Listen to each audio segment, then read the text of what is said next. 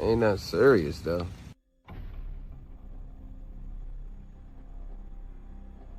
It's hard out here. It gets hard for everyone. This is not a process where if you don't get $100 million off the government, you're not successful. It was never that. It was all a scam. It was all a fraud. You're never going to get $100 million off the government. That will never happen. Even if your documents are legit, they're not fucking cashing you out $100 million.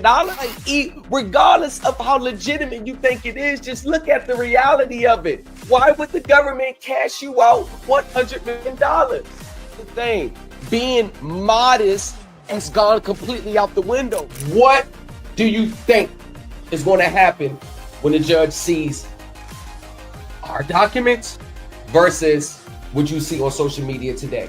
Because I'm gonna tell you this, unless any of them can prove that they got professionals that says, yeah, they're correct, I would stay far away from them. Because no matter how you look at it, it's all the variation of the same sovereign citizen. So it doesn't matter how it's titled, it doesn't matter how it's styled, no, it doesn't matter if you reject the title of a sovereign citizen. If you submitted a process or done a process with that intent, you were doing a sovereign citizen process, whether you knew it or not.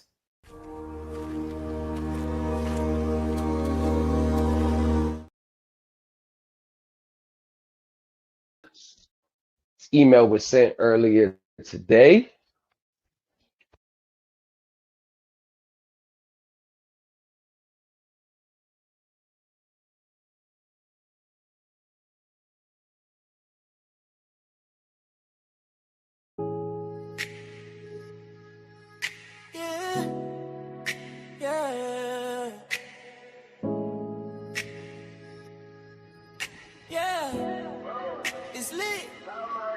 Okay, I'm almost wasted and my drip is on a spaceship. One more sip, yes, I can taste it. Come to my exact location. I'm so tired of my probation. Doing time for real vacation. I just toasted this occasion to give myself standing ovation. What I'm drinking, that brown, that white, up with the bar sirs. That ass is attractive like a magnet. I never dodged her. Why drink my problems away?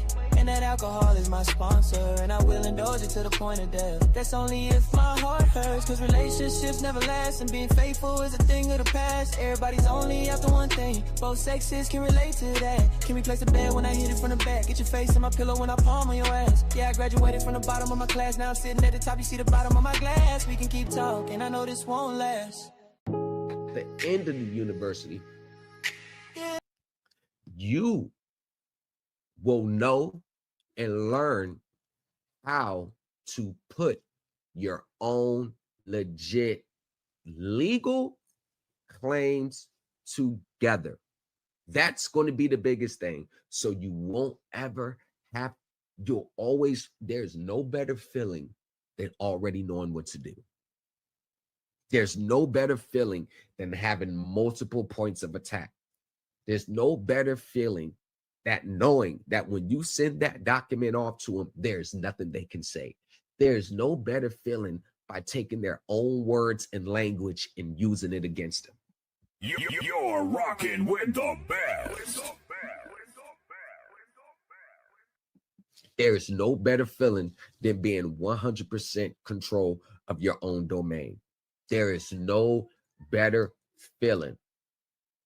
Not only to know, yeah, you may be charging me this amount on the contract, but this is not what I really owe. And then being able to say, see, look, this is how y'all account for it. There's just no better feeling. And how to maneuver and apply these claims to a legal, sufficient, legal claim in court.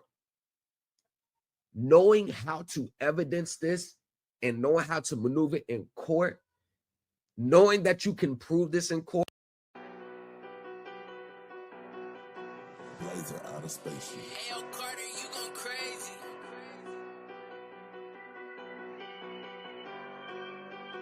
Hey, run that shit up, Chase.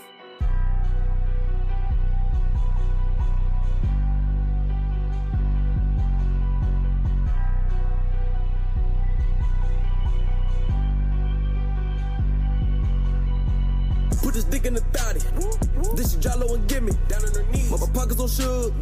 My bitch cooking like silly. My weed color purple. Got me stuck to the ceiling. Straight to the moon. I order up dope. Yeah. She don't cut, she just send it. Watch out with finesse the niggas, watch it shake. How many? 100 pies, watch it bake. What's that? Package dropping off the route. Okay. Cannon spraying like it's mace. I put You're rocking with the best. Started out with a stack of bills, hand-me-down suit, no fancy skills. Library car, late nights, cheap coffee, highlighting on every page he copied. No letters on the wall, just notes on the floor. Scratch math running down the old front door. Every question that the others left fade, he turned into a rule and a plan he made. Time to start to teacher, build it all from broken pieces. Read the books, the words got weaker. Turn confusion into secret. You're rocking with the best. Who's the man behind the speakers? Tell them that's my quiet leader. Time to start a teacher. He can turn a red line black in a week. Balance out the numbers while he barely speaks. Spreadsheets open like a map of his mind. Sees a hidden pattern where the rest go blind. Court dates circled in a second-hand phone. Drafts every filing like it's carved in stone. Plain white paper but the case shines through. Judge starts seeing what he already knew. Time to start the teacher. Build it off from broken pieces. Read the codes, the words got clearer. Found the cracks and closed the leaks in every form, each line, each feature. He's a quiet, heavy thinker. Tell him that's my steady leader. Time to start the teacher's teacher. No cat, no gun, no. You're rocking with the best. But he wrote every page. Self-taught, self-made, self-drive. That fire turned out into something higher. We don't just follow, we climb behind him. He draws a map, we rise inside it. Time to start the teacher's teacher. Build it all from broken pieces. Turn those late night scrolls in research into freedom, into defense. When they ask who shapes the future, who we call when things get deeper, we just point and say our leader. Time to start the teacher's teacher. Started with a stack of bills. Now he's signing better deals. You're From the rocking back with the row to the best. speaker. Time to start the teacher's teacher. But they were in his classes. They didn't even know. They had to Google it while we was live. So you're teaching people about Forms 1099B and none of them knows the regulations that govern them? But as soon as I bring it out, now people want to start reading the regulations. I swear to God, when I say I'm your teacher's teacher, I'm your teacher's teacher.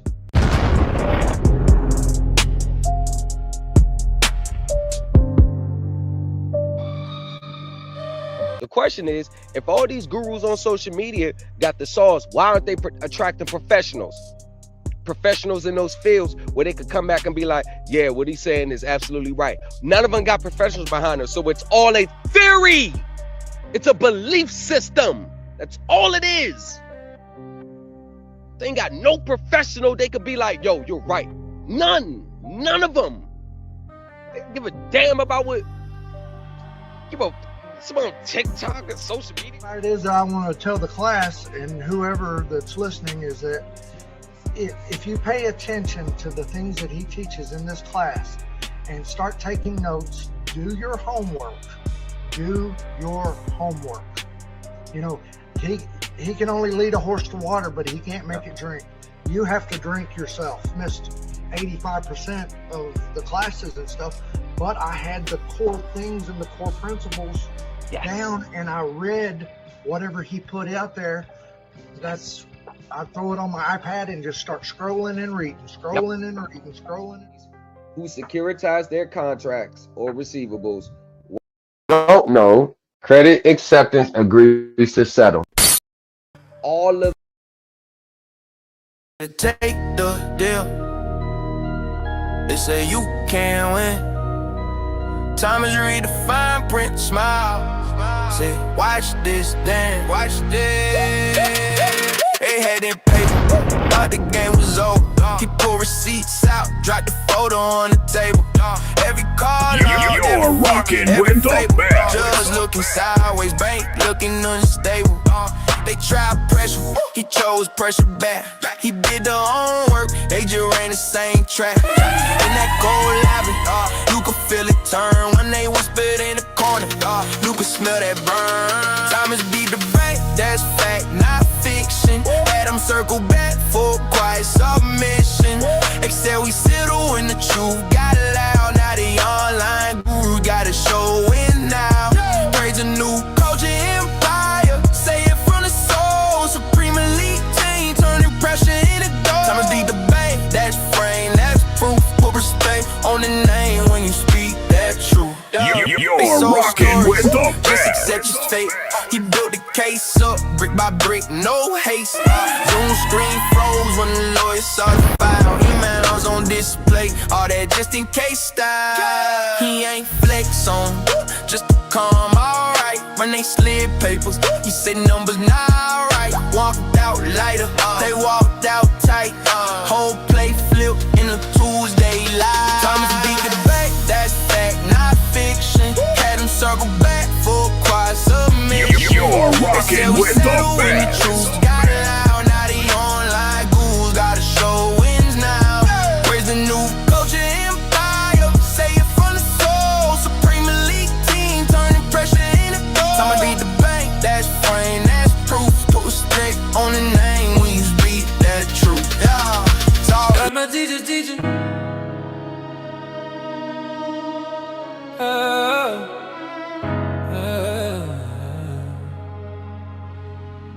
Started out with a stack of bills, hand-me-down suit, no fancy skills. Library card, late nights, cheap coffee, highlight ink on every page he copied. No letters on the wall, just notes on the floor. Scratch math running down the old front door. Every question that the others left fade, he turned into a rule and a plan he made. Time to start a teacher, build it all from broken pieces. Read the books, the words got weaker. Turn confusion into secrets. When they ask who wrote the feature, who's the man behind the speakers? Tell them that's my quiet leader. Time and started teachers teaching.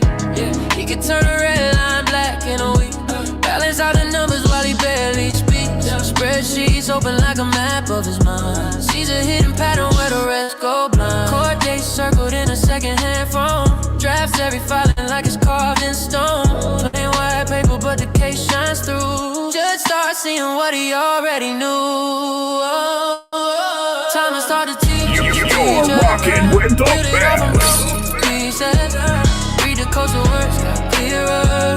Found the cracks and closed the leaks in every form, each line, each feature. He's a quiet, heavy thinker. Tell him that's my steady leader. Time to start the teacher's teacher. No cat, no gun, no gun, no gun. Just a small hometown, but he wrote every page he earned. Self-taught, self-made, self-drive. That fire turned out into something higher. We don't just follow, we climb behind him. He draws a map, we rise inside it. Hi, I'm Jim Bullock. Ever wonder why so many pro se litigants lose in court? It's simple, ridiculous, and stupid. They refuse to follow the rules. What did you say? What did you say? Because pro se litigants, they don't think the rules apply to them. They think that how they see it, and they can just do whatever they want, and the judge's supposed to just agree with them because they're right. What did you say again, sir? To follow the rules. They what? No, they refuse to follow the rules. What? They refuse to follow the rules. What? They refuse to follow the rules. Okay. No judge in this country is going to rule against his colleague and fellow bar member. We can easily and legitimately rule against you because you have failed to follow the rules of court, especially when they're available online for anyone to read and understand. When have you ever not made a payment since July 1st, but yet they're reporting the account as current, meaning they're not going to report negatively. Let's focus on that for a second. Let's just figure out ways. Let's just figure it out. How is this mathematically?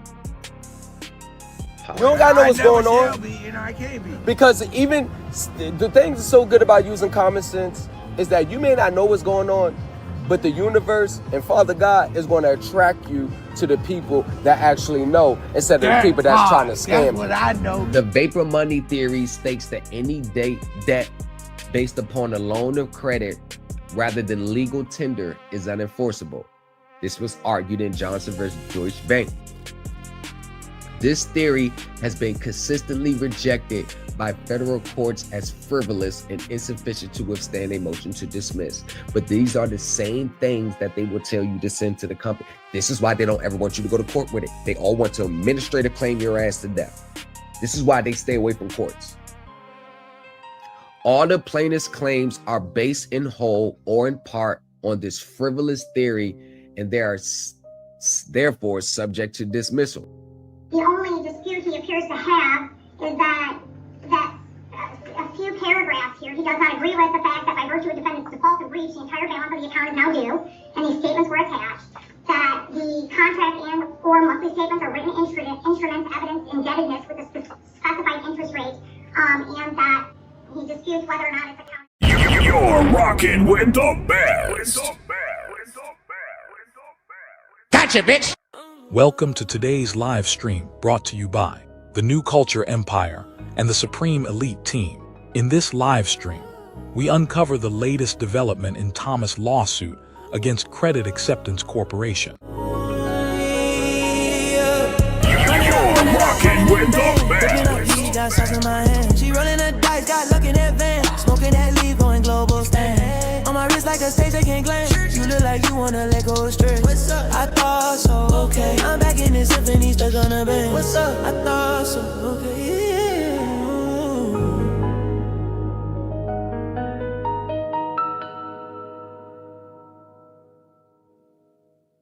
Run it up, running it bang. Whipping up heat, got sauce in my hand. She rolling the dice, got luck in advance. Smoking that leaf on global brand. It's bang. Fresh white tee, chrome on the rim. Big body slide, whole block looks slim. Wrist on chill, but the boy too hot. Turn my last L to a key to the spot. Plug on the phone, say let's slide. Came from the back, now we front row live. Couch full of cash, can't sit, can't fold. Used to pray for a play, now it's overload. Run it up, running bang bang. Whipping up heat, got sauce in my hand. She rolling the dice, got luck in advance. Smoking that leaf, going global. Ooh, ooh, expand, glue, glue, glue, glue, glue.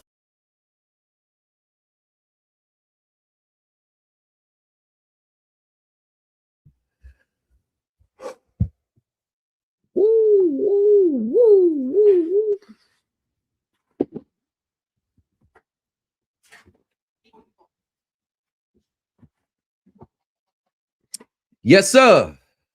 You're rocking with the best. You're rocking with the best. Welcome to another explosive live today. Now, we're going to be here for a while. It's Saturday night. It's a storm brewing. So if y'all not East Coast, Midwest, bundle up. Bundle up. Because it's about to be a doozy out there.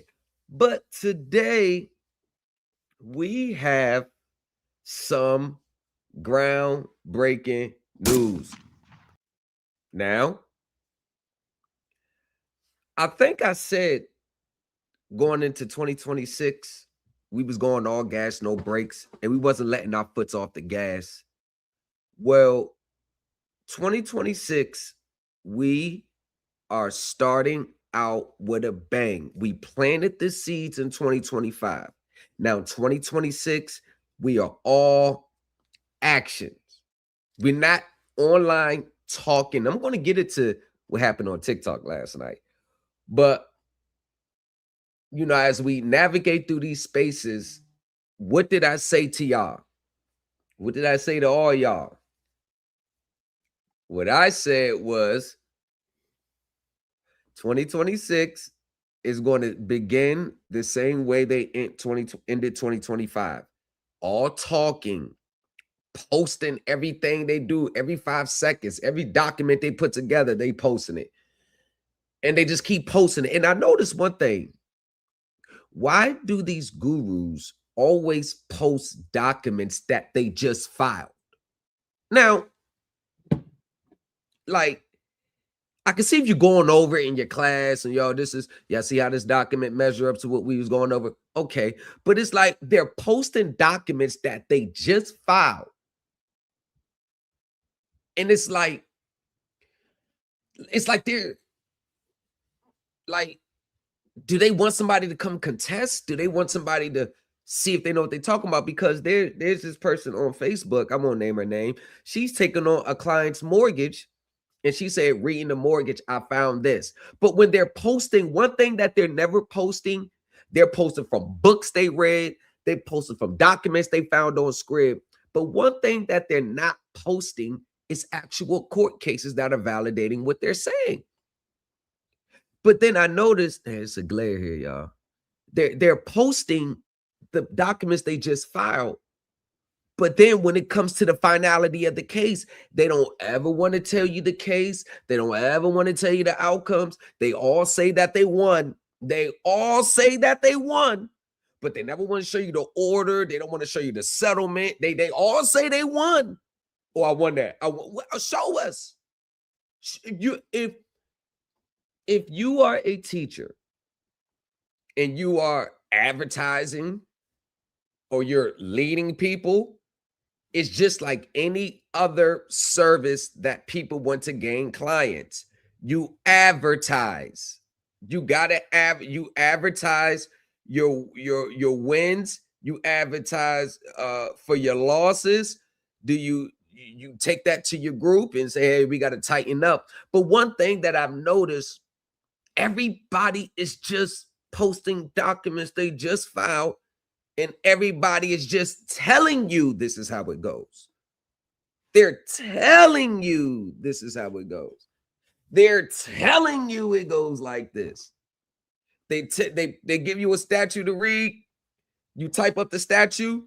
You're literally telling them, yo, this says it doesn't apply. Oh, no. You're not listening.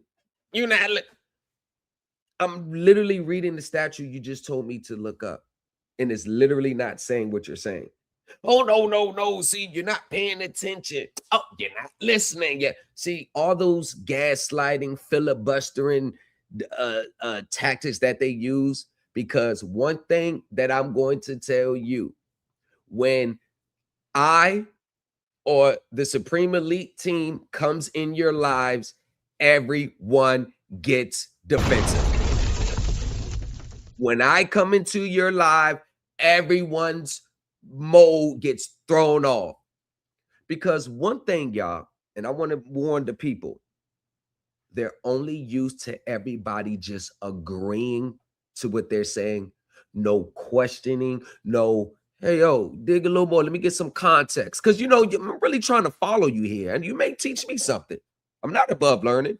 But one thing that I've always noticed is in 2026, they still don't like to be questioned, and they still don't like to have to explain themselves. It's like they don't like to explain themselves. So before we get there, I just want to tell everybody that this has been a 22-month journey, 16 months of dedication, hard work, and research in preparing my lawsuit. And I can come to you on good authority today. I can come to you on good authority today to tell you that we have reached a settlement in the credit acceptance matter. The details will remain confidential. You'll never hear me talk about the details publicly, but I am here to tell you today that we have reached a settlement in the matter in order to prevent, so I don't have to continue with my lawsuit. We have reached a settlement. I will tell you this, because I'm not going to get into all the details because it's being formalized as we speak. We're going to meet. We're going to sign the settlement agreement. I'm pretty sure there's going to be a non-disclosure in there somewhere, which is cool because I have no problems with that. But one thing that I can tell you is that everything that I teach, everything that I advocate for, everything that I stand on, everything that I can defend, everything that I put in court papers, it has resulted in the same outcomes in which a lot of people want today. A vehicle that you legally are not responsible for or don't have to pay anymore, in a vehicle in which you do not have to satisfy the outstanding balance as related to the contract. My understanding and my teachings have saved me upwards of $45,000. And legal title, free and clear, is definitely part of the settlement.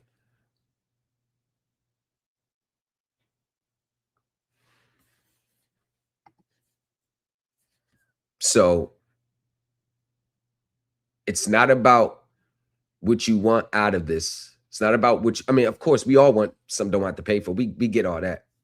But when I say there's already a set way, there's already a legal standard to anything that you're trying to do.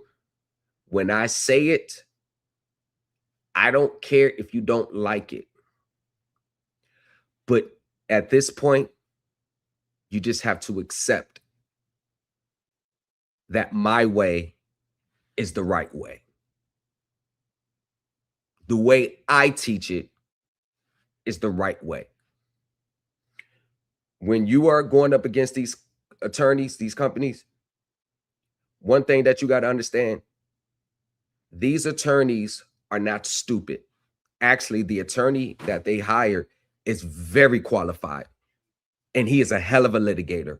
And he is a dog too. And the way that me and him were communicating back and forth, but you'll see little snippets of our emails.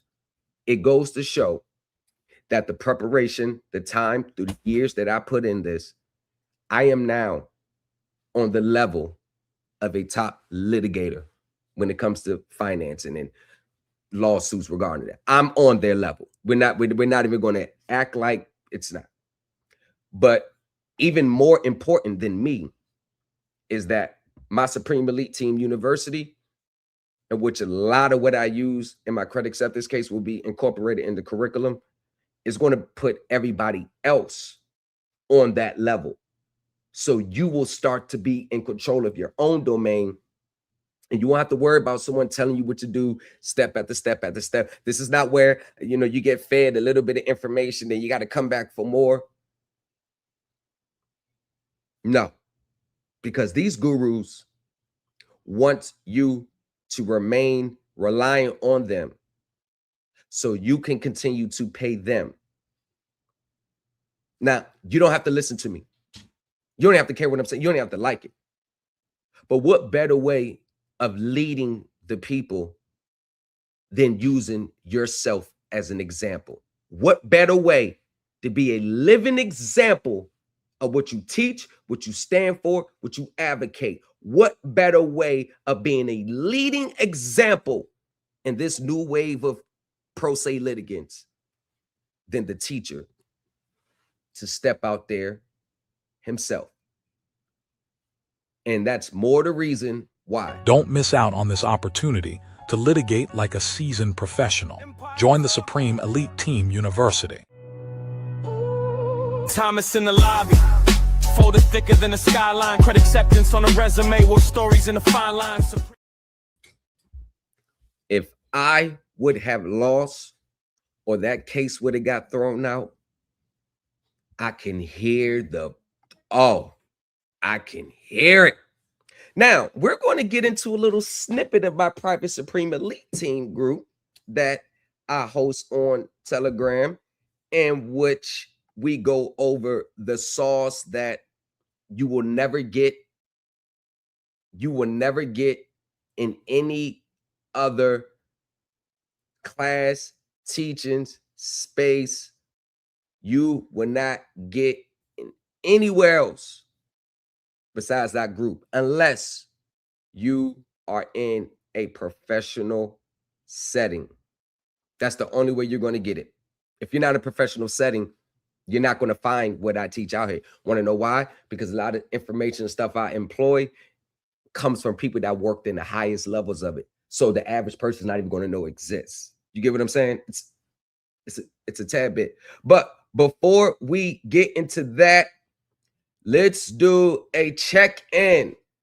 Let's go. Let's check in in the comments. City, age, where your city, yeah, your age and where you're calling from. Let's get the check-in. Let's get a 30-second check. I want to see you all's in here, man.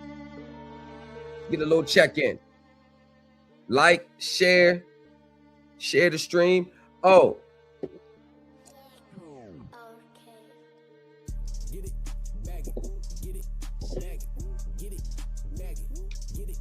Get it. Check in. Get a check in. Where you calling from? Where you be? Where you at? What we got up in here?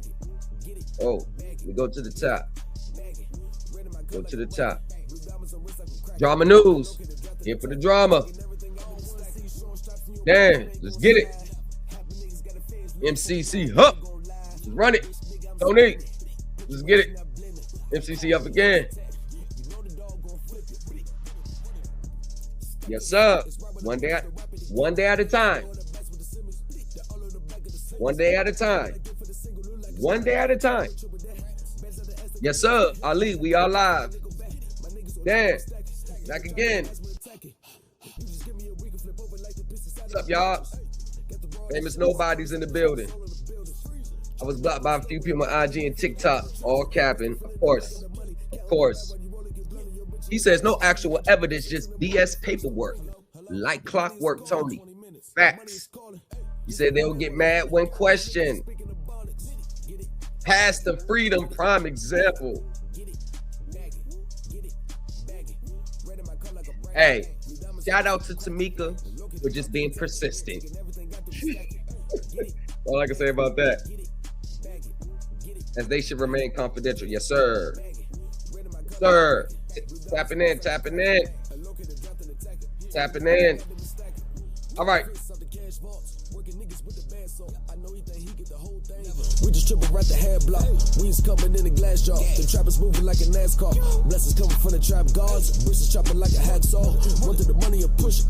You could just see us cooking. Master P, I got the hookup. We're laying no cuss like a hooker. We waiting your ass like a taxi. Okay. You're rocking with the best. Okay.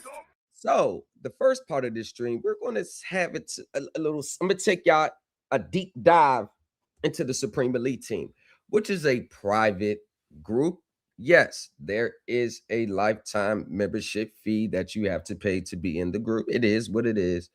There's no real house rules in that group. The only thing about that group is class participation. Everybody knows coming through the door. If your class participation drops, you may be subject to a little suspension and continues, because I ain't got time to play around. See, most people think, oh, I paid you so I could do whatever I want. No, I don't care if you pay me $1,000. There's still rules that you have to follow. And that's the problem with a lot of people. They think that what you pay, like you could just break the rules, like you're bigger than the rules, like you're bigger than the group. Nobody is bigger than the group. So for the people that were banned from the group that I banned, the people that were banned, please know that they were banned because they I gave them a year, and their class appearance did not meet the standards, so they were banned. And I do have a refund policy for the group. So if there's a reason where you end up, let's say you joined for 7 classes, and you say, nah, this ain't, I don't think this is too much for me. You will be charged $250 per class you attended, because you actually received the benefit of my hard work and effort in putting these classes together. So you'll be charged $250 a class, could be way more, and whatever the balance is, I'll just send it back to you, Cash App, Zelle, however you want to do it. So that's how that goes. But if anybody's saying that Thomas is going to just take your money and kick you out, which I don't even think that makes sense. You could continue to listen to him, but one thing that I do know is everybody wants to talk about me in all these other different ways instead of what I teach. You notice they all dance around that topic. Nobody ever has a comeback for what I teach. You notice that, right?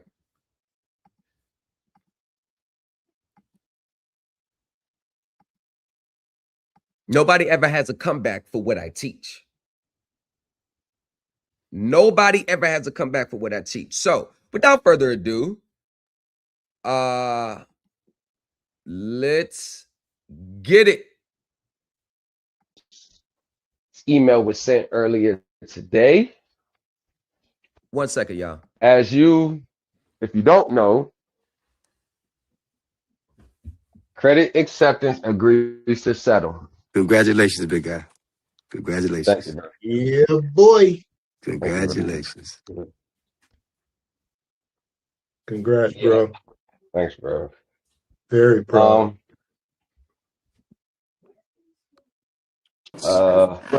Congrats, man, on the scout. But listen, Cat, real talk, man. I don't know why you didn't. I don't know why you didn't already know this. I had a long talk with the lawyer today.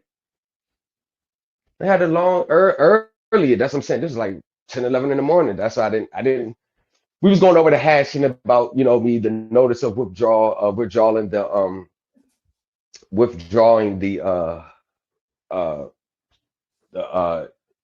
entry, the fault of entry.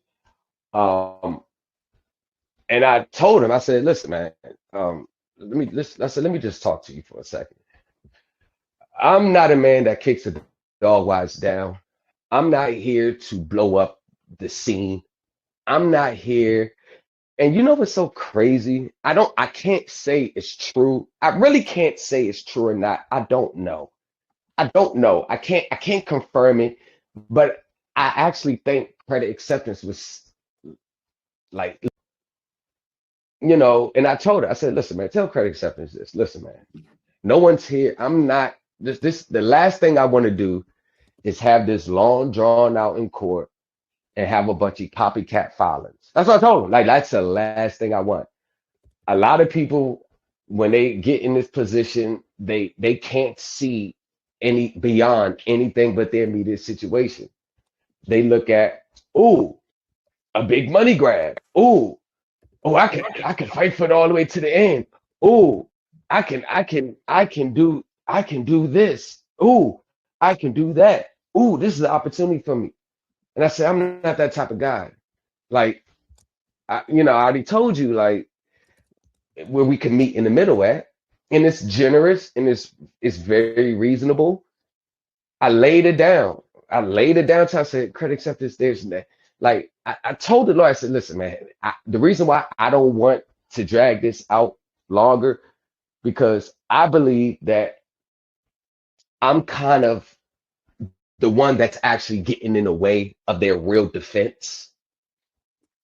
Yes. Rosen Law Firm. He's like, yeah, I heard they have, and I said, yes, that's very true. The Rosen Law Firm has just filed another class action lawsuit against them, and another law firm is investigating them as we speak. So they're getting hit from all sides. What makes my case with them so unique is that the arguments that I raised were the equivalent of what class action lawsuits would raise against them. It wasn't the typical consumer law, UCC law claims. It was actually top investor-like claims. So the claims that I raised, it's hard for them to fight and combat those without exposing themselves on the back end with their other lawsuits. You get what I'm saying? It's kind of like on a rock in a hard spot. So that's why this conversation you're hearing that. Oh, y'all don't leave. Oh, there should be no reason for anyone to leave. I mean, what more do y'all want from people? You know what? I'm starting to think that many people just follow you if they like you. I mean, I done got mortgage receipts, auto receipts, IRS receipts, debt buyer receipts, case law receipts. Oh, no, I'm talking about all the stuff I can show. It is like, it's still not good enough. Like, what's good enough? Like, just let me know what what do I have to do? It's like everybody mad at me. Why people get mad at me? Because I lead with receipts and don't lead with just do this, do that. Why does it seem like people mad at me? Don't be mad at me. I ain't do nothing to y'all. Shit. I know I'm that thorn in the side to credit acceptance right now because, and of course I could have took advantage of that and said, no, we're not doing no settlements. We going all the way to trial, and then they would have been exposed on the end. Then it would have opened up. It would have opened up a can of worms, but it just and you got to still remember, this is still one of the biggest, if not one of the world's largest finance companies, even though they say they're not a finance company or indirect auto lender. You got to understand that sometimes instead of trying to fight the system, sometimes understanding your position in the system and capitalizing on that, it kind of does you better than the actual results that you see. Because let me be honest with you. One thing that I've noticed throughout my journey with this, the outcomes that I thought I was looking for was never really the outcomes that I actually needed to have and could benefit from. Once again, the system is bigger than our individual debts. It's bigger. It's a whole bigger picture going on out there. And the system is going to come out on top regardless. The system is going to come out on top. They are going to win way more than what they lose. They're going to win way more than what they lose. Do you think credit acceptance is going to do this for the next person? Do you think it's going to happen again? Absolutely not. And part of understanding this stuff, y'all, is you have to protect them as well in order for you to get what you want.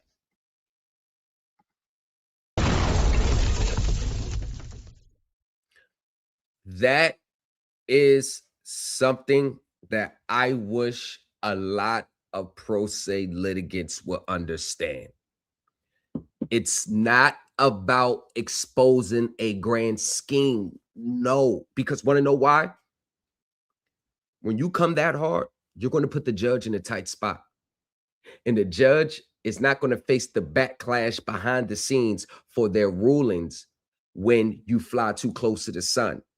So this is when you set yourself up for being railroaded and having these adverse rulings against you because you're flying too close to the sun. Yes, with this stuff that I teach privately, it's not used to expose a grand scheme. Leverage negotiations.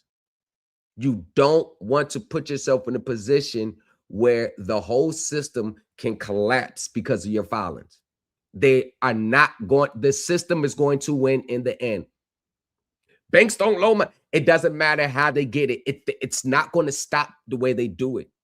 And this is why I say You have to look at the bigger picture and step outside of your own singular case so you can make a more objective approach to it. Yes, protecting them in the process is part of the game. And this is why I know these social media gurus, they have no clue on how the game goes. You have to protect them in some way. That's just how it goes. Even when we review these law reports, these law reviews, and they give in the game, you notice that they're wording things differently. They're not coming out and just saying it. They're talking around. You have to protect the system at the same time. It's a balance. There ain't no question, no doubt. That's not even enough for discussion. If you go any other way, you're going to find yourself at the ass end of the stick. You have to protect them as well. And I'm talking about from a legal standpoint. You have to learn how to protect them. Another thing that went good in my favor, and which we talked about today, is everything that I filed, which me and the lawyer talked about, and that RICO talking claims, you might as well rip it up and throw it in the shredder. That's definitely flying too close to the sun. Not the fact that you're saying RICO. Do you know the elements that you even got to go through to prove it? Like you know how much research that you got to go through to prove criminal liability, and not just they violated my Constitution, Acts, color of law. No, they are going to make it so hard for you to get through. And let's just say that you got everything down pat. Guess what? You're not going to trial anyway. You're going to settle anyway. You're not going to, you're not even going to refuse the offer that they make you not to go to trial. You're never going to refuse it. Anyway. So let's just, you got to tone it down. Know when to stick, know when to tone. When you got the knife to their neck and they like, all right, don't keep pushing, fall back. It's called legal warfare. You got to have grace even when legal warfare. This is a practice amongst all attorneys. One on this side, they're at war, but they still have that professional grace towards each other. That's how, and when even as pro se, when you come at them with that mindset, like on a professional level, number one, they're going to respect you more. Number two, they're going to be more willing to work with you. When you come out with a RICO and you violated this and the UTT and you did this and you're going to jail and you did this and fee schedules and you owe me $500, they're just going to.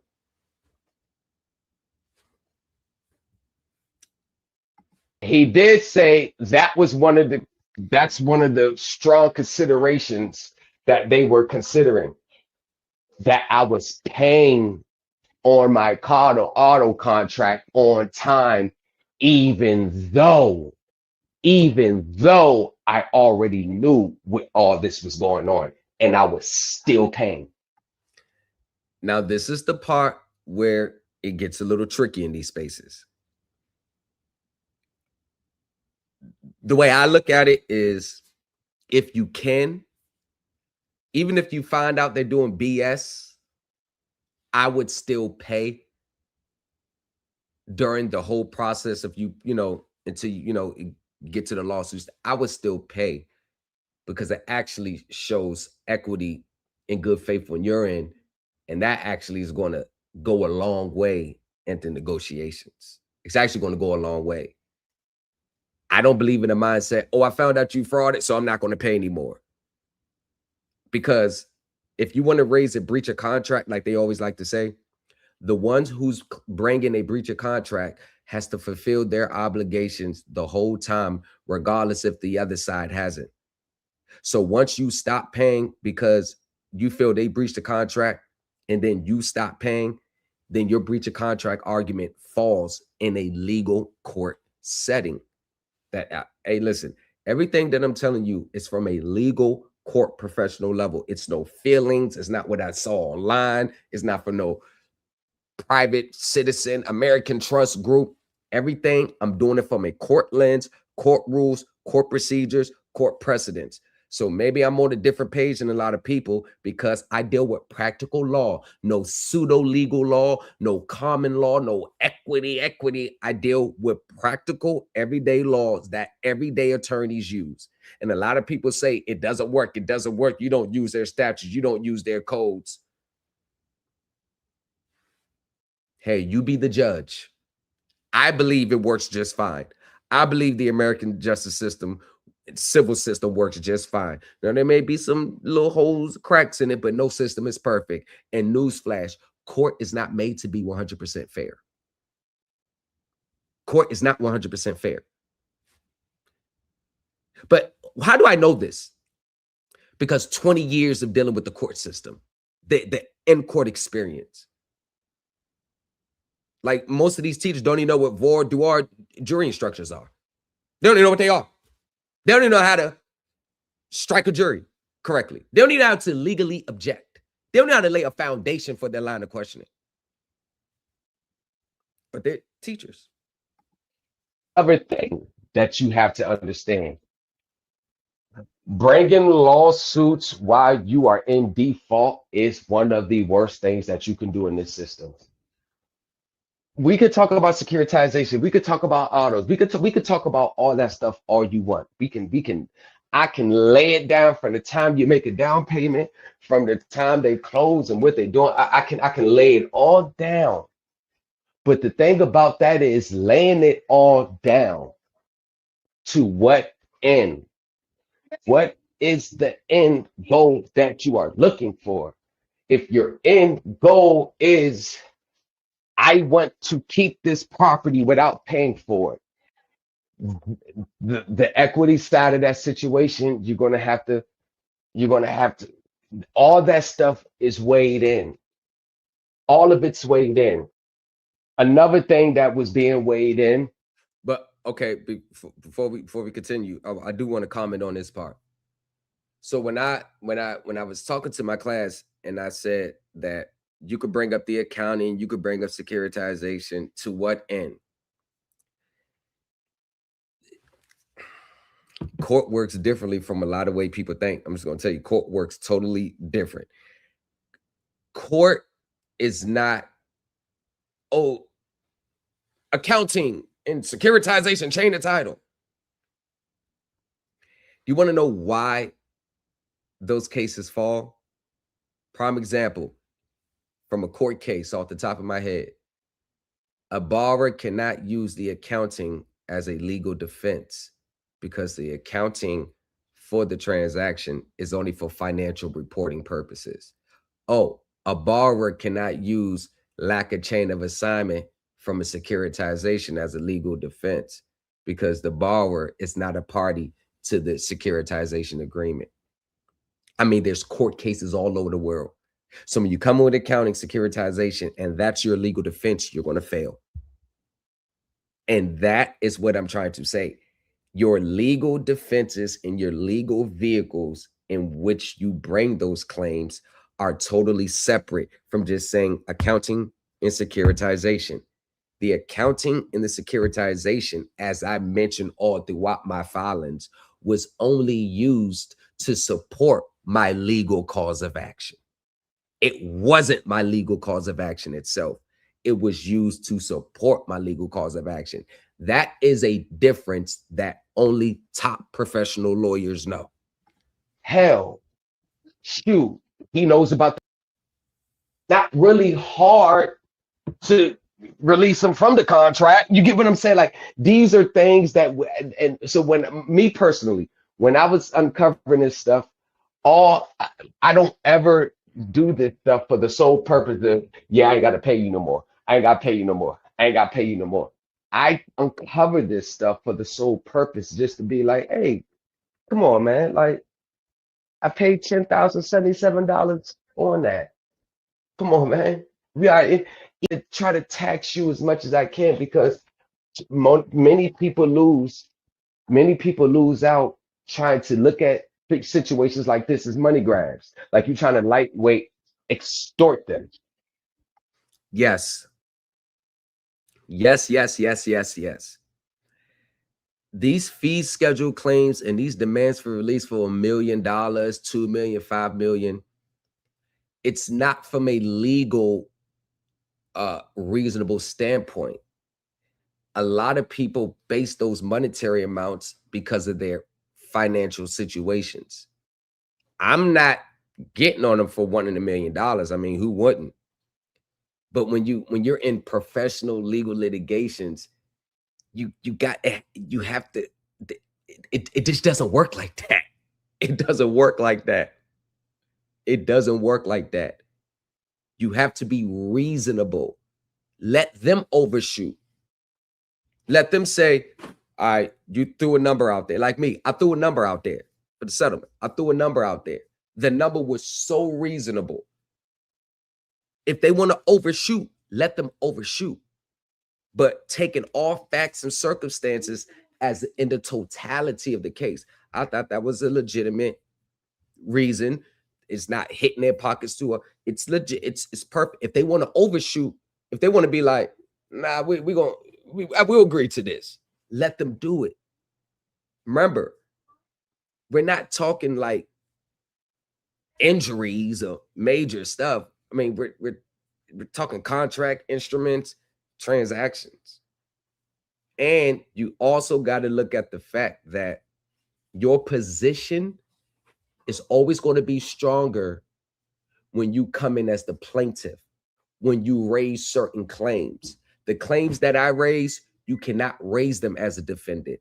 You cannot 100% all of them. You could use certain elements of it. But when you're the defendant, as I teach in my group, we sit back in the cut and lay traps. Prime example, besides my case, every year, every other my clients' cases that started in 2025, which are still ongoing, coming into 2026, they were the defendants. Every single one of them had a complaint filed against them. Every single one of them complaints asked for a judgment. Once we responded to the complaint, every single case went to civil pretrial. They didn't get the judgment. You're rocking with the best. And then January 5th, Velocity tried to move for summary judgment on my client. What a coinkydink, because I was moving for summary judgment myself. They were just a week. They beat me to the punch a week ahead. So they filed it. I finished my summary judgment motion January 12th. I didn't know they already filed it January 5th. Do you know that the judge from January 5th until they went to court on the 22nd, January 5th to the 22nd, the judge didn't rule on a motion for summary judgment. However, the judge made them respond to our motion for summary judgment. So even when they attempt to move for summary judgment, which was 3 months down the line, even when they attempt to move for summary judgment, the way I teach, the professionalism in it, the case law, the precedents, it's always going to be hard for the judge to give them a judgment on their pleadings. But if you look all across the landscape with these sovereign citizen teachers, the other side are getting judgment on the pleadings. With me, at least, we getting to the next stage. You ain't about to get this judgment on the space right here. We get into this next stage because I take what they value the most. I take their biggest shield and I invalidate it. I could have lightweight extorted them. I mean, I could have said, nope, I want that. But I understand it's a bigger system going on. Your intent, your spirit, the way you approach this stuff, all that stuff has a lot to do with your outcomes. I know. Hey, listen, I'm not God. I'm not here to judge people's spirits and intent. Hey, that's not my thing. I'm not God. But I do tell you that your inner spirit and intent, you can't separate that from this. You can't separate it. Even in times where it gets tough, it gets hard, shit is kicking your ass. I'm telling you, you have to weather the storm. Remember, this is 22 months ongoing with these people. This started let me say, about March 1st, March 1st, 2024. This whole journey started. But I got the contract February 29th. So the very next day, and this is how it started. I was in the house, I was looking over the contract, and I said, read it through it again. Then I started reading, and then I looked at the arbitration clause. I started reading, I said, now I ain't the sharpest knife in the drawer. I started calculating the finance charge and the interest. I'm like, these numbers are off. And it started from there. I investigated them for 16 months before I filed the lawsuit, paying during that time. Although sporadically, I was sending them letters like, yo, there's some serious issues with this, still paying, because I'm bringing a suit. I don't want to give them no reason to duck it or try to come take my vehicle during the process. So I'm still paying. 16 months of investigation till I filed the lawsuit. From the time I filed the lawsuit to the attorney made the appearance, as soon as he made the appearance, after we spoke before he made the appearance, settlement. They don't even need to respond to my complaint. There's no need. You got to understand that sometimes instead of I already knew what all this was going on and I was still paying. Other thing that you have to understand, bringing lawsuits. Oh, and another thing about this is sometimes in life, you're going to have to let go in order to let in. There's some instances, and we try to save our homes. We want to save our hard-earned possessions. But sometimes you're going to have to learn how to depart. Because if you're real confident on you're going to get them on the back end, I'm telling you, some things, I always tell people, I don't know why people want to make me their last choice. Everybody wants to be their own attorney first, try this. Everybody wants to go to this person because they said they was going to get them out the debt by submitting this document. Everybody want to try here. So after you got like 3 or 4 people you got to work on your case, now people want to come to me with 3 or 4 different arguments, just all convoluted, just all over the place. I'm like, hey, Thomas, I need you to fix all this. People don't want to make me their first choice. They want to take the quick, fast, easy route first or do it themselves because they want to save money. But they always end up double back and talking about, damn, I wish I would have known you. I wish I would have went with you first. The quick, fast, easy route is going to be enticing to 98% of the people. And most people it's not like they want the results fast. It's like they need the results fast. Like they need you to do something that's going to stop them from taking my home in a week. Like that's not even realistic. There's no way anyone can operate under that, trying to put people under that pressure. There's no way, especially if you already filed stuff on the record and the judge denied.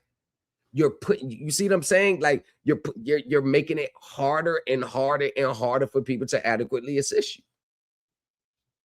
And this is why, no matter what, I always hop on not being desperate in my group. Because when you become desperate, you make decisions that are not in your best interest, and they actually do more damage to you than good in the moment. But when you're in a desperate state of mind, you're not thinking objectively. When you're emotionally attached to the situation, you're not thinking objectively. No matter what's going on around you, the system is going to stay the way it is. The court process is going to play out the way it is. The court proceedings are going to play out how they always go. And they're not going to speed it up or give you favoritism just because you need to keep your house or your vehicle in the moment. The court system is the court system, and feelings and emotions have no business inside of a courtroom. You're going to learn the easy way or you're going to learn the hard way. Why you are in default is one of the worst things that you can do in this system. We could talk about securitization. We could talk about autos. We could talk about all that stuff all you want. That they're ever going to come at the time you need it. This is why I separate what I really want from the work that's needed. This is why I separate the things that I really, I mean, if we all know what we really want, but the system operates on its own time. Do you know how many times I dealt with sending them letters and just kind of, hey, y'all, hey, man, yeah, we need to talk about these things. And I got met with complete silence. Do you know how many times I said that I got met with complete silence? But the thing about being met with complete silence is can do some things to some people. Because if we're not firm in our foundations, being met with complete silence can be it can mess with someone's psyche or their confidence, or they can use that as fuel and keep pushing. Don't matter if you remain silent or not. I'm standing on what I'm saying, and I know it's true. And in my spirit, I know it's true. I know it's true. You're rocking with the best.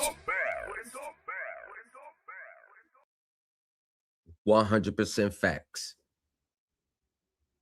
I don't need the finance company to validate what I'm saying is true. I don't need an attorney to validate what I'm saying is true, because all they've done is just confirm it. Once you know it here, wisdom, discernment, and understanding, use those pillars. The pillars that you use to build your foundation on. Remember, I never went to law school. I never went to legal school or nothing. All self-taught. So I didn't have the benefits of law school to guide my decision-making and understanding and interpretation. I use what we all have. Wisdom, discernment, and understanding. Does this feel right? Start questioning the question. Hold on. So I have a secret account with $100 billion in it. And everybody else has it. But it's somewhat a secret.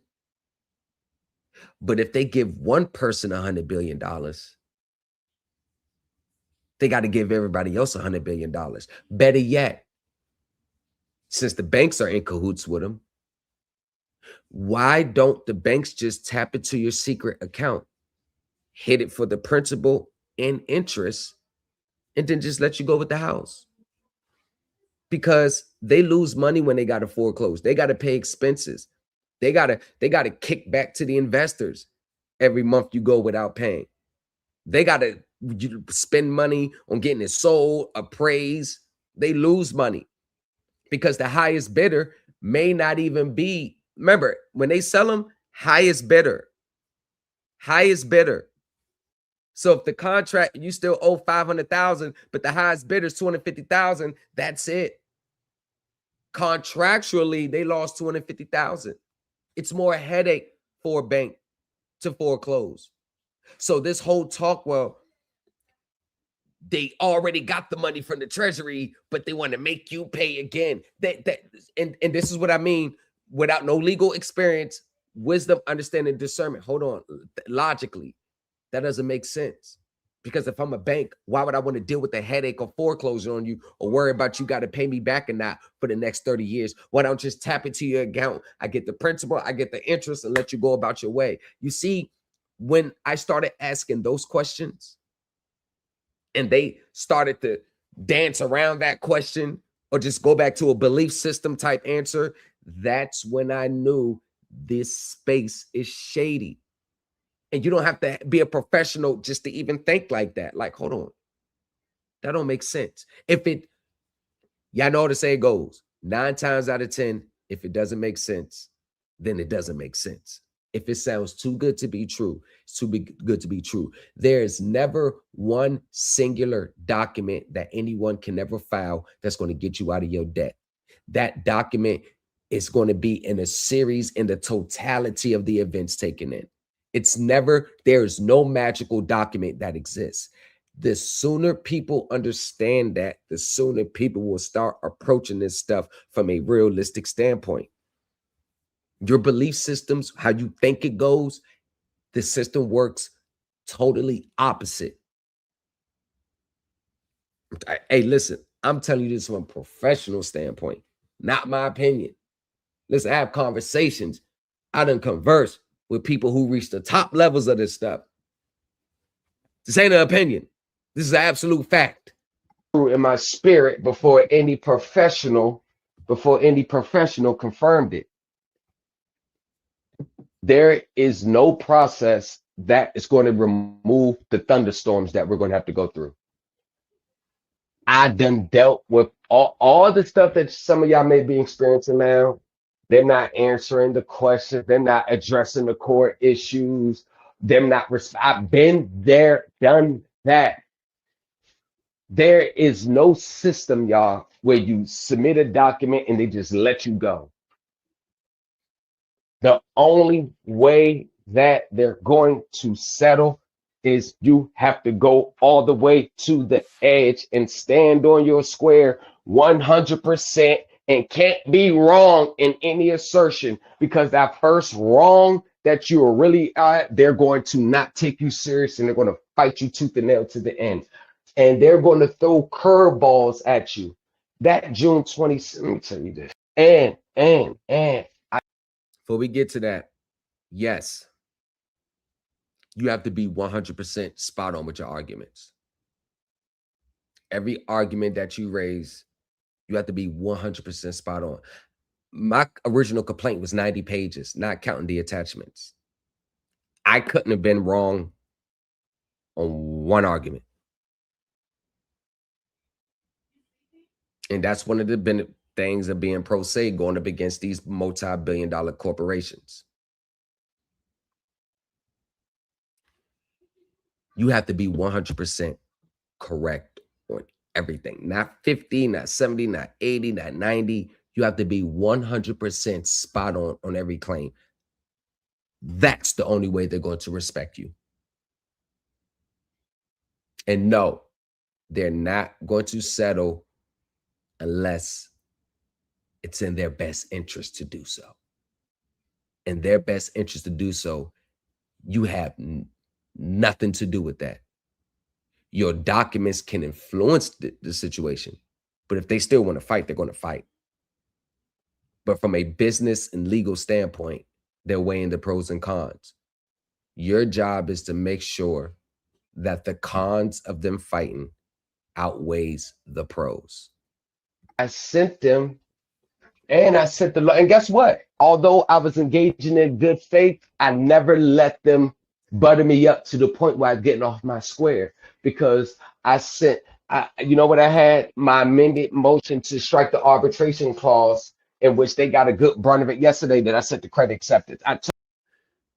One of the biggest hurdles that 99% of pro se litigants can never get past. You're rocking with the best. The arbitration clause.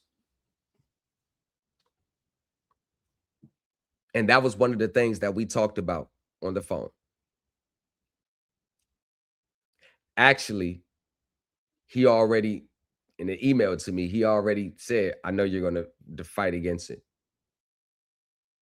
Invalidating the arbitration clause, like I did, is the gateway to a settlement with them.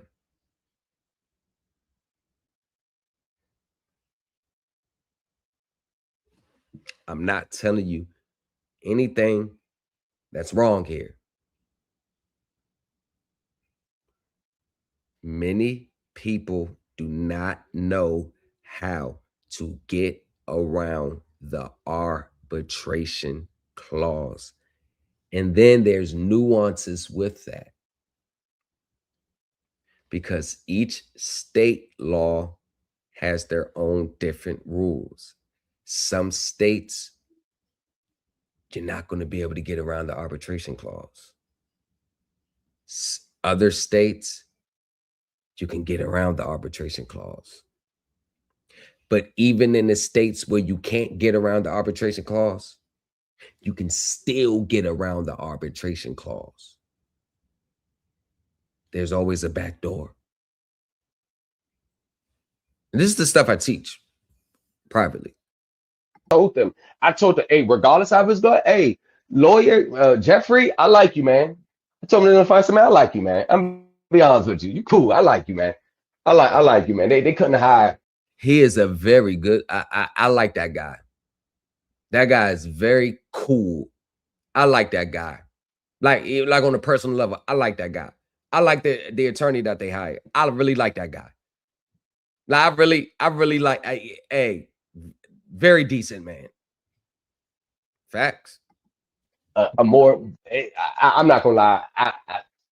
I thank God they hired him as a lawyer, man. That dude has been nothing but cool to me, man. I'm gonna be honest with you. Some lawyers, they try to run over top of you. That lawyer, that Jeffrey, he's been cool as hell. Keeping me up to date, let me know what the position every 5 seconds, no blindsided, because me and him, when I first talked to her, I said, listen here, man, I operate in good faith.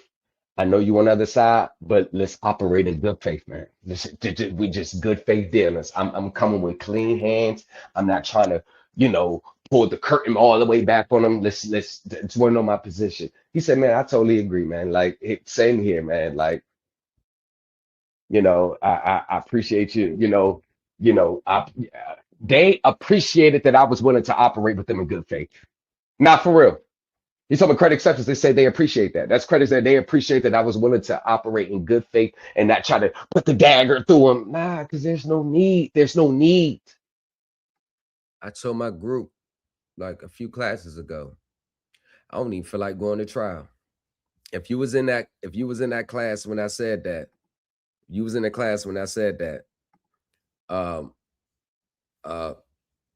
go ahead and comment in the chat. You want to know why I said that? I think I proved my point already. I think I already made my point. Like, I don't even want to continue to keep going. I don't even want to go to trial anymore. So if they willing to settle, I'm going to settle because I proved my point. There's no point. I told you, there's no need to put the dagger in them when you don't have to. We have investigated your question. I'm happy to find our findings. We have reviewed the allegations in your letter to the various statutes you reference and determined they are inapplicable. Right there. Let me just say this. I'm just talking to the mindset. If you're not firm in your foundation, if you're not firm in your convictions, you're not being led by your inner spirit, you would start to second guessing what you studied was right or wrong. Many people indirectly seek the other side to validate whether they're right. Yep. I said it and I'm standing on it. Too many pro se state nationals do this. All these people online, they secretly seek the other side to validate them. Why? Because look at their reactions when they don't tell them what they want to hear. They get mad and upset. You want to know what that getting mad and upset really means? It's a projection because their foundation is shaky and they start second guessing themselves. And they thought that if they knew that I knew this, they would just let it go, because most of these people, they don't have legal stamina. They got just enough to send their first set of documents. When it don't get dismissed right there, you see it in court all the time. They always want to dismiss, challenge jurisdiction, dismiss. As soon as it doesn't happen, they run out of gas. They have nothing left. They don't know how to take it to discovery. They don't know how to take it to pretrial. They don't know how to federal rules of evidence. They don't know how to go through the different stages. They run out of gas. And as soon as they run out of gas, the desperation kicks in. Now they're back to the sovereign citizen filings. It's the same with all of them. And what does that highlight? Your foundation. 98% of people in these spaces have no foundation. They think they got a foundation, but they don't really got a foundation. Many people actually want the banks and finance companies and whatever to validate if they're right or wrong. The inner spirit and your inner conviction, that's the only validation that I need. What feels right? And this is why I say we got to strip that other stuff that they was telling you. You got to remove it and build your foundation on solid ground, because once you do that, you are going to know if this is right or if is it not. I spent 5 full years building my initial foundation. 5 years. See, a lot of people think I just popped up out of nowhere. And I kind of did from 2022. But what a lot of people don't understand is I'm not like the rest of these online people. You know, they don't ever have a backstory. You ever really talk to your gurus? What's your story? Ask them what their story is. How did you get into this? What group did you start off in? What's your guru's story? Because they all have the same ones. I was a student in this group. I saw the teacher making money off this. I went and started my own channel from studying the stuff my guru was teaching me. And I built a following, and now I'm teaching. But if you really ask them, how long have you been studying the right things? Most people, I've been doing this for 10 years, 15 years. You could be doing it for 50 years. Have you been studying correctly? And if you haven't been studying correctly, you're still on square one 15, 20 years later. And it's evident on the responses that they get. You notice they don't ever want to show their court results. Or when they do show it, it's skewed, or the little wins that they get, it's a little $200 credit card debt. It could be any other reasons. I'm talking about autos, mortgage, big boy crap. I'm talking about the big boy stuff. I don't see a result in sight. Does this apply or does this not apply? This was a curveball letter. And no, I didn't switch up anything. I just doubled down. I didn't switch up anything. I just doubled down. So when Troy told me what the lawyer said about my lawsuit, I was like, I knew it. That's all I kept saying was, I knew it. I knew it. I knew it. I knew it. I knew it. I did not need the lawyer to tell me I was correct to proceed. I was going to proceed regardless. We also reviewed the details of your account and found no concerns with the retail installment contract you entered into with S&G LLC that was assigned to credit acceptance. Oh, a big money grab. Ooh. Oh, sorry, y'all. My bad. That lawyer, that Jeffrey, he's been. Hold on, we get into it. Actually want the banks and finance companies and whatever in the credit plan. That's when I knew. I said, okay. So when Troy told me what the lawyer said about my lawsuit, I was like, I knew it. That's all I kept saying was, I knew it. I knew it. I knew it. I knew it. I knew it. I did not. That's the ex-SEC attorney that reviewed my complaint and said it was spot on. 27 years at the SEC, number 2 or 3 on the totem pole, decorated career. He's the ones, like, when they show up, these finance companies settle and pay the fine. I need the lawyer to tell me I was correct to proceed. I was going to proceed regardless. We also reviewed the details of your account and found no concerns with the retail installment contract you entered into with S&G LLC that was assigned to credit acceptance. Oh, yeah? Oh, yeah? And when I read that, I said, okay, if that's what they want to stick to, that's all I said. Okay. That's it? That's it? You ain't got more? Okay.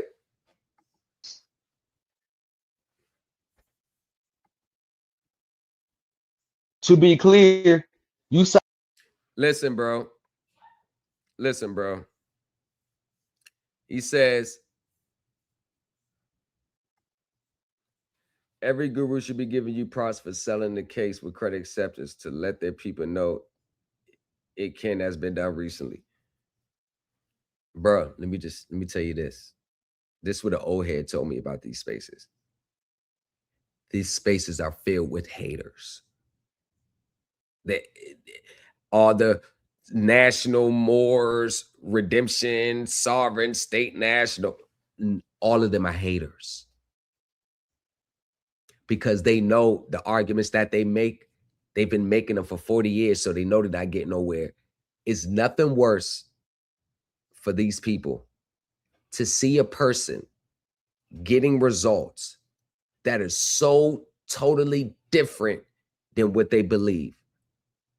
Because it's basically saying everything you know, everything you think you know, everything you think how the system goes, you've been wrong. And since it's now become a belief system to them, ain't no way somebody is going to tell them their belief is wrong. Oh, this is not anything factual that they can point to, because everything that they try to use as facts to support, it's always saying the opposite of what they're saying. This is a belief system to them. They believe it goes like this or it should go like this. These spaces are filled with haters. They don't want to see you with results that's different from the way they think about getting it. If I would have told them I got it through the color of law 42 USC 1983, they'd be like, oh, what you found? Oh, you did that? Oh, yeah. See, I know. Oh, I'd have gave them hope. But when I said everything that you're talking about is wrong, it's not going to get you no results, I did it this way. Oh, by the way, here's my results. They hate to hear it and they hate to see it. In these spaces, it's reverse. Showing receipts in this spaces is a taboo. Nobody wants to really see a receipt because everybody has a certain belief on how it should go. And there's a certain thrill about chasing it, hoping to get there. So when you see someone that reached the mountaintop and settled with a multi-billion-dollar company, one of the largest auto lenders in the world, one of the world's largest multi-billions, settled with them pro se, that was totally different from what they believe, they hate it. They'll never give you my props because they are haters. And it's not the fact that they hating me. They're hating the reality that my situation brings. My situation basically tells them you've been wrong the whole time. Signed a contract to finance the purchase of a vehicle, not to obtain a credit card, and your account does not involve an open-ended credit plan. That's when I knew. I said, okay, that confused me. I'm like, do they not know that that's exactly what I'm arguing? My account doesn't involve an open-ended credit plan because you can't. Do you get what I'm saying? If it was the open-ended credit plan in the letter, I clearly told y'all this is not an open-ended credit. You get what I'm saying? So that's when I was like, oh. I was going to proceed regardless. Like and this is what like they and this is what in the credit plan. That's when I knew. I said, oh. So when Troy told me what the lawyer said, credit acceptance.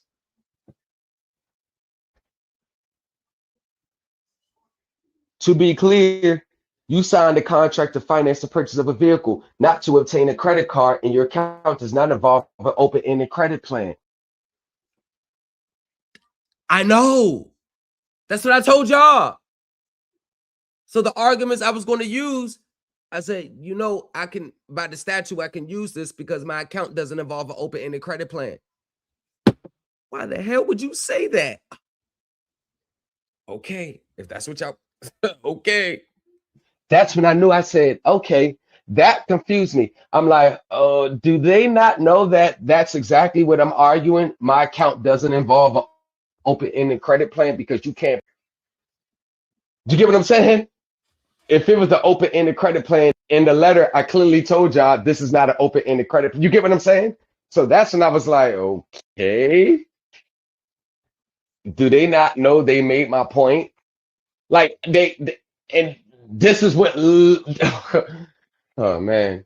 They don't know, like, yo, this is exactly what I'm going to tell the courts, that my account doesn't involve an open-ended credit plan. Like, this is evidence against you. And yes, y'all, they don't make these rulings and agree to settle. They consult the attorney, they consult other advice, they consult the when they agree to settle, it goes from it's the president, the CEO, the COO, that little board office. They meet with the representative for the investors, and then they make the decision. Remember, I sent my proposal to them 24 hours, they agreed. You're rocking with the best.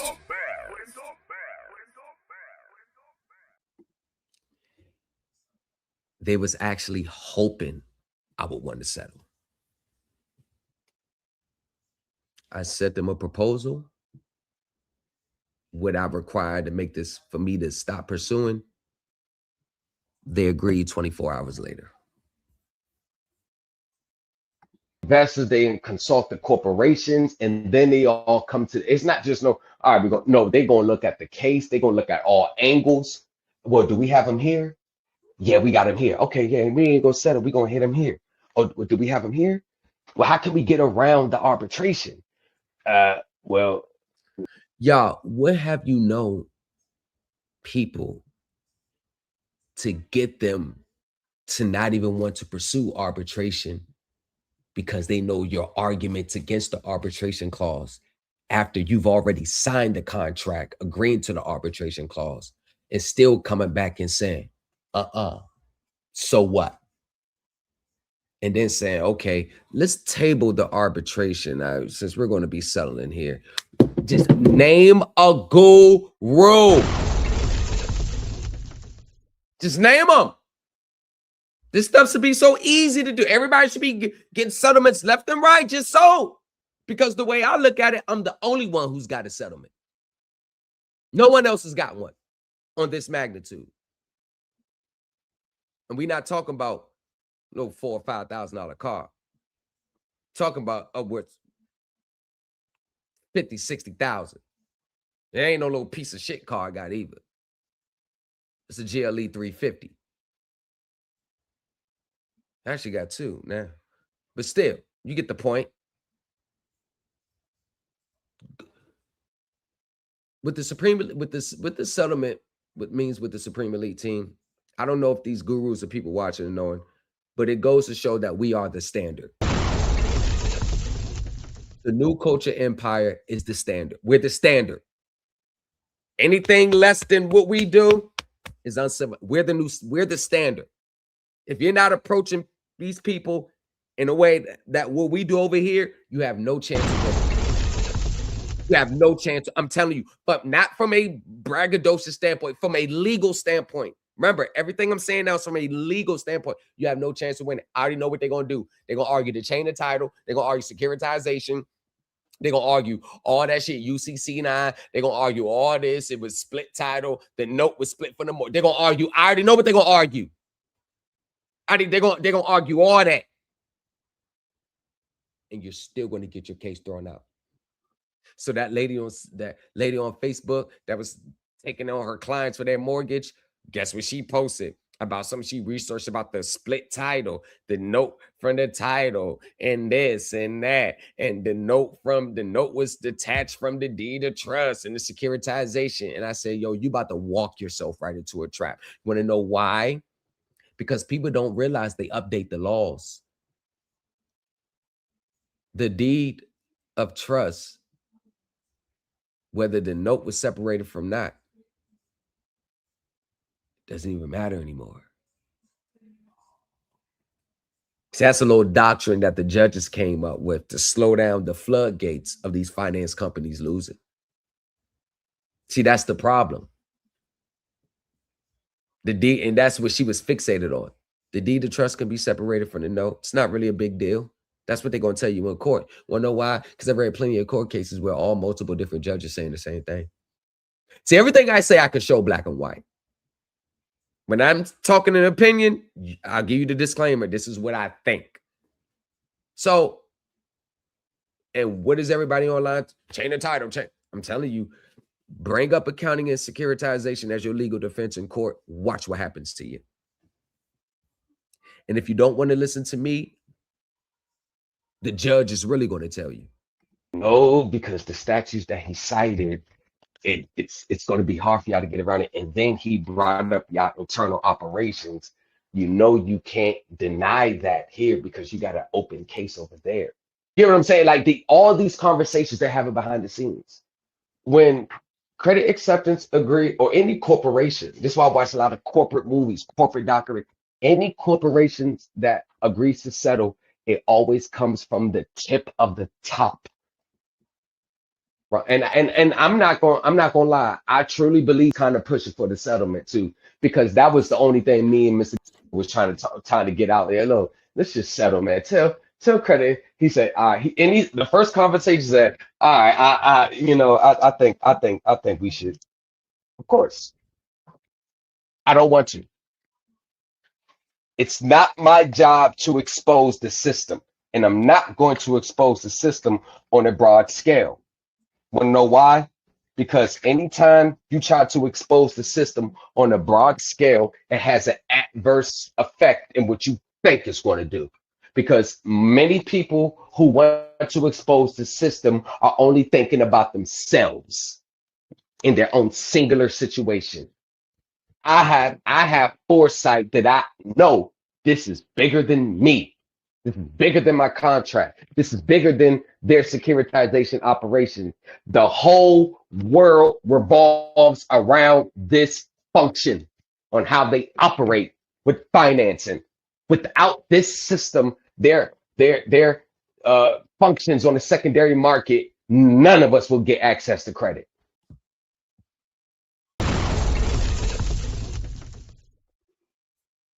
Go ahead, expose the system, shut it down. Now you got it. Now what you gonna do? But they're not thinking that far because they're so tied up in their singular case. Go ahead, just pay for everything outright now. Y'all, the system is undefeated, and the system will remain undefeated. I don't care about how much courage you got. Get the word out. Let's do it. You're never going to beat the system. You could sit there and virtue signal with your pom-poms and yell and type online. Yeah, they can't do this. It's illegal. It's illegal. It's illegal. It's illegal. They can't do this. Courts ain't got jurisdiction. State courts are fraud. Madison versus Murdoch. Oh, they didn't do this. UCC, Supreme Law of the Land. You can.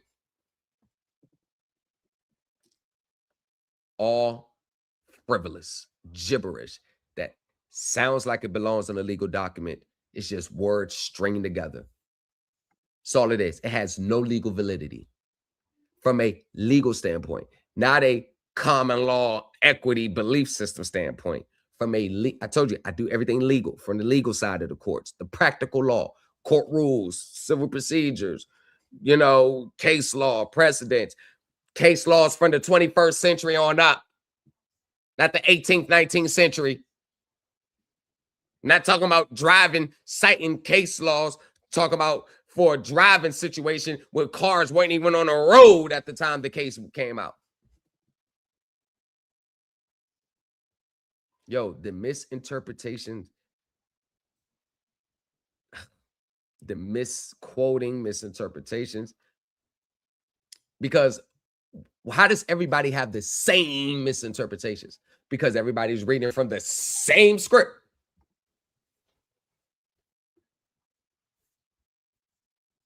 Very select few will get access to credit. And you talking about a $49 billion a week. That's just on the mortgage side alone. You talking about $16 trillion a day on the secondary market dealing with these transactions. What the hell do you think any of us is going to stop in that regard? Nothing. But you got these sovereigns online. They swear they're going to be the second coming of Christ to expose it and bring it all down. Okay, you expose the system. You top of the system. What's next? So you got to keep that in mind. Like, even once again, this is why I did it the way I did it. Anytime you bring up these stuff like my lawsuit, anytime you file it, you don't file it just because it's a defense you came up with. The communication is supposed to start with them behind the scenes, and then you come in as the plaintiff and you file it with court, and then you try to resolve it. Court is the placeholder to preserve your claims, but you always aim to resolve it. There you go. You're rocking with the best. That is how the professionals do it. You know, Lamar, why you always talk about professionals? You want to know why? Because I look at the professionals, they're the only ones that seem to be winning. I look at the lawyers that work for these finance companies, they always seem to win. Finance companies winning way more than they lose. And I looked at the professionals that worked in that field, and I was like, I don't have no legal background in like court law, court cases. I went to college for business management and applied science. So it taught us how to apply different metrics and look at things from a different angle and just don't go off the first answer. That's one thing my professor said. Like, we don't just go, oh, we see it, all right, go. Nah, we dissect it, break it down. What does it mean? Put it in multiple situations. So I used that background. And of course, we just use common sense. So I said, who am I going to follow? Who am I going to chip away and study from? The people that always seems to win, the people that conduct these multi-billion-dollar transactions, the people that actually work in this field, or a social media group online where the guru is just telling you what to do. Social media posts online, or social media teacher, or the actual professionals that work in this field. Social media guru, the professionals that work in the field. Social media guru, the professional that work in the field. You know, come on, man. It was a no-brainer. Because they was getting scared when they didn't hear from me for a week that I was willing to go all the way to the box, and they did not want to go to the box. He was excited as hell when I called him yesterday. Oh man, thanks for calling. I said, oh yeah, y'all got into the spam for some reason. I just happened to check my spam. I didn't. He sent the email, formally let me know he was making an appearance on the case on the 15th. I didn't even know he sent the email until I checked my spam to delete it. But before I delete the spam, I always scroll and read and make sure, and I seen it. Set on credit acceptance. I said, whoa, what the hell are you doing here? Click that. Oh, the attorney finally reached out. Let me call him. Got the ball rolling right there. You sent it. He's like, oh, okay. All right, thank you for reaching out to me, man. Start talking about my background a little bit. His background, what school he went to. That conversation with. Hey, the government ain't going for none of that sovereign citizen stuff. They're not going for not. You can't even get a sentence out in court with that stuff. As soon as you start the script, they're gonna shut you down. Federal. Why you think they always talk about state court or traffic court?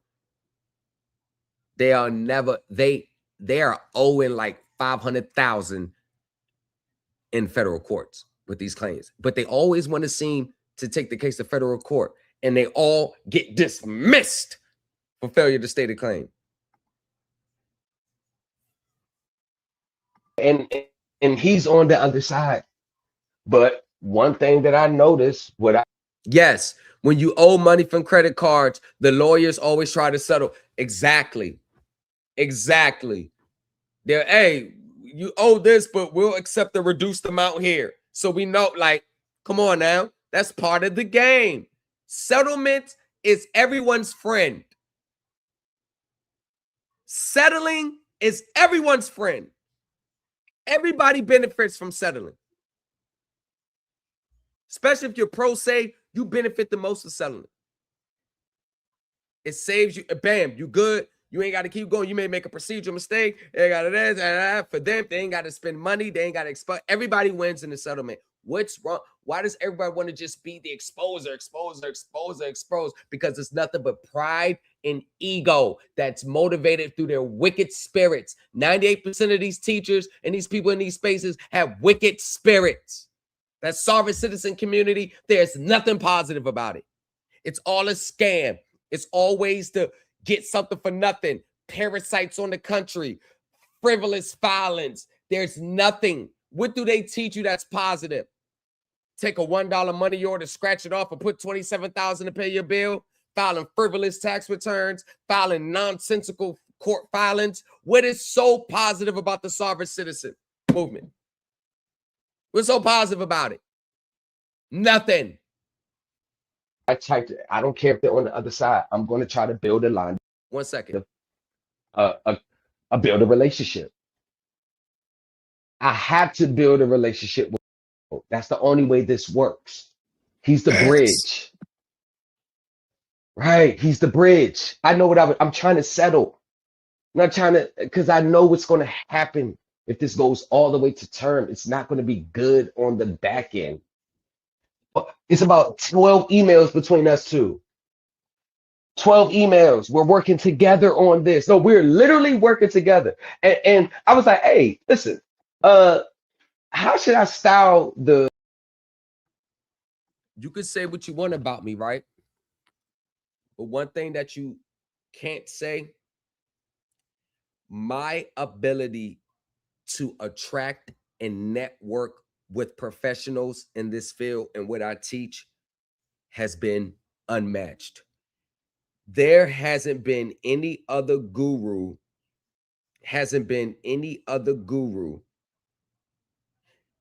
that can actually say they have linked up with professionals.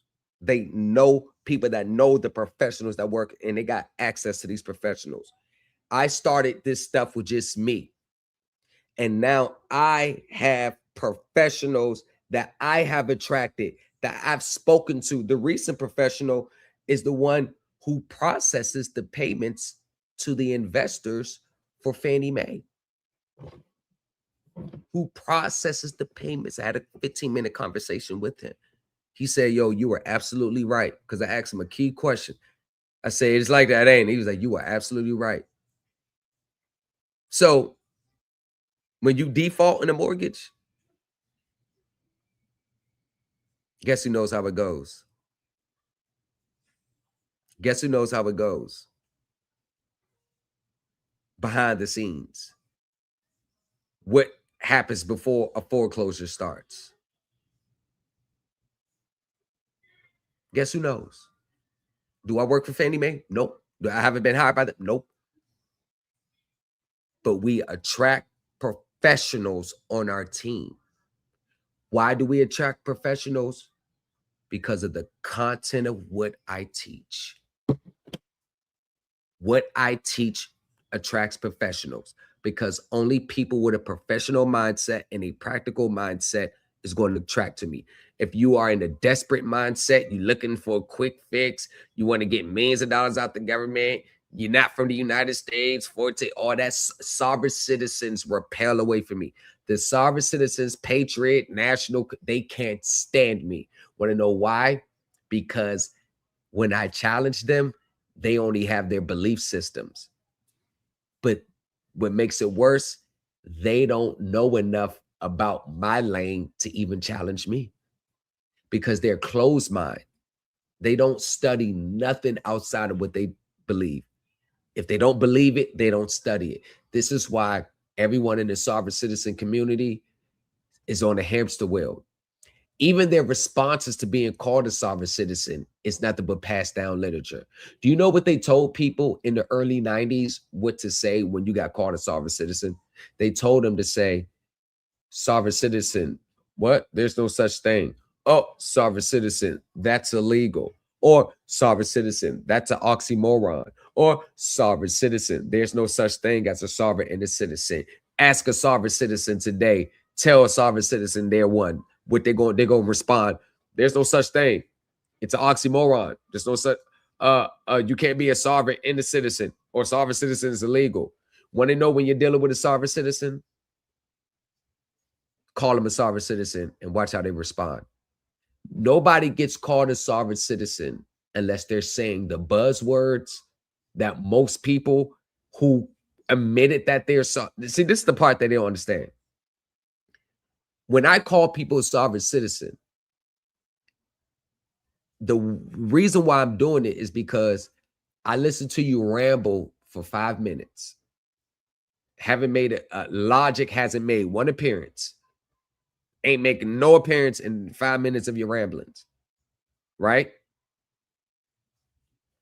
Everything you just said, I can find it in a case. I can find it in literature from people who actually admitted, like, I am a sovereign citizen. You are saying the exact same things they're saying. But what you're saying is supposed to be different now because you don't like the name. And yes, they used to put out bulletins and say, y'all, we're going to stop using the word sovereign citizen. It's getting a bad rep in the court. So if they call you a sovereign citizen, you start saying this. Tell anyone they're a sovereign citizen today, I guarantee you on my soul, they're going to say there's no such thing. It's an oxymoron. It's illegal. You can't be sovereign and a citizen. That's their only thing.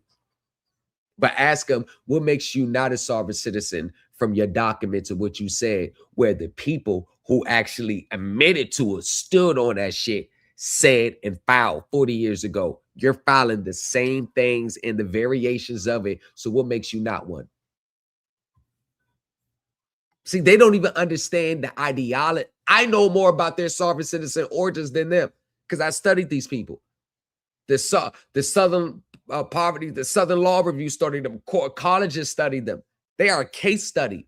I know how everything that they do. All their documents dating back from the late 80s, early 90s. What you see today in 2026 is nothing but a different variation of it. It's all the same. Private discharge bond, private promissory, bonded promissory, all that stuff is old. They already tried it. They already found it with courts, in the courts. Affidavits of truth, fee schedules, the maxim. We don't respond with motions and pleadings. We respond with notices and affidavits. UCC is common law. How can the UCC be common law when every state has adopted its own UCCs in its statutes? So the UCC is actually statutory law. And this is the problem when you just jump on the bandwagon because it sounds good instead of doing the research into the things that you want to partake in. And I can tell because I trick them up all the time when I talk to them. I know these sovereign citizens, they'll ramble on a lot, but they don't really know shit. They don't know shit. These sovereign citizens don't know nothing. They don't know shit. They cite in court cases from 1968 that's already been overturned. The Credit River case, y'all. Remember the Credit River case, John Daly, 1968, the promissory note, that the case was discharged because the John Daly, I think that's his name, didn't get consideration. And the sovereign citizens like, look, that case right there with the forensics law on TikTok site yesterday, the 1968 case. What did the lady on forensics law cite yesterday? The John Daly case, the 1968 case. This is the one case law she cited. I told her to provide case law. She didn't want to provide case law that supports her positions under Title 42. So she cited the John Daly case. Let's take a ride on the wild side. 1 second. I'm not trying to lose what we got going on, but let's just look up the John Daly case because all the sovereign citizens like to cite it.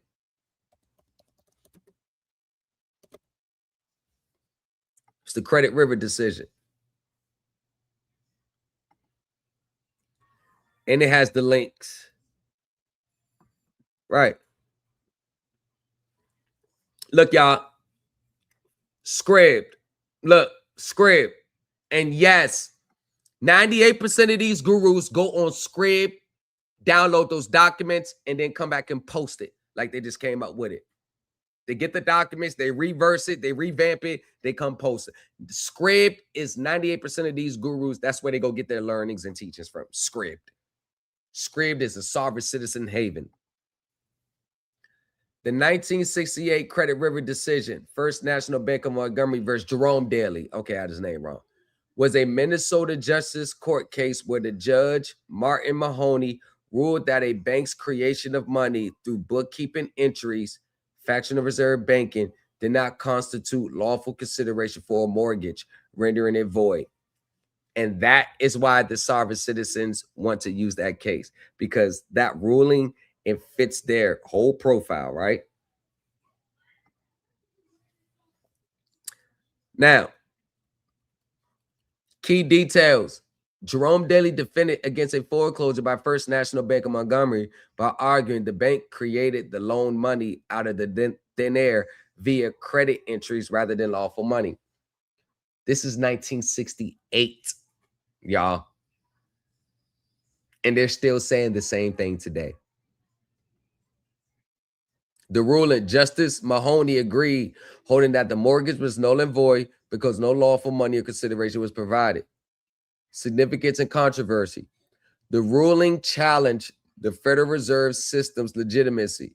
However, this was a low-level justice of the peace court's decision, and it is not considered a binding legal precedent. Judge Mahoney died shortly after the ruling, and the case was not appealed, allowing it to stand in that specific instance, though it has been widely dismissed by legal professionals as a sovereign citizen style argument. Now, let me tell you this. No court today is ever going to recognize that as a legal defense. How should I style the no court today is going to go into court and try to cite that case and watch what happens. No court today is going to recognize a legal defense. Background a little bit, his background, what school he went to, that conversation with, and he's on the other side.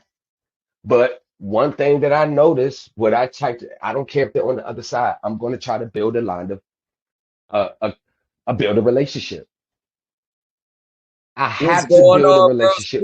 Hey, man, you got it. Hey, man, you already know what it is, man. Hey,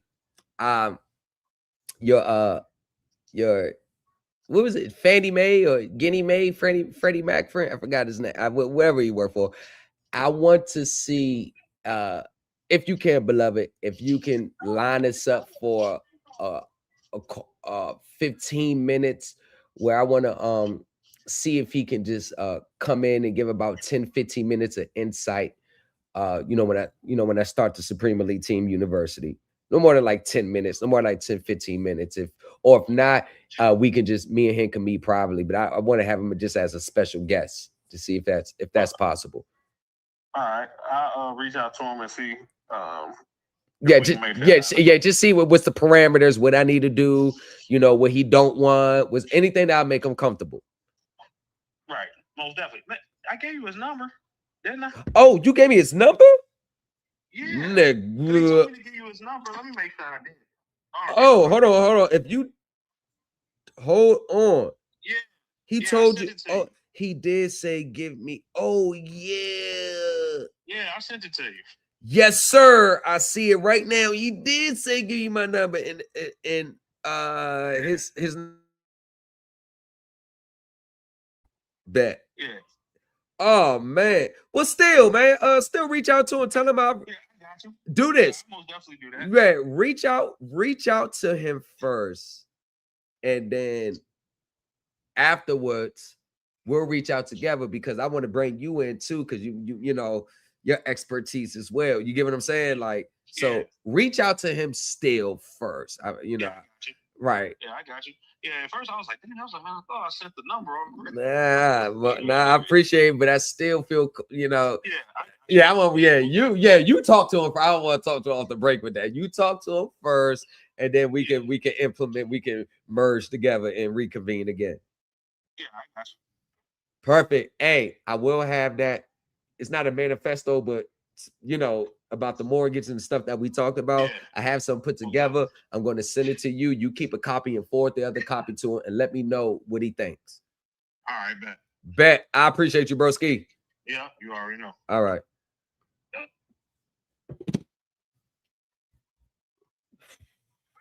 You're rocking with the best.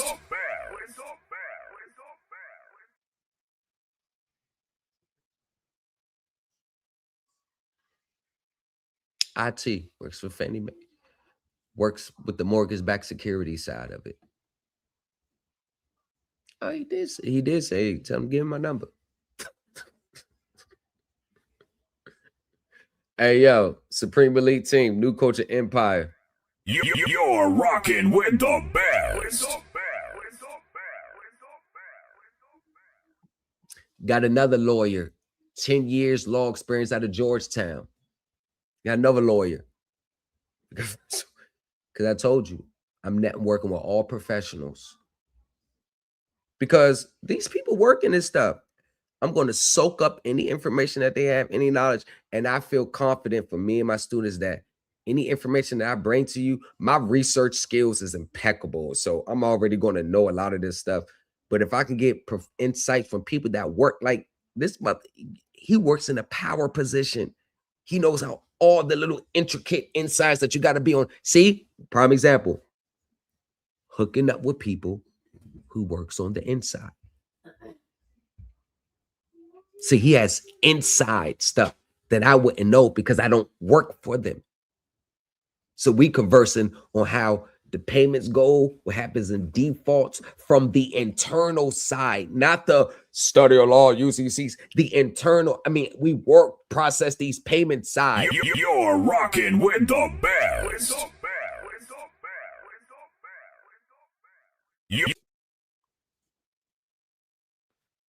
I mean, what more else do you want?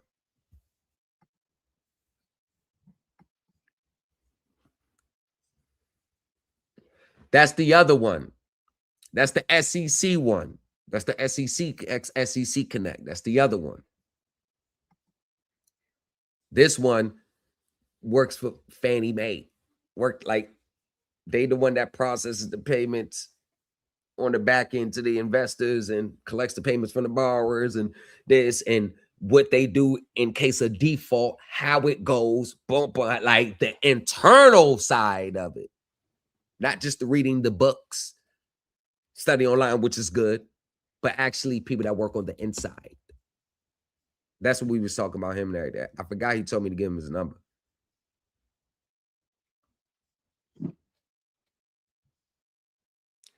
As a matter of fact,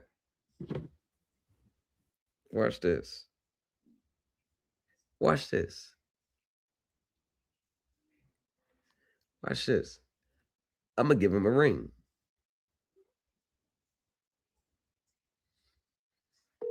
Your call has been forwarded to... Woo! Try again. Your call has been Voicemail. forwarded. Catch him later. Get 2 times. Ain't blow your phone up. But yeah, perfect.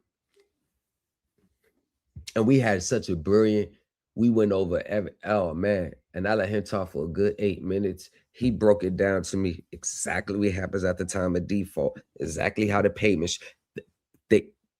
streams, how the payment streams goes there.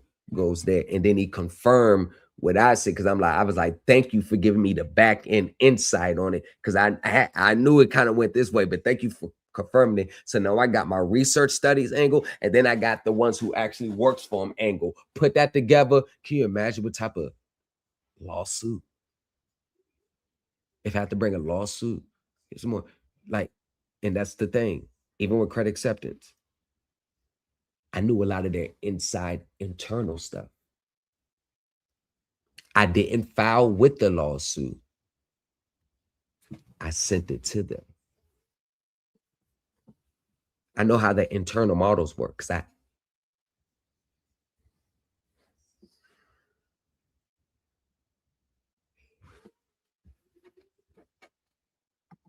That's the only way this works.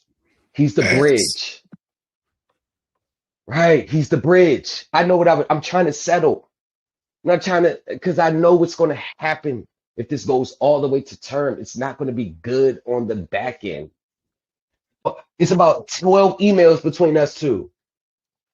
12 emails.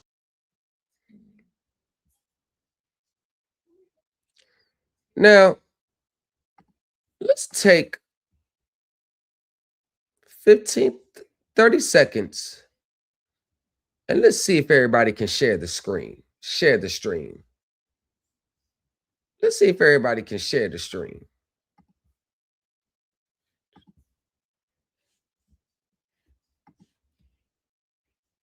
Let's see if everybody can share the screen. No pressure, nah, I ain't feeling no pressure. No, I ain't stunting her, man. She wanna get on top shit, I'ma let her. With this street code, I abide to the letter. It's just me against me, I ain't feeling no pressure. There's no hoes barred with the shit, nigga, everything gon' go. Hoes come to see me, I miss a heart and hustle up with the flow. I used to stand in the crowd, but now I'm the star of the show. My 10 in the field of play, I know you niggas looking down at my toes. I'm only smoking no pressure, I'm digging graves with the shovel. Just like Pac in my nigga bags, you should know Liddy be a rebel. They watch the corner for a stat, watch out. My little nigga be the lookout. You broke that shit embarrassing, like the drunk uncle at the cookout. My 10 down, you got a foot out. I fuck my bitch, never pull out. A bitch drowning my drip flicker, she gon' feel the stain from my wrist. You disrespect on that click. I put the tech on your lips. No handouts, they gon' go get it, let it cut a check for a quick. No pressure, I ain't feeling no pressure. No, I ain't stunting her, man. She wanna get on top shit, I'ma let her. With this street code, I abide to the letter. It's just me against me, I ain't feeling no pressure. There's no hoes barred with the shit, nigga, everything gon' go. Hoes come to see me, I miss a heart and hustle up with the flow. I used to stand in the crowd, and I'm the star of the show. My 10 in the field of play, I know you niggas looking down at my toes. I ain't feeling no pressure, I do this shit in my sleep. I treat the hoes like a dog, while the bitches on a leash. I open up my palm, and tell the niggas come and eat. I got a kiss in my hand, can't tell me I ain't no peace.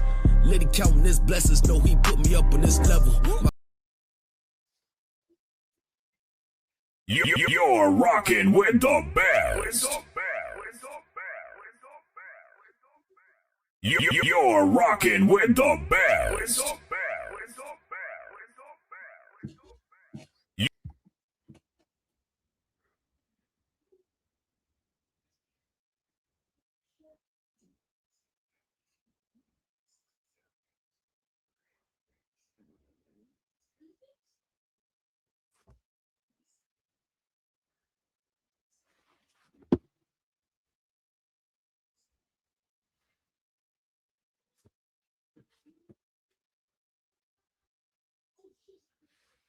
Told you, they hate when you have results. They only want to see you with results is if they like you. 90% of people in these TikTok groups, Facebook groups, they trauma bond. Nobody has reached the mountaintop. Not the teachers, not the students. Hell, the teacher at least got to reach the mountaintop first so we can help the students on how to reach the mountaintops. But this is where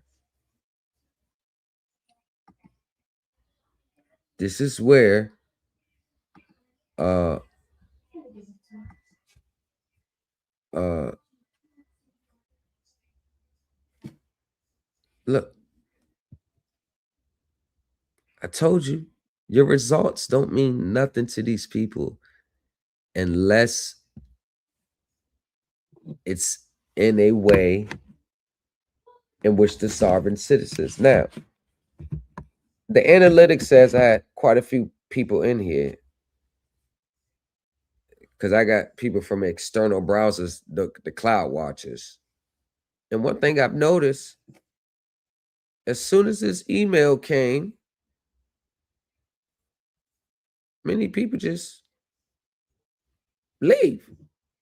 Why do people leave when receipts are shown?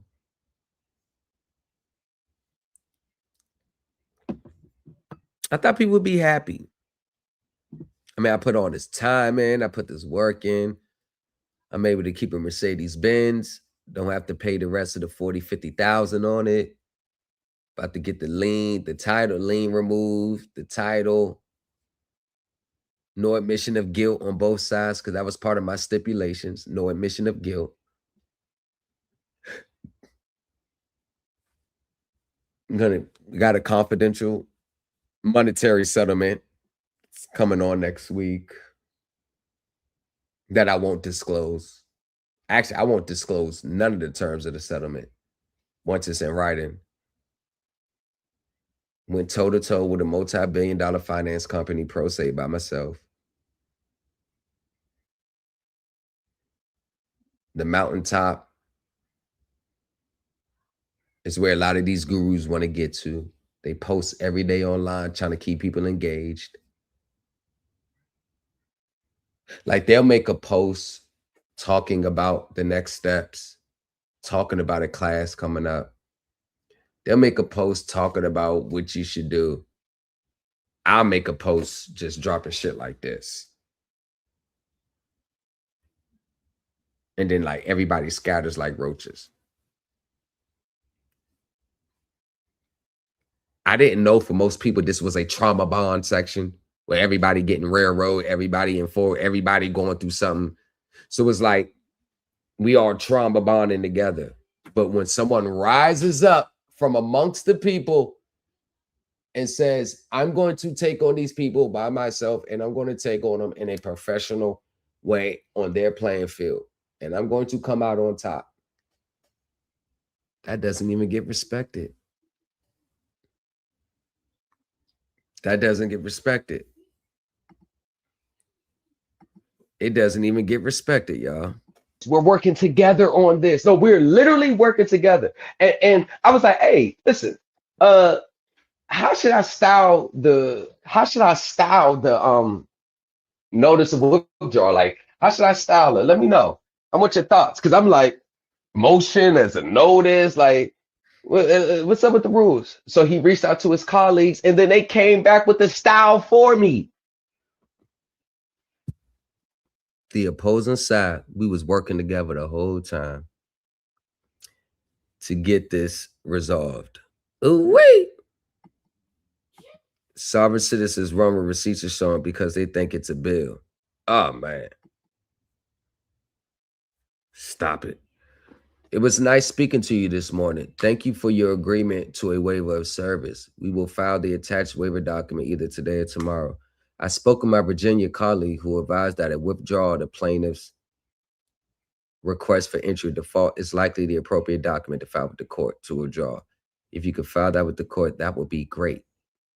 Lastly, I conveyed your settlement proposal to credit acceptance.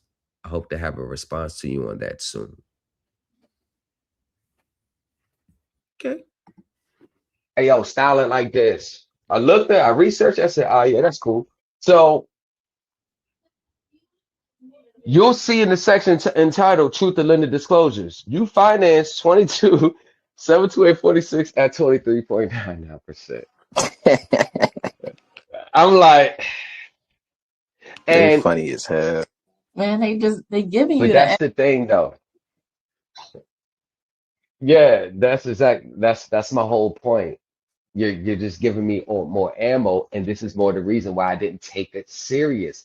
I didn't get mad, but most people will get mad. They'll get mad because they're not telling them they're right, or they're not rolling over and playing dead.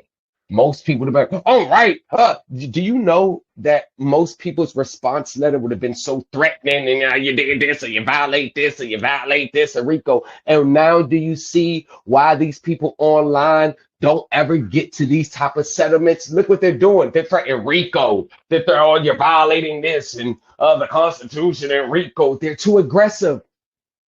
They're coming at these people too aggressive to the No finesse. These people have no finesse. Corporations like, I ain't working with you. Forget you.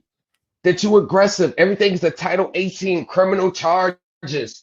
And then they wonder why they will never reach any settlements of any nature, of any kind, any variation. I was That's for coming that at these foundation people. that you talk about. They don't study, they don't put in the time, the effort, the dedication. They're not obsessed with the process or nothing. They just see what they want, Right, like you say, and they're not even firm in the right, found. They don't even want to verify if what they're even arguing is right. They just right. yeah. Not to mention they're loud and wrong. That makes it even worse. You're loud and you're wrong. Confident ignorance. Ignorance. But once again, when I say you got to somewhat be a gatekeeper and protect the system at the same time, when you're doing this, exactly what I did. Y'all, I protected credit accept. Credit acceptors felt comfortable doing this with me because they know I was willing to protect them. Yeah, get that? You get what I'm saying? They knew I Definitely. was willing not to expose them even further. I said, that's not my angle. You got my word. Let them know that's not my angle. That's not what I'm trying to do. And if we can resolve this outside of court, I will be open to any negotiation. I will be open to any and all of it. That's the last thing I want to do. He said, man, I appreciate that, man. Because, sometimes I get some people and they just want to. I say, nah, I already know. I already know. I already know. That's not what I'm at because I understand the big. Y'all get what I say? It's a bigger picture. Yeah, your Yeah, get what I'm intentions are saying? there. Right. It's a bigger picture. It's like a puzzle, absolutely. Right. It's not about just my day. That's the equivalent of never trying to outshine the master. You never try to aim to expose them. You will never win that way. In my situation, it's a whole system out there that's going to prevail regardless. So why would I try to $49 billion a week in transactions through mortgage-backed securities takes place. $19 trillion a day in transactions takes place on the secondary market regarding our mortgage and autos. Do you really think you're going to stop something? Do you really think you're going to stop something? topple it when it's going to come out on top anyway? This is when you start to get to the railroading. When you start to put the judge in a tight spot where they got to rule against you. You get what I'm saying? Most definitely, absolutely. You get what I'm saying? You get Ramifications, what I'm saying? restatements, overturning Right, of rulings, like right. it's like everybody could get affected by that. You know what I'm saying? Everybody gets affected by that. You trying to expose them because of your one anecdotal case. Everybody's going to feel the brunt of you getting your one singular win by you exposing the system. It's not, oh, I'm free. Yeah. Everybody's going to feel the effects of it. And this is why 98% of people in these spaces are not going to come across this knowledge because number one, they don't know how to handle it. And number two, they don't even have the mindset to deal with it. All right, that's what I'm saying. That's what I'm saying. Right, that's what I'm saying. Is letting them know that's actually letting a legal mind know that this guy Yeah. here this guy got some, I'm saying, really integrity. You said you coming with clean hands That's and all it is. integrity. That's what it is. That's what it is. That's what Absolutely, it is. 100%, bro. That's what it is. It's about Because I filed a motion to seal some of the filings, and some of the filings is not even on the docket. Yeah. I filed a motion to seal some of them. Yeah, please seal this. I don't want everybody's, please seal it. I have to protect the system as well. That once you get into this position, you're going to know that's part of the game. And you're not bigger than the game. You're not bigger than the system.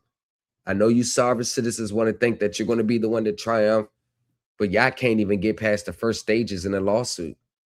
They always moving for summary judgment and they already granting it. And you gurus who's teaching, y'all getting summary judgments placed against on y'all clients based on the work y'all doing. Don't act like I ain't got the docket sheet for a lot of stuff y'all be saying because y'all like to talk.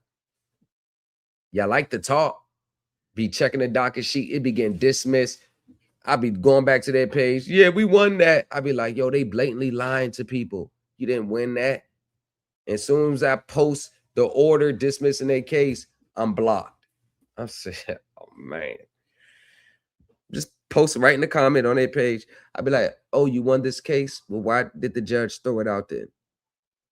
Like 2 seconds later, you have been blocked, bang. I'm like, damn. I thought you believe in what you teach. Oh, let me get it. You fucked up financially and you got to sell this shit to keep you afloat. If you really believe in what you teach, then you should be utilizing what you teach. How the hell you going to try to teach someone of getting out of their mortgage and auto and helping them understand when you can't even get out of your own? Kenyatta Stone, you got your vehicle repossessed with Chase. Oh, you thought I ain't know? So how you going to talk about accounting and autos? You can't even get you out your own stuff. Those fraudulent instruments ain't work. I can teach about helping people about autos and mortgage because I've gotten people out of both. See, I can teach. I lead by example. How the hell am I help someone else? I can't even get myself out of my own auto situation. How can I teach someone else? And that's the problem. Y'all be letting these gurus get away with teaching others about things that they can't even get out their own selves. 98% of these gurus are getting evicted. They getting repossessed. They getting foreclosed on. They just hide it because they don't want the students to know. I just show up and pull their coattail. And it's not based on anything but what they're teaching. It's about having integrity with it. Don't try to bury them. That's all it was. I don't know why I was looking for that word, integrity. I had integrity throughout this because, to be honest with you, I was in a position for them to say, okay, the lawsuits say 135,000. I want 90,000 cash, or we going all the way to the box. You get what I'm saying? Yeah, I could have got it, but like,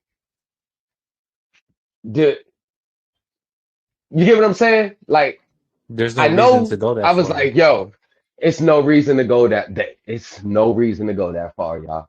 There's just no reason to go that far. For me, it's no reason to do that. It's not, come on, man. It's no reason to do that. But you I'm know gonna get that on the back end regardless. But the ones who, these gurus who keep filing and I do got a question. Why do all you social media gurus keep filing in form of paupers? Y'all don't even want to pay the filing fee. Y'all that fucked up. Like y'all can't even afford the filing fee. Talking about you a teacher, you a guru. Y'all are these gurus. A lot of these gurus are up out here. Nah, they are up financially. They are up financially. They are in they ain't no different from the students that's following them. They are in a ditch. Don't even want to pay the filing fee. Every time I see a guru filing, check the docket sheets of what they filed, they always file in the form of paupers. And theirs always getting granted. For real.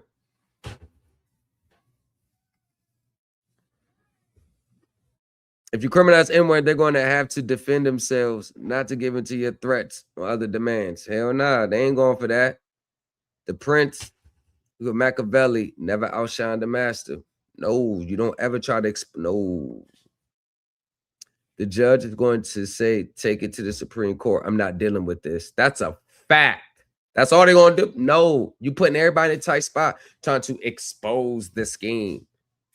exactly. They knew for you to put up a claim, for you to be a consumer and putting up a claim that they knew only investors put up. For you to do that, they know a lot of work had to go into that. And then with all that work you had to put into it. And then when he spoke to you, it all materialized from everything that you filed. You like, oh, he was like, okay, so this guy is for real. He wasn't gonna tell you that, but he said, oh, this dude is him. So for all that work you put in there, and you saying, I'm still willing to negotiate. You can't turn the man down. You gotta look out. Credit accept. Look at man. That's all it was. That's what it said. That's what it's like. Yeah. I'm not the best at everything. There's a lot of things that people know more than me. I'm not saying I'm the king. Hell nah. But one thing I can say, being pro se, when it comes to litigation, civil litigation in court, I am a dog. No, I'm not even to my own horn. I'm just being honest. When it comes to civil litigation, mortgage, autos, credit card, debt, buy, student loans, I am a dog with the litigation. I'm professional, elite level with the litigation. I'm a dog with the litigation. I'm telling you, that's my brand. That's my ish right there. Before I even started teaching about accounting and securitization, legal court, I am a dog. 1000%. I'm a dog with the litigation. You need help with your legal stuff, you better come to me, because I'm going to be the closest you're going to have to a professional lawyer doing it for you. I'm going to be the closest you have. If he's willing to still settle with us, put all this work in, obviously he's going to win on a lot of merits that could expose us forward. Let's show him grace as well. That's all credit acceptance did. Let's show him grace as well. You know what? Because they knew I had him. If I really wanted to push, now we ain't said we go all the way. They knew I had him. They knew I had him. That's why they waited a week for me to contact him before they made an appearance. Because he was asking, what's your position on this? What's your position on this? Hey, what do you think? Hey, I know you might defend. What's your what can we do to resolve this? I didn't ask the question. He brought it up. So what do you think we can do to resolve this?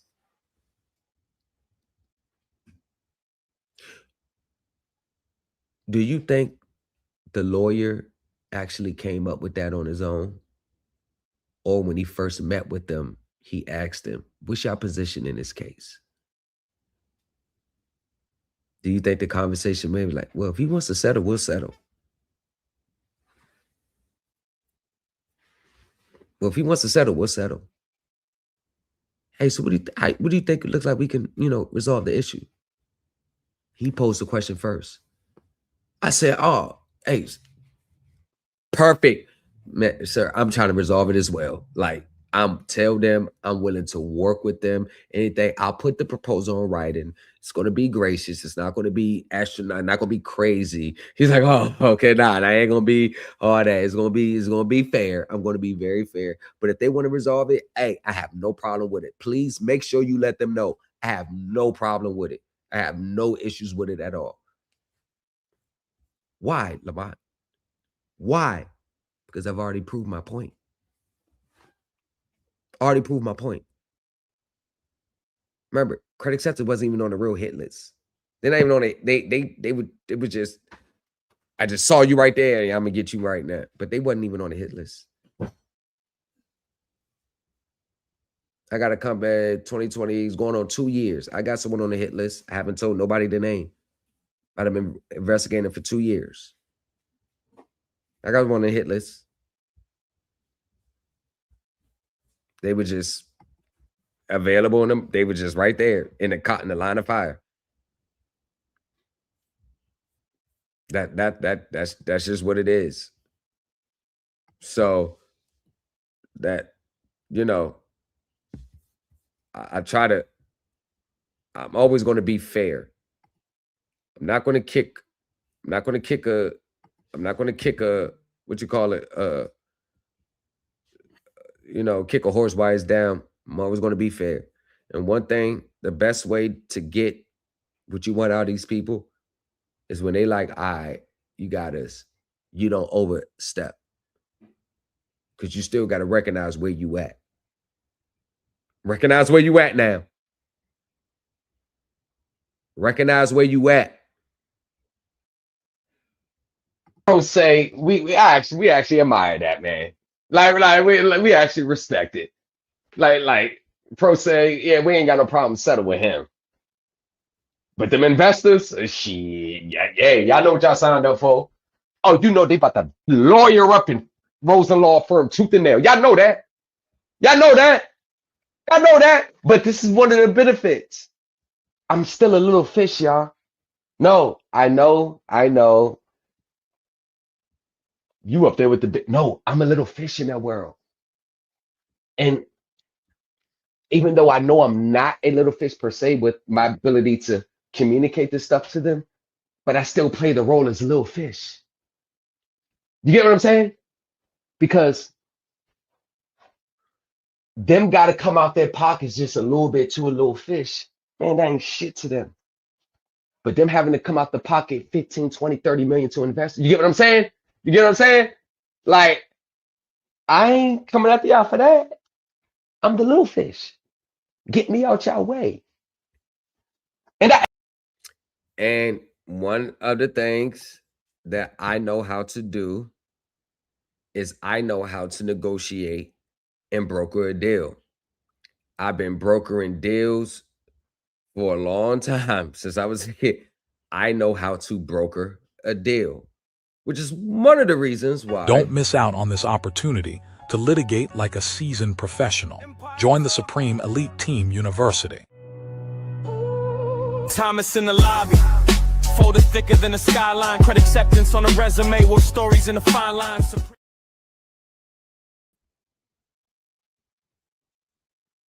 And that's what I was pretty much telling them, yo, get me out your way, man.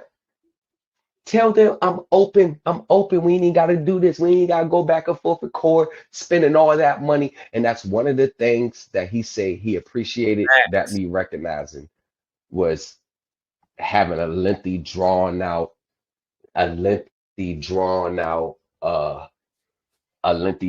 litigation. When I'm willing to help save them money, you get facts. And God can, like, bro, you're absolutely right. Most people, they take these routes in those groups because they're desperate and they just need the money. That's why they go so high, because they need it. Like, these spaces, and it's not the space itself, it's the stuff that they do. Now I get it. Everybody goes through tough times. So I'm not getting on it for that.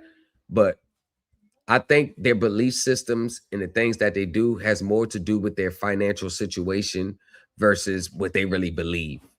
Like, it's what they like. Would they still be standing on this if they got $5 million in their account right now? I believe 100%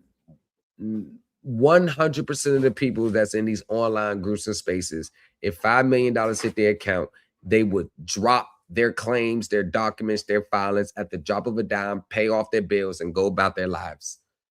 They don't really stand on it. Then they're not really going to stand on it. See, over here, we're still going to stand on it regardless. But they're not going to stand on it because they're motivated that this helps them get out their financial turmoil. 98% of the people that are in those spaces are there because they're in some type of financial dilemma. You don't see millionaires in those spaces. You don't see people who's still paying their bills with, while things are going on. No. Everybody, I'm going to say at least 90% of those people's in those spaces, they in some type of default. They haven't paid the bill, already got their stuff repossessed. Those spaces are totally for the low-hanging fruit. Financial dilemma, money tight, can't afford the bill anymore. Now let me start doing this. Kenyatta Stone is a big example of one of them. She's a big example. I seen her in former paupers, $200 a nail tech. She on food stamps, 4 kids, vehicle repossessed. I see why she wanted that $1.7 million home. She never got it. Talking about the banks. The judge said the bank stole your money. Just lying. Kenyatta Stone is a liar. She lies every day. She lies in her posts. She tries to stretch the truth. And people don't want to see the reality because they like her. Kiana Stone ain't got no results. Where her results at? She's on Reddit. She being blasted on Reddit as a sovereign citizen.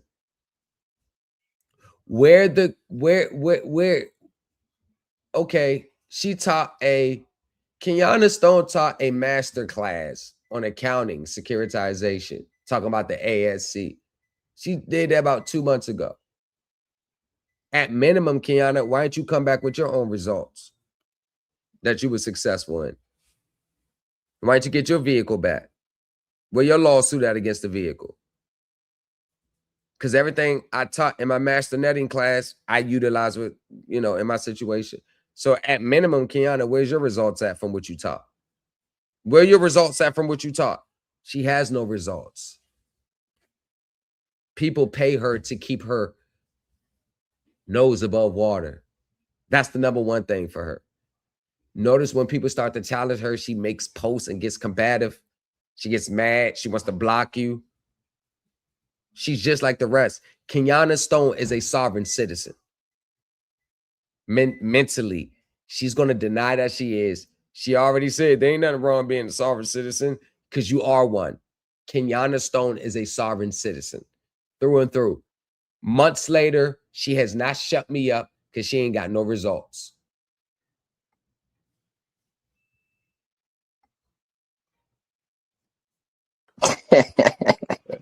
I'm like, They funny as hell. Man, they giving But you that's the thing, though. This dude is him. So for with these people, I operate in the right way. I understand that there are major benefits for this system the way it is. We all benefit from it. Let's not act like we don't benefit from it as well.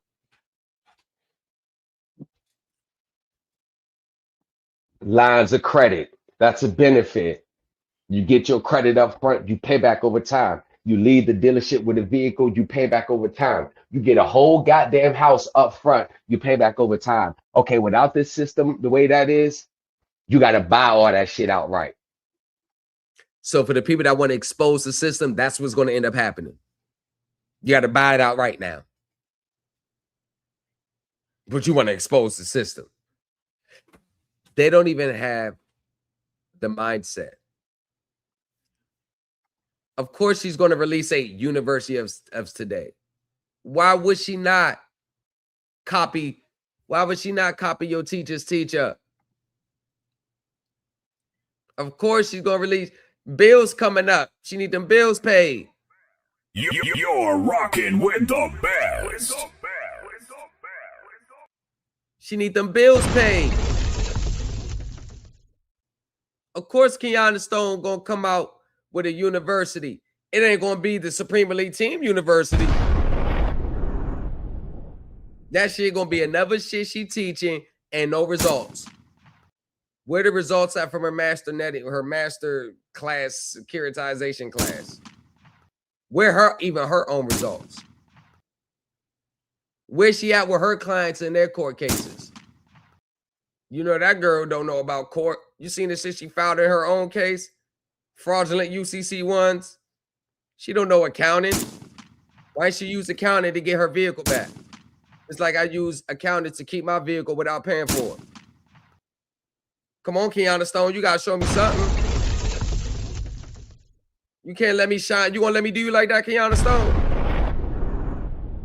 You gonna let me flex on you like that? With a settlement?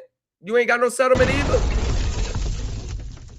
And I ain't talking about your Navy Federal, because that's just money that was allegedly hacked from your account and they ain't want to investigate it. Then we ain't not. We talking about you winning.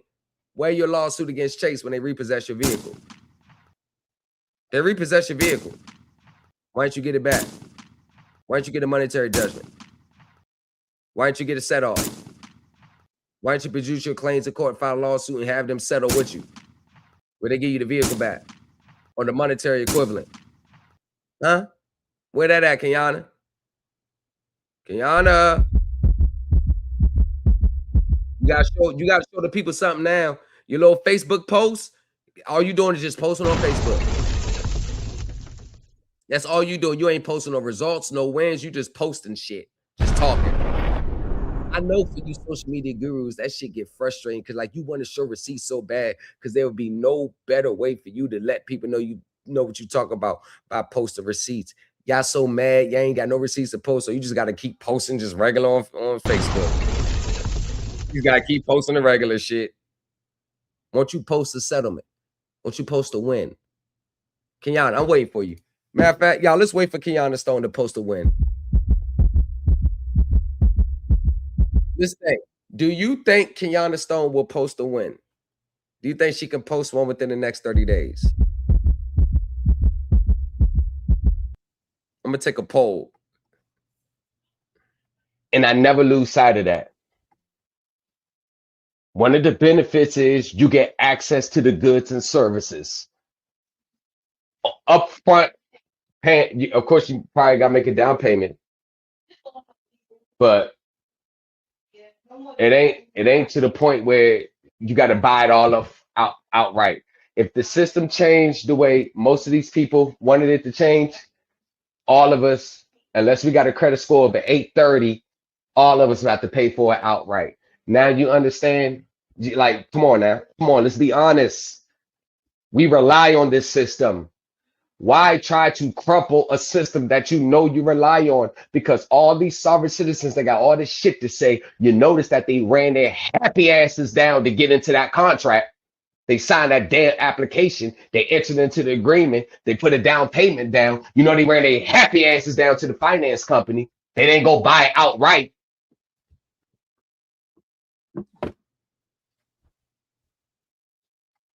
Nope. And there's benefits. Why buy it outright when you could get it on credit? There's benefits to it. But Kenyatta Stone, can you show that you at least reached a settlement? Can you show a court case? Hell, can you show that you at least got past the first stages in court? Because I remember you was in another person's group as a student talking about court is so overwhelming. You're still just trying to figure it out while you still had your other group up. But you was in that group that nobody else knew because everybody else in the comments wasn't from your same group. So you slid your happy ass over there when nobody would notice you. But I found you.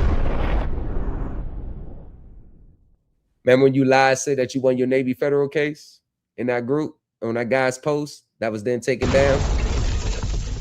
You say you won your Navy federal case. Well, let's check the updates on her Navy federal case. Let's just check the updates. Let's see if there's a update on her Navy federal case. Because she be lying like a rug.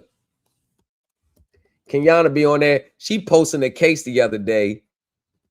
Like, it wasn't even her case. She be lying like a rug.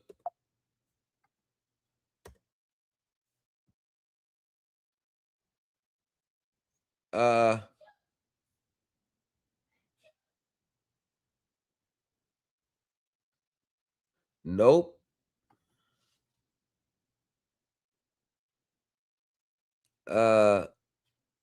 These are all. Let's see if we can go here. Still moving.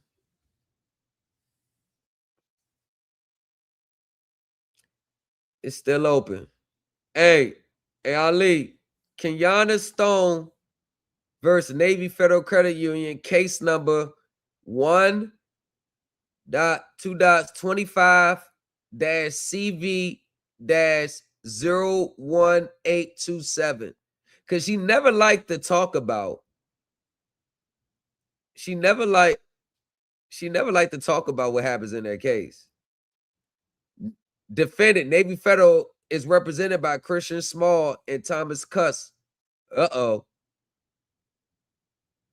And this is about filed by plaintiff without an attorney alleging that Navy Federal Credit Union mishandled unauthorized electronic fund transfer. Oh, okay. I wouldn't be surprised if you won this. I thought like the stuff that you teach case.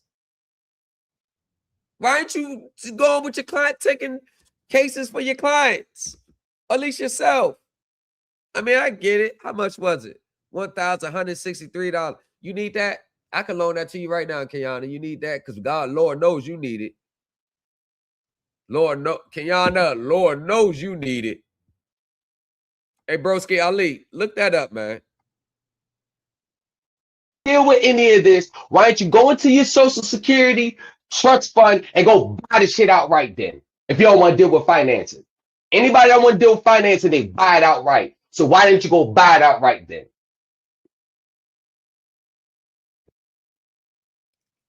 They get And quiet yes, on that.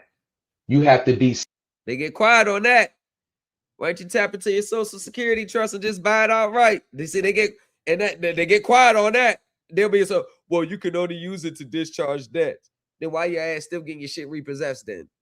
Look, these people so stupid. They don't even realize how stupid they are. Somewhat of a gatekeeper as well. Yes, I'm somewhat of a gatekeeper. Of course I am. I have to. You're damn right. You think I'll be casting my pearls amongst a lot of these swine out here in these groups? Hell no. And when I drop gems, I'm speaking in a roundabout way on these platforms. And even if I unleash my whole files, it's so much nuances that you got to know through experience. All they'll do is just copy and paste, put on the paper and file, and they'll still lose because they don't understand the nuances of court. All the mothers willy-nilly online just talking, they don't know shit. Anyone that's on Facebook post, tell Kenyatta Stone to produce that. Tell Kenyatta Stone, tell these social media gurus,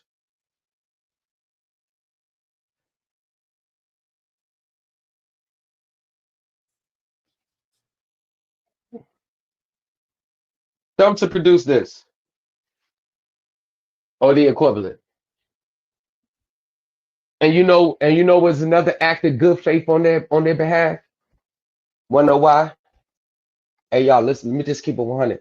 They know I could have stepped it with the entry of default. You know that, right? They know.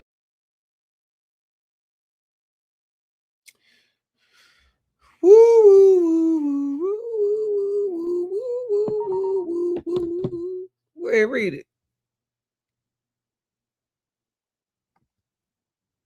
Go ahead and read it. Go ahead and read it. You got a chance to read it.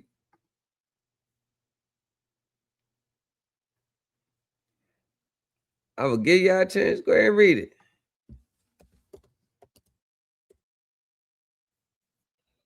Let's read it together. Thank you for preparing and forward the notice of withdrawal. We appreciate the good faith shown through that filing because they knew I could have stuck them with it. I discussed settlement with my client and shared your proposal from yesterday. Credit Acceptance has authorized me to convey the following settlement order. Credit Acceptance will close your account and forgive the outstanding balance. Forgive. Okay. Okay. Credit Acceptance will agree to request the deletion of its trade line from your credit report.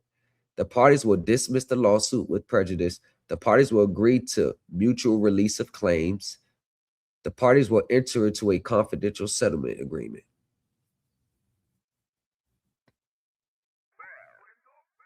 You're rocking with the best. You're rocking with the best.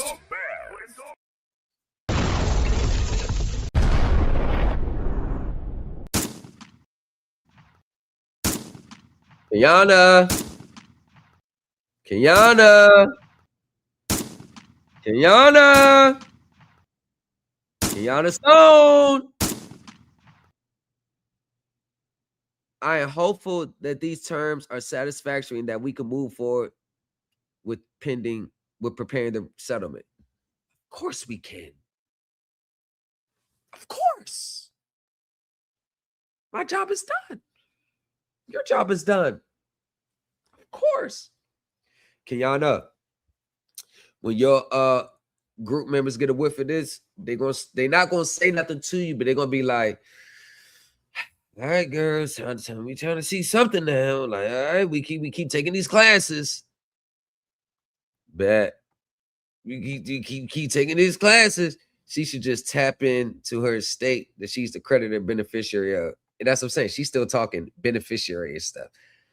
I'm not, and they're not going to come out and say it to her because they know how she gets when you start to challenge her. Just like all the sovereign citizens with no receipts, they get mad when you question. But Kenyatta Stone's group member is like, hold on, let me read this again. Like, damn, that's what I want. Damn. He was able to get that in court? I only see that with other attorneys. So then they're like, when they see this, and then they start looking at her posts, it's like, let me go ahead and like, yeah, girl, we gonna get him too. He ain't the only one. Like, but secretly they're like, all right, kind of, we trying to see something like this now. Like, we keep seeing you post, but you ain't. It's like we just following you blind, but deep down inside, they like, damn, I wish Kenyatta would be able to post this to shut him up. See, this will shut him up. And I know that goddamn New Culture Empire, people watched this video, then they came back and started questioning me about case law and stuff. That motherfucker, they wasn't start questioning me about case law until they watched his video. But it's like, damn, he is showing his receipts though. Like, at least he shows he knows what he's talking about. Kenyatta, I can't wait for the day you got receipts to combat him. That's what they waiting on over there. Kenyatta, you gonna get your receipts too. You'll be able to combat him soon. Kenyatta, you'll be able to combat him soon. Soon. You'll be able to do it soon. No, I had him. With the controlling case law, actual notice. They know if I would have doubled down on that, they know they would have lost. Why do you think they kept asking me, like, yo, yeah, and guess what? I didn't even file it yet, but I sent it to them, the notice of withdrawal, just to show y'all I'm operating in good faith. I'm operating in good faith, y'all. And let's be honest. They know if I would have doubled down on that entry default, they'd have been stuck with the default because I have Fourth Circuit precedents that would have showed that they got actual notice and they were aware, so that waives any little material defects. But I still show good faith and say, you know what, y'all? Because I told them in the letter. And show you where I told them at. Hold on. All right. They know if I would have doubled down, why you think they kept asking me? They was asking me to do it. Yo, can you listen, man, it would be so helpful, man, if we could just get that notice of withdrawal, man. You know, we have to focus our time on that. Because right there, I could have doubled down on this. And I had them. They knew I had them. I could have doubled down on this. And went for the whole entry. I could have doubled down. Because the entry of default means the entry, you know what the entry of default means? Even though, listen, I know for sure for good cause that they could come back in, and I know that the judge knew, but if I would have doubled down on it, you know where was my smoking gun? You sent me a letter September 8th last year letting me know that you was aware of the lawsuit, and then you let the CFPB know that you was aware of the lawsuit, and then you know you received it, it was dropped off, and you kept communicating them that there was a pending litigation. Y'all get what I'm saying? Yo, that angle would have crushed them. That would have put me right under the Fourth Circuit precedents. And they knew that. But they asked me to withdraw. And I said, you know what?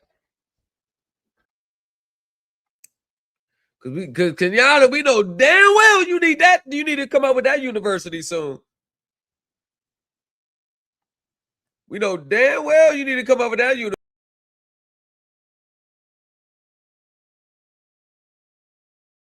We know damn well. We know damn well you need to come up with that. Because I do not have sufficient income and resources. I live with my 4 children. Family's income $200 a month. Nail tech, self-employed, $200. Our expenses total is $1,973. Food stamps, $1,500. Utilities, $130. Yeah, we know. Oh, we know, girl. Shit. We know. You need all these classes you can get. You need to sell all the classes you can get, girl. We know. We know. Trust me, we know, girl. We know. Hey, there ain't no doubt about it. I feel you, girl. I'm operating in good faith with y'all. I'll withdraw it. And I think that was what made them want to settle with me, because I was willing to withdraw that entry of default, knowing that if I would have doubled or tripled down on it, I would have won. Now that does show integrity. That does. Yep. Because if the shoe was on the other foot, you know they wouldn't have done it for you. But here's the thing, though. Here's the thing. Once again, we know the shoe on us. We know what happens when the shoe's on the other foot. But for me, I don't look at the shoe on the other foot, because that's just who I operate. You get what I'm saying, Jay? I operate. This is just Oh yeah, I definitely. operate. So if they would have buried me, it would have been wrong. Hey, that'd have been wrong and shit on them if the shoe was on the other foot. But I would have argued, I'm pro se. Give me a chance. The judge, since I'm pro se, the judge probably would have been like, you know what, you pro se. We ain't going. And now if I was another attorney and I fucked up like that, oh nah. Pro se, I would have cried to the. Hey, Lamont, and you talked about that before, about how the system is so wicked and how they do these things intentionally, and they go to court every single day, you know, messing these people up with no good intentions of doing the right thing. But Yeah. it's like the integrity of what you're doing is not, you're not moving in bad faith, but it's like you're leading with the truth. And so by them basically saying uncle is like, you have no like, you could have moved forward, of course, but it's better for you to just like, yeah, No. okay, they're basically telling you you won already, you know what I mean, without Yes. saying it. Yes. Without saying it. Like his whole, listen, our phone calls, our emails, indirectly credit acceptance saying, you got us. Remember, they didn't put an appearance on the record until they talked to me first. Remember? You notice that, right? You notice they sent that email to me. Right. He first communicated on the 15th. They didn't make a move until they heard from me. Now,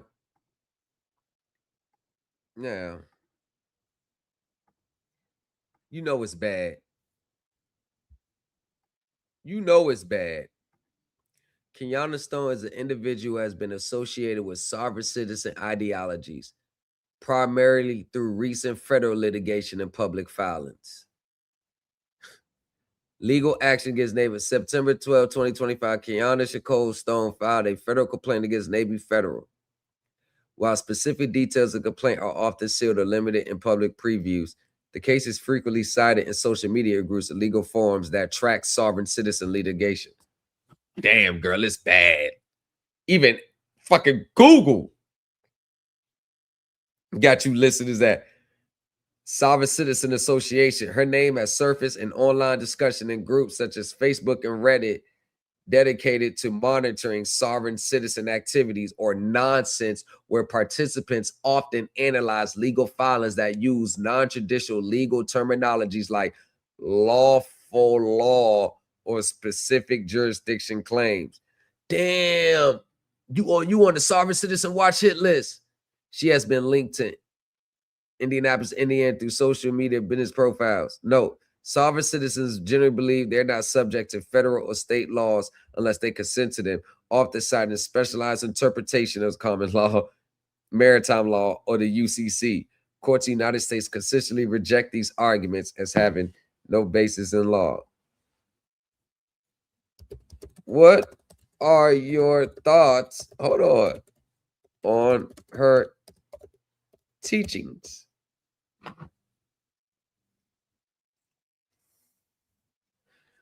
Kiana Shakoso's teachings and methods, often described as guru strategies within the sovereign citizen movement, center on the use of non-traditional legal theories to adjust financial and legal obligations. Her methods generally involve the following. God damn, girl. Financial redress claims. Stone promotes concepts such as the coupon method, which claims that individuals can use specialized documents or vouchers to pay off significant debts, aka debts they can't afford. Trust and estate misinterpretations. She utilizes her background in trust and estate planning to advocate for legal theory suggesting that individuals can separate their private sales from a corporate legal persona created by the government. Sovereign citizen litigation against financial institution.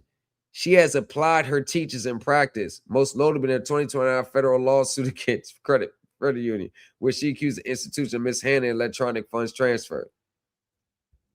Legal and practical standing, lack of judicial recognitions. Courts and legal experts consistently find that these sovereign citizen arguments have no basis in law. Her theories are often categorized as frivolous or pseudo law. Legal risk. Adhering to these teachings can lead to severe. Hold on. Google is warning you. Adhering to these teachings can lead to severe consequences. For example, using vouchers as payments is often flagged by the IRS and banks as felony or fraud or forgery. The IRS also imposes a $5,000 penalty for each frivolous filing submitted based on these ideologies. Clip that. Social and expert criticism. Legal observers and online monitoring groups critique these teachings as delusional schemes that rely on the hope of clerical errors rather than sound legal practice. Clip that. While Stone portrays these methods as a path to financial freedom and legal independence, they are universally rejected by the U.S. judicial system and frequently result in legal and financial penalties for those who attempt to use them. Clip that. Damn, Kenyatta Stone. Online even got you labeled all off as a sovereign citizen. God damn. Look at this. Sovereign citizen guru, Kenyatta Stone with a coupon method. Look, you just all down bad out here. Look.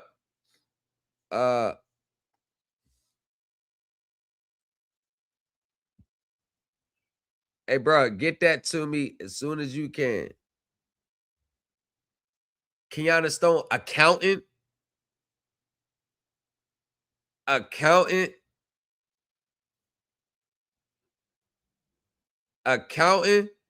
You said you having babies now. You having babies all over the world. Look at this shit. Got 4 goddamn kids. Probably ain't married at all. You don't know. Credit acceptance agreement. They said take. Oh, I'm sorry. What happens in the other cases? They make an appearance, boom, they do what they do. They don't care if they need to talk to you or not. They needed to talk to me first. And that's when I realized. Because we know you got all them degrees. You an accountant. You estate planning. Trust in estates. Accountant. All these degrees you post on your Facebook page. But goddamn, girl. Shit look bad. 4 kids. Probably not married. Don't see a man in sight in your pictures. Nail tech. Oh, right. Food stamps. Woo, yeah.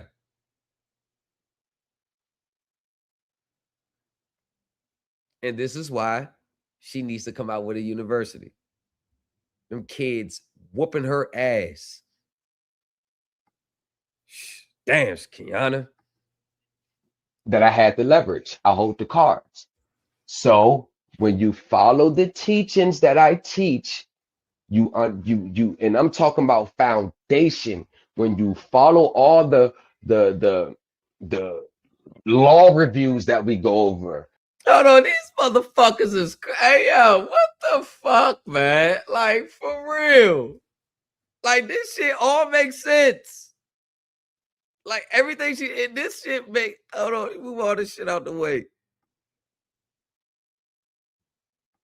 This shit all makes sense. Pitch the screen, like, it makes sense now.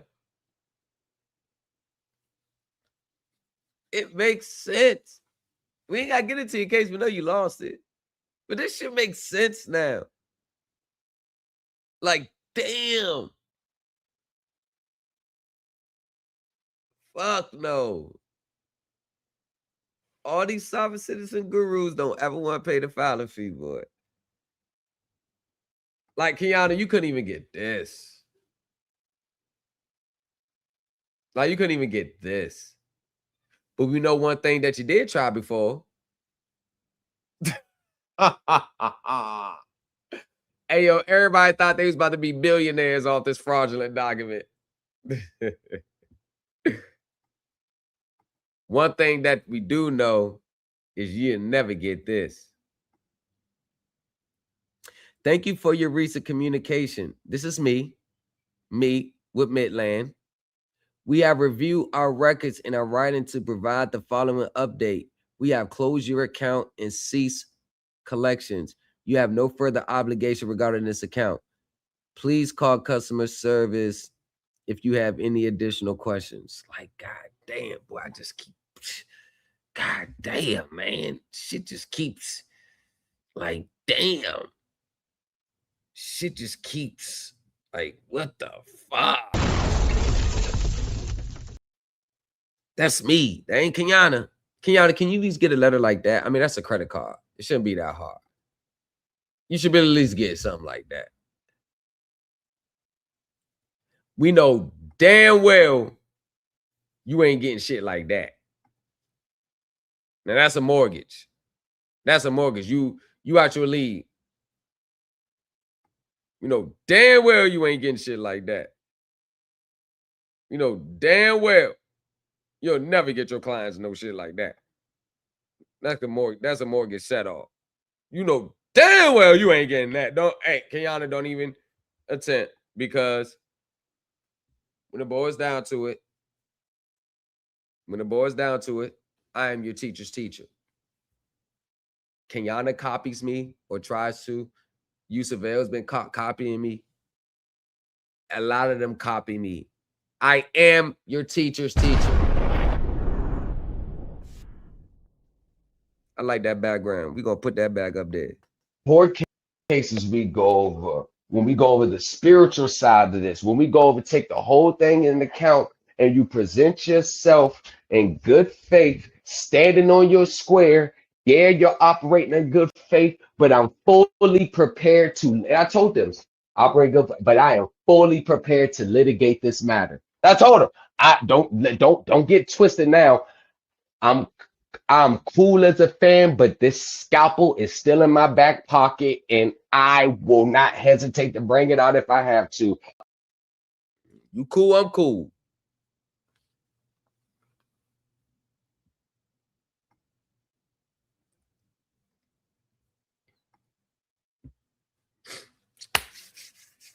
So, oh, that's what I forgot to show you. So, let me see if I can pull them up. See if I can pull up a few. See if I can pull up a few.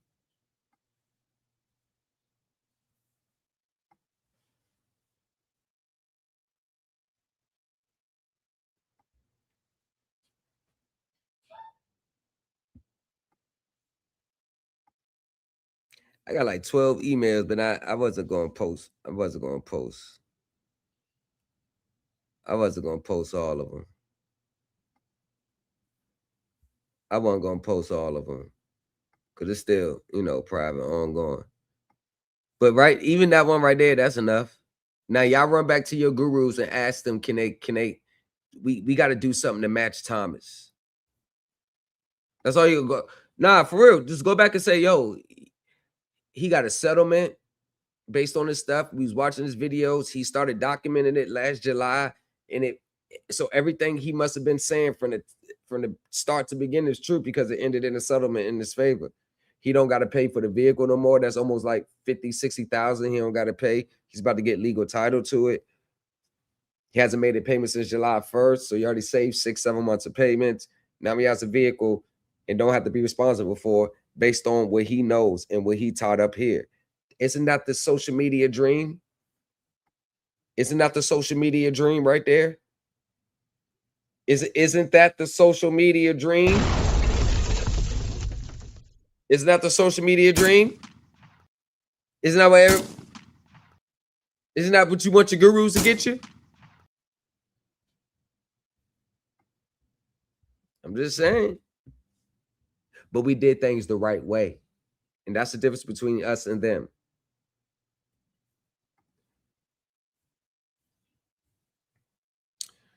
It was nice speaking to you. Oh, yeah, he said, thank you for your agreement and waiver of service with that file and attached documents today. Oh, yeah. We already seen that one. That was dealing with the other one. Let me see if I have more, but that I don't really need to show nothing else after that. That's pretty much the preliminary settlement terms. I got you. This one email is more than what any of them ever got. Listen, I'm gonna tell you this. I'm the only one that has ever in these spaces in the last 30 years that could produce something like this.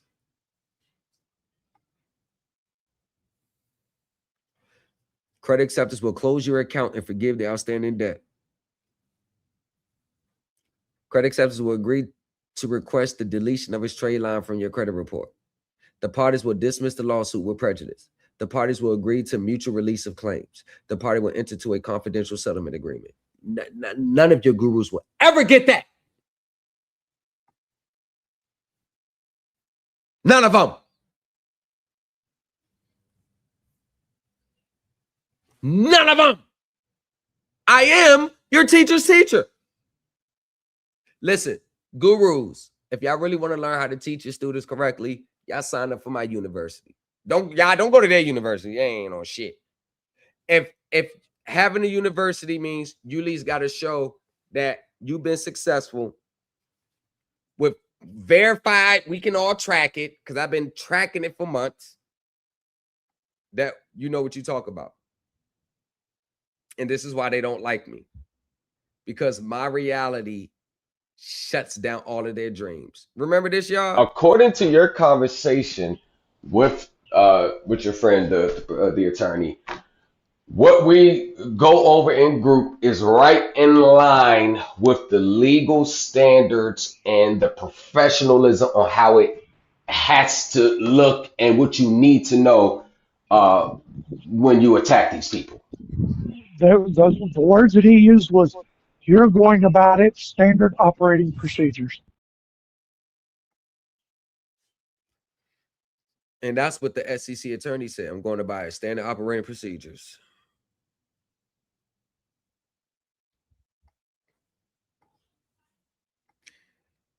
Hey, listen, all you got to do is put 2 and 2 together. This ain't 2 plus 2 is 5. This is 1 plus 1 equals 2. And this is more the reason why. Don't miss out on this opportunity to litigate like a seasoned professional. Join the Supreme Elite Team University. Thomas in the lobby, folded thicker than a skyline. Credit acceptance on a resume with stories in the fine lines. And it's not like arrogance, it's confidence. Because I know what I have in my chamber for my university. Now, this was a few weeks ago. I would say about 2.5 weeks ago. This was about a few weeks ago that I was giving my commentary. And what I did was bold. I was speaking confident on my lawsuit. I was speaking very confident. I was posting clips. I was posting phone calls with them. I was being very, it could have it would have been bad. Oh, they would have been, oh, look, you ain't no different. But just when they think you ain't no different, I pop back out with something, bam, another receipt, like, damn it. It's like they waiting. We gonna get him here. Oh, your credit report. Oh, shit, he just popped out with fucking $75,000 worth of Gucci bags and stuff and purchased for his wife. Oh, damn, we thought he was just like the rest. He just popped up with another Mercedes Benz. God damn it. He just dropped $100,000 receipt that he spent that one time. Damn, he posted his whole 12-month receipts. That shit's over 200 something racks. God damn, you can't get him there no more. Another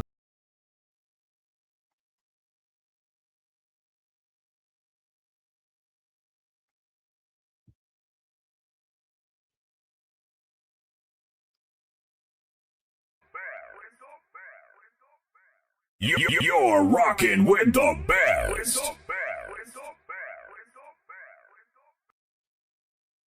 Those are my predictions. Now, this is the reality.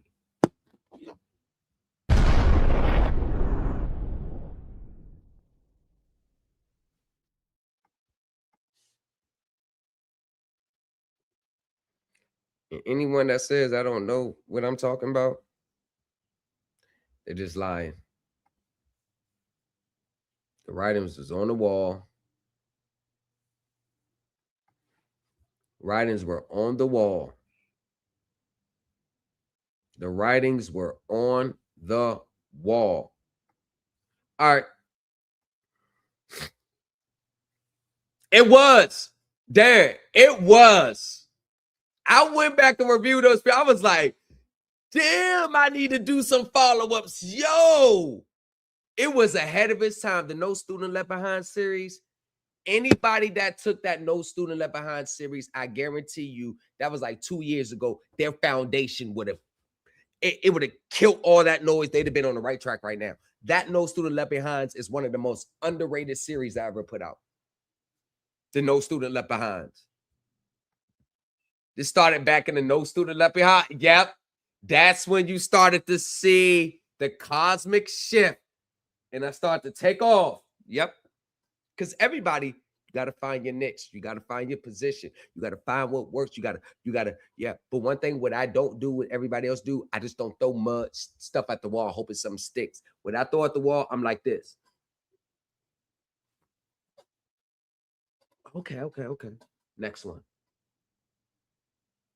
I don't know about that. Okay. We got that one. We got that. Okay. All right, let me scope the scene. All right, let me see this. Bing. Okay. Cool. That don't work. Never shoot that dart there ever again in life. What else? Oh, bet. Okay. We got 3 so far. Okay. All right, let me stop and let me connect these 3 dots. 3 stuck. Let me connect these 3 dots. What's the underlining? Because that's the foundation. Okay, what was common when all these 3 dots that stuck? Let me find the common denominator. Okay, these 3. Oh, this is the common denominator. Okay, this is a brick of my foundation right here. All right, let's go to the next one. That's how I operate. That's how I move. This is why no matter what the situation is, my arguments are going to be the same. The only thing's going to be changed. Only thing's going to change is what I'm arguing. I don't care if it's in a mortgage, auto, credit card. I'm going to be arguing the same things. Well, Lamar, how can you be arguing the same things from a mortgage, auto, credit card? Because all my core arguments never change. It's just what I'm arguing changes. If it was an auto, I'd be saying the same thing. Mortgage, I'd just be saying it for a mortgage. Credit card, I'd just be saying it for a credit card. With your gurus, y'all got to learn about 5, 6 other different ways for every argument that you want to pick. That's when you know what you're talking about or not, when your core arguments never change. The arguments are never going to change. The only thing that changes is the venue and what's being argued. Only thing that changes is it went from a mortgage to a credit card to an auto to a student loan. So when people learn from me, you don't have to learn multiple different things. You learn the core elements, and then those core elements are going to apply to all these situations. Oh my gosh, we are the best. Pro se, we are the best to do it. Woo wee! You're rocking with the best. All right, y'all. Now I know what time it is. It's review time. Before I even came to YouTube, that was Mon Dukes. Before I even came to YouTube. Before I even came on social media, it was already getting results for Mon Dukes. I crushed about 100,000 of her tax liabilities. About 100,000.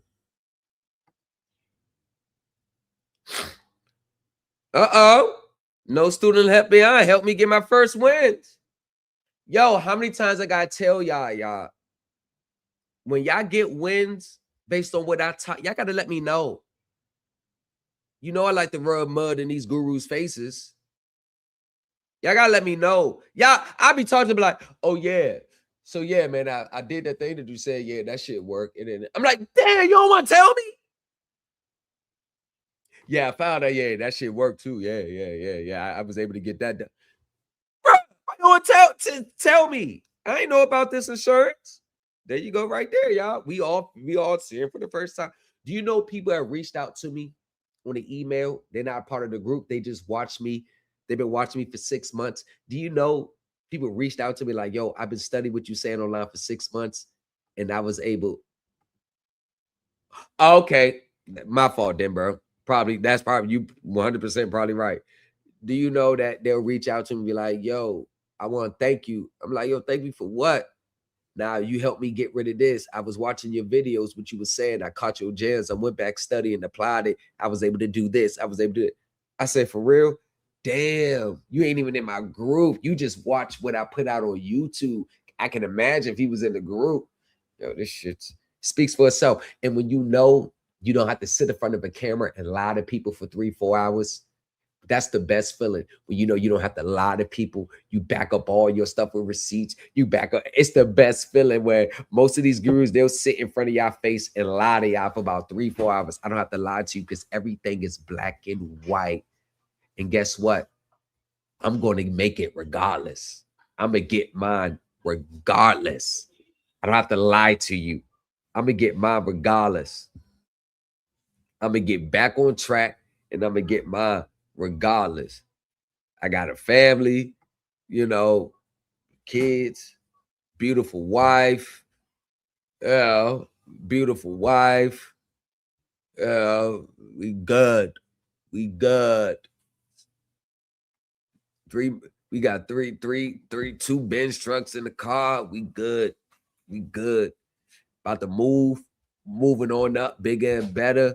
Been taking our time this time because the last one tried to snake me out of more money when I sent them my whole deposits for the whole year. He tried to up it up like, oh yeah, he got it. I'm gonna pay. Nah, he tried to snake me out. Yeah. He tried to get on some snake shit. I said, nah, we gonna take our time. One sec.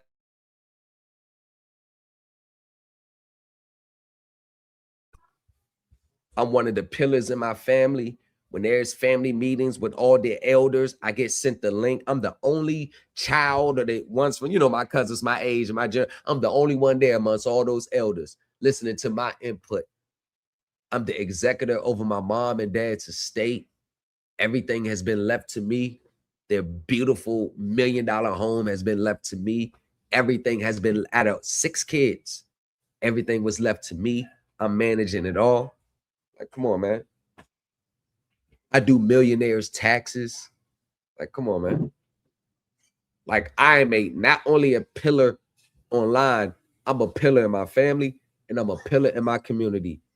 Catches in the spring and summertime, everybody in my neighborhood knows me. I'm a pillar in my community. I give away money. I give away clothes. I give away shoes. I pay my dues. That's what I want to hear. Shit what people got to say. I want to hear shit. I pay my dues. So y'all know, teachers teach. The New Culture Empire. ThomasLegacy603@gmail.com. We are about to get into, if we can get into it. Yep. Got it queued up right here. Let's get to it. That right there is a violation of my constitutional rights. I have the rights.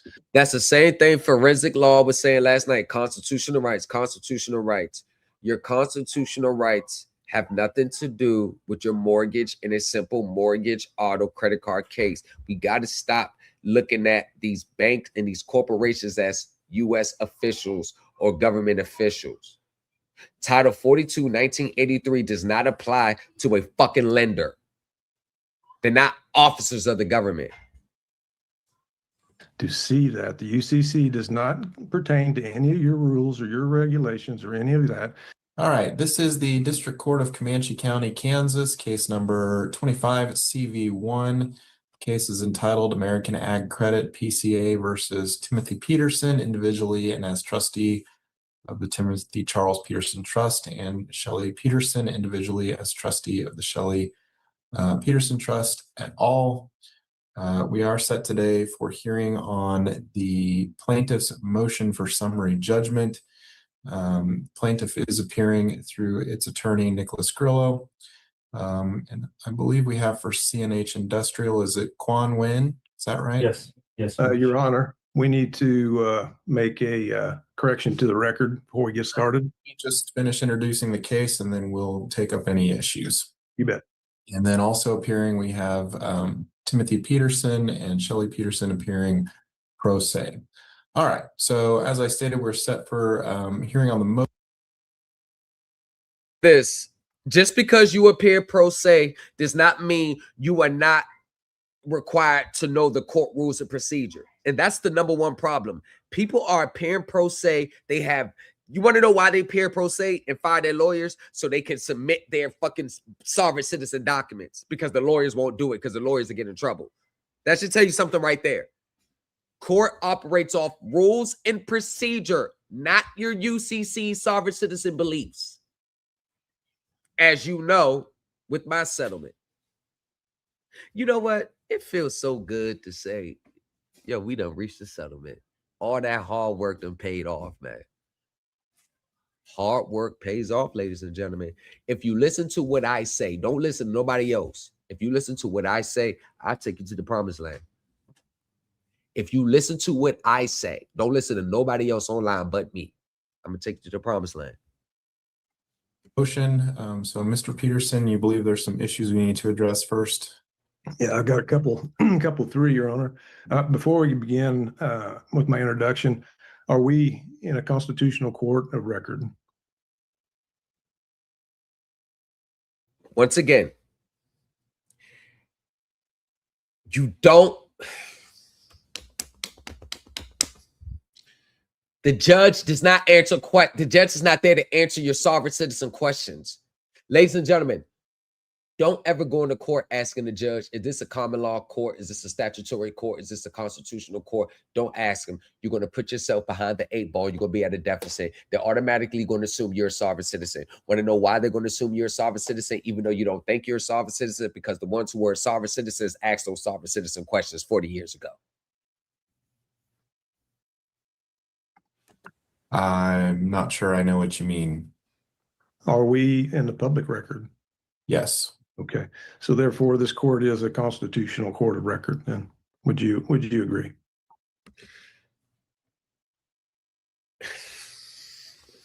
Don't even matter. He's so old, he ain't going to listen anyway. Look at her. She's looking at you like, Tim, I told you, you should have just paid him.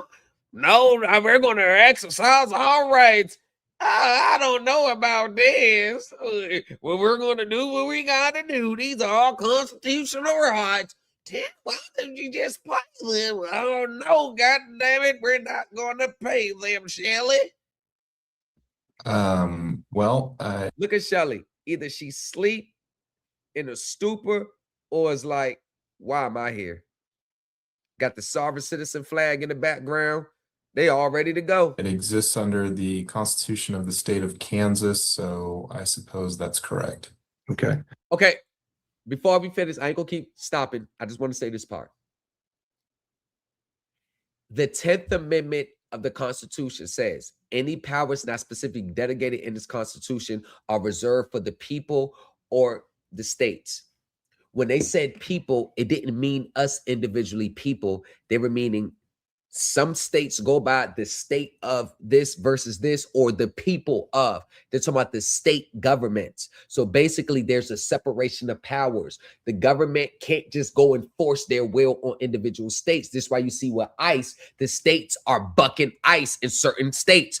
Why do you think the governments in the states are bucking ICE? Because they have their own powers, and the government can't force a state to do anything.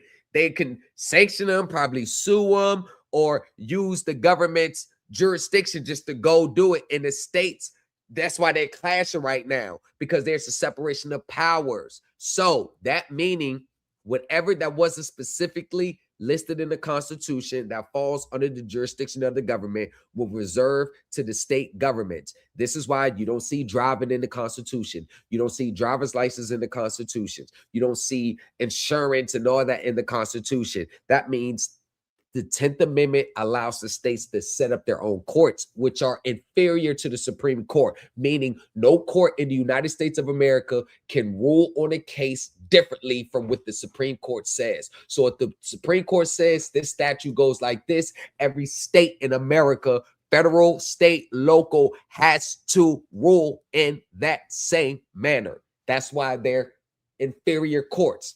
Another thing, the states have their own state constitutions. Why do they have their own state constitutions? Because the 10th Amendment of the United States Constitution gave the states the right to create their own state constitutions. So state courts are legal under the Constitution, 10th Amendment, and you never hear these sovereign citizens ever want to address the 10th Amendment because they know that's where they lose. All the statutes are legal and legitimate, and if it wasn't true, then why does the Supreme Court take up cases concerning state laws every day? Why did the Supreme Court just strike down every state court as illegitimate?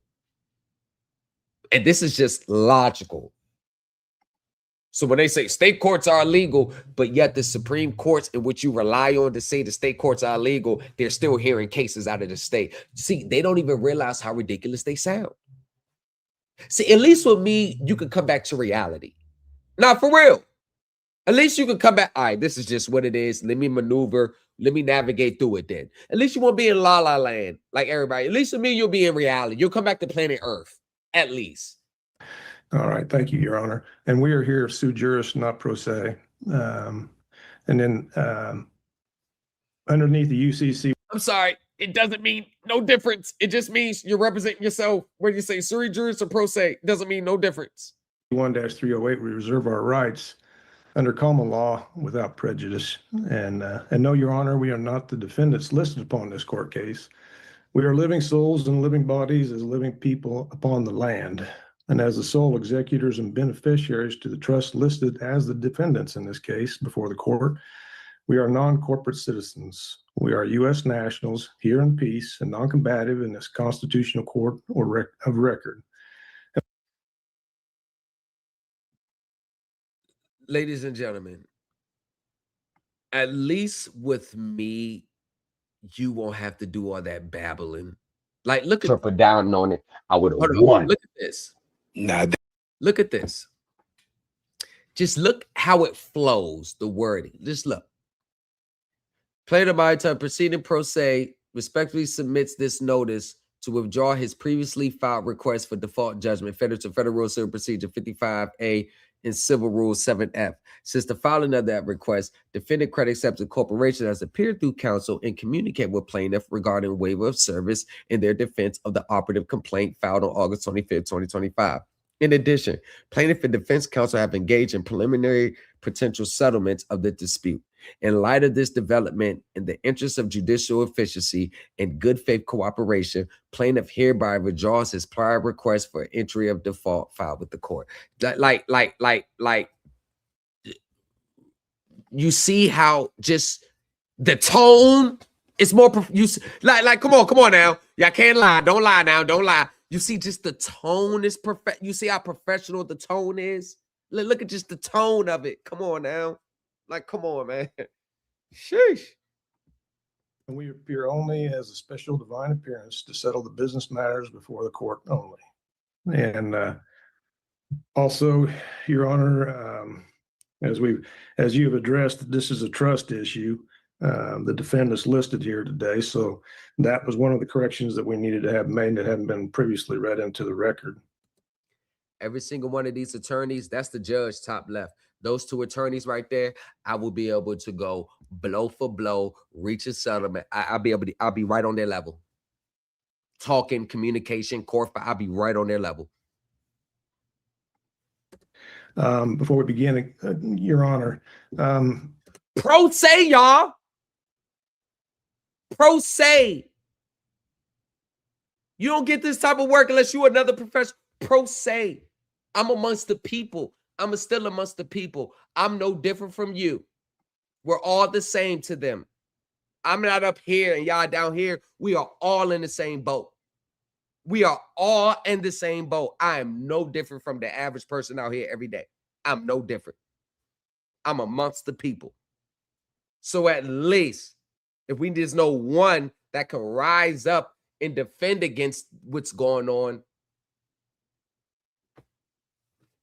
and I still, it's like they don't like, what do y'all want? What do y'all want? Do you want, I have to conform to how you want it to be? I can't be me. I've been like this for 3-4 years now. You know how I am. You know how I get. I am who I am. Haven't changed not one bit. I ain't run from shots. Yeah, they try to take shots at me. But guess what? I'm still here. I'm still here. Still progressing. I'm still progressing.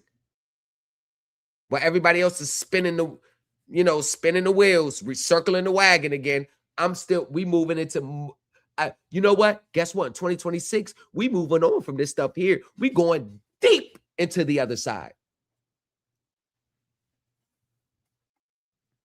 Do you have proof of your constitutional oath of office to the people? And do you have proof of your oath of service? Because we require you to be in your oath of the Constitution to the people of service and to your oath of office here today. Okay. Yes. Okay. And would we be able to get copies of those? They didn't have that.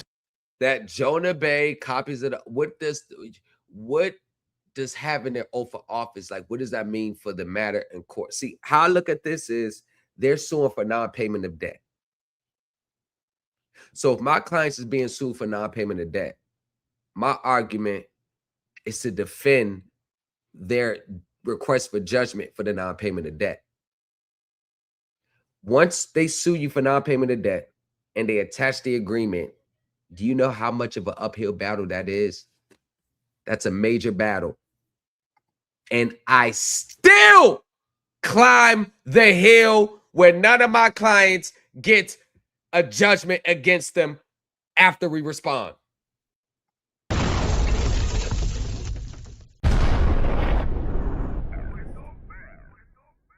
You're rocking with the best. Y'all gonna respect me. So it's 20 years from now, y'all gonna look back at these videos and be like, this group was a fucking trailblazer. Nor your judicial bond copy at the Comanche County Courthouse. They should. Those were circulated, but I can make sure those are provided to the clerk so you can access them. Thank you very much, Your Honor. In addition to that, as we are now clearly in the jurisdiction of common law and underneath the Constitution itself, which is the supreme law, well, are you able to uphold your oath to the Constitution, Your Honor? Yo, what the hell does all these questions mean, Timothy? Like, look how she's looking at him. Everybody stop and look at the wife. Look at the wife. Look how he's looking. Quan Nguyen is saying, what the hell are you talking about? Nicholas Griller like, oh my gosh, this guy.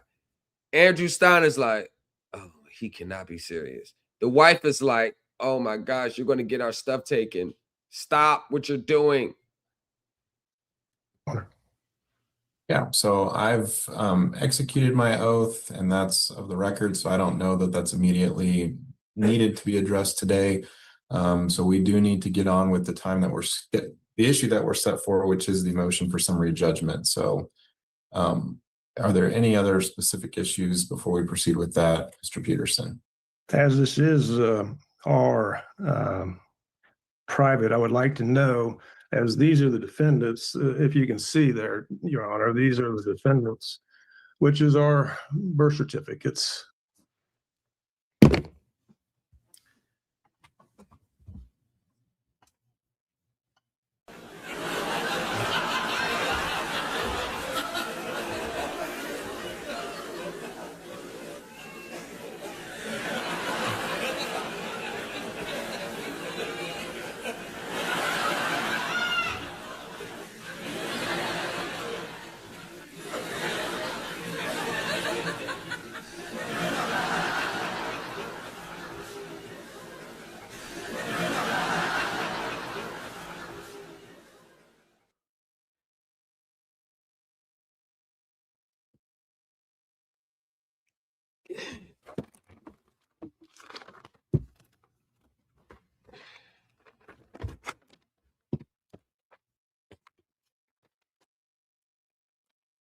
Your Honor, this is not us. We're not the defendants in your court today. These are your defendants, Your Honor. This is not my clients. This is my clients. This is the trust. We're not the trust. So we're going to grant you powers over this trust to close and settle the case.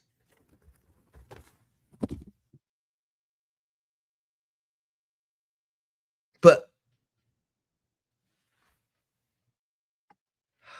and also they are our minor estate trusts. Does anybody here present today have a higher claim to these trusts and to these birth certificates than we do? Okay, so we're not going to continue with this line of questioning because it's not relevant to the summary judgment motion. So I think with that, that's the part. None of that has anything to do with court and the proceedings. See, you know what I would have been doing? I'd have been filing in response to their summary judgment motion. See, I wouldn't have been coming to court. Do you got your oath? Do you got this? Make sure your constitution. I'm going to, and want to know why they do that route? Because that route he just did is so much easier than responding accurately to a motion for summary judgment, because most of these people have no clue about the court rules of procedure. That's why that's easier. You're rocking with the best. That's why that way is easier. The sovereign citizen way is easier than what I do. I'm going to foreclose any additional quote unquote preliminary matters, and I'm going to turn it over to Mr. Grillo for any argument on his summary judgment motion. So with that, Mr. Grillo, whenever you're ready, if you have any additional argument, you may do so. Yes, Your Honor. I appreciate the time and effort, the court allowing us to appear via Zoom. Appreciate the accommodation. For the most part, the response, the motion and memorandum in support, as well as the reply, set forth most of the arguments that American Ag Credit would be proffering today in detail. I think that the main thing that I want to point out to the court, and although I'm sure the court's aware of it, in a preliminary matter, we had a motion for judgment on the pleadings, and that Your Honor ruled on that on June 2nd of 2025 and identified specific issues that remained in the case that were needed to be decided based upon further proceedings. I just want to say this part. Everything that Tim Peterson said, it's in a script that you can find from the 90s from the Redemption Manual. It's word for word. It's all a script. They don't study and then come up with their words on their own. It's all a script. See, what I do, you got to study the court rules. You got to study the court procedures. You got to look at case precedents, historical case precedents. Then you got to put your own complaint together from scratch. There's no template when putting your complaint. Everything that I do, I put all my stuff together from scratch. This is why my client over here, their documents is going to look totally different from this client's documents, because each case rests on its own facts. So I got to do more work. There's no template that I use. Every case rests on its own set of facts and circumstances. These sovereign citizen gurus don't even have the mental capacity to compartmentalize and be able to differentiate case by case in certain elements, and then researching case law to support every argument or claim that you're bringing. So if I got 12 claims, I have to find 12 different case laws, multiple, to support those 12 different claims. One had to do with whether or not payments or whether there was consideration. Oh, by the way, I don't $10,000 for a trustee. No. $10,000, actually, $10,500 is for mortgages.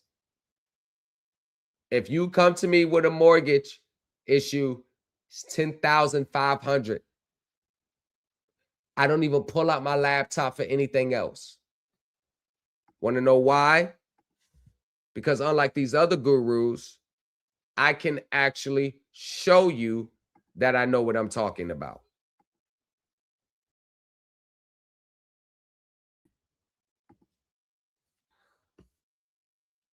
Autos. My laptop doesn't come open for anything less than $7,500. Okay, what this is, that's what it costs for me to even open my laptop. Because unlike these other gurus, at least I know what I'm talking about. At least I know how court works. So yes, I'm not cheap at all. I'm not cheap at all. And guess what? I got the receipts to prove that what I command. Because if you go to any other attorney that knows this, just like I know, you're going to be paying upwards of $100,000. And then they're going to charge you by the hour, and then you're going to pay in stages. If it gets to the next stage, you got to pay. And they're going to send you a bill. I work 15 hours. You got to pay about never 4 or 5 racks before they continue. So actually, I'm cheaper than a professional. And you can't say, well, you're not a professional, but my work is professional life. My work is just like a professional.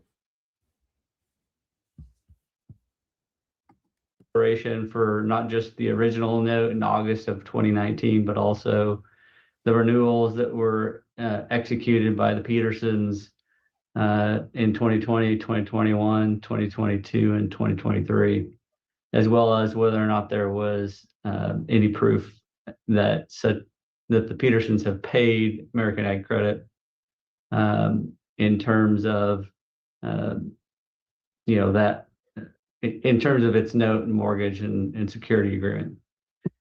And Exhibit 6 to the memorandum of support, American Ag Credit produced a verified payment history, or essentially loan accounting for the line of credit the Petersons took out in August of 2019. That detail in Exhibit 6 shows all the loan advances that were made, as well as all of the payments that were received by American Ag Credit from the time of the inception of the line of credit in August of 2019 through the non-renewal of the line of credit effective on August 1 of 2024. And I think that shows the detail to the court that payments were made, not just from the Petersons to American Ag Credit, but also that loan advances were made to the Petersons throughout the life of the line of credit. And it would be American Ag Credit's contention that shows adequate consideration for not just the original note, but also the subsequent renewals, as well as reflects the lack of payment that was received from the Petersons on American Ag Credit's line of credit. So in other words, it specifically addresses the 2 remaining issues that the court identified. And what do I always say? What do I always say? Oh my God, the lawyer is saying the same thing that I tell people. Me and the lawyer are on the same page. You took out a line of credit. You made payments. They got another advance. Once you make payments on it and you stop, you can't come back and say, where's ink signature? Where's this go? I highlighted that in one of my videos. And that's what I was telling people online. No. I'm like, you idiots don't know what you're talking about. Once you make payments already and then you stop, You can't come back and, well, I ain't get this. I ain't get this. They ain't validate this. You've already made payments. Every judge, every court is going to center on that part. What they were supposed to do is pay it all off and then sue. But see, that's, oh, I don't want to do that. Oh, I'm trying to get out of paying. I'm trying to get out of paying and not have to be responsible for it. No, because it shows 98% of people in these spaces, they're real intense. They don't move, or they talk all this good hands and clean hands and good faith, but they never show it through their actions. Tim Peterson is only doing this because he's in a financial bind and he's trying to get out this obligation. This is the hallmark of what you're going to see in these spaces. 98% of the people in these spaces are Tim Peterson, Tim and Shelley Peterson. You got something, now you don't want to pay. Now you're trying to use some pseudo law to get out your obligation. What type of character? Just think about that. That's what these spaces breed. Financially irresponsible. No accountability. You want to get something all on your face, but you don't want to pay it back. At least I stay current and I made a final partial payment before I stopped. I did it the right way. And I was current when I brought my lawsuit.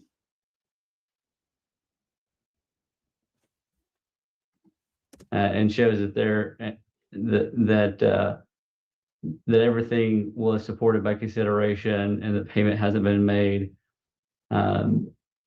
More importantly, there was no contention in response to Exhibit 6 or no affidavit or other material piece of information or facts that were presented by the Petersons in the response to American Ag Credit's motion for summary judgment that shows that there's a dispute in terms of that payment history. Yeah, objection, Your Honor. They received several negotiable instruments to pay that account in full, and they accepted them, never did. Once again, what did he do? What did he do? He did the same thing that Kenyatta Stone did. What did he do? Look, this is what Kenyatta Stone did. He did the same thing. Paid to the bearer $1,328. That's how much she was behind. That's her past due amount. Look, scheduled payment amount. She had to pay $429 a month. Look, she had to pay $426 a month. Total payment due $1,328. So she was behind 3 payments. And look, given for patent right, accepted for deposit, and this is the coupon. So she looked at the definition of coupon. Look, she looked at the definition of coupon from this book. Look how this how idiotic she is. So she looked at the definition of coupon, clips, coupon, like example is non-cash items. So she think that the coupon was a non-cash item that she can use to pay. Now look, that's 3 months of payments she was already behind. Loan payment coupon. You know what this meant? This coupon meant once you attach a real money order in that amount that you gave $1,328.97 in cash, or what's the limit? $500, $600. You got multiple money orders, or you got a check that written on an account that actually has that real money in. Attach that coupon to it. So when you send your check or money orders, you send that coupon to so they can process your payment fast. If you just send a check or coupon, they gotta, who is Kenyatta Stone? They gotta look it up. That helps them identify your account fast and process your payment fast. That's all it means. But they did what her did, a negotiable instrument. It was a return because it was shredded, and that's not payment.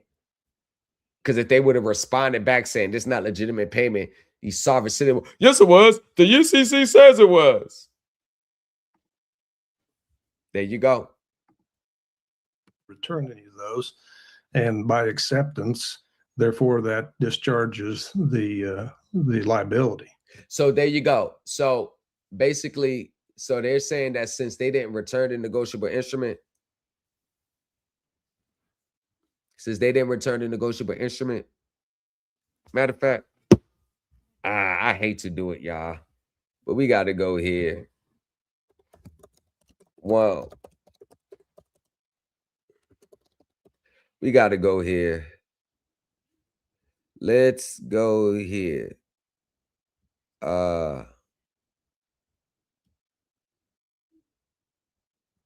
Hold on. Notice, hold on. I'm just queuing it up. Queuing it up. There we go. All right. Notice of dishonor.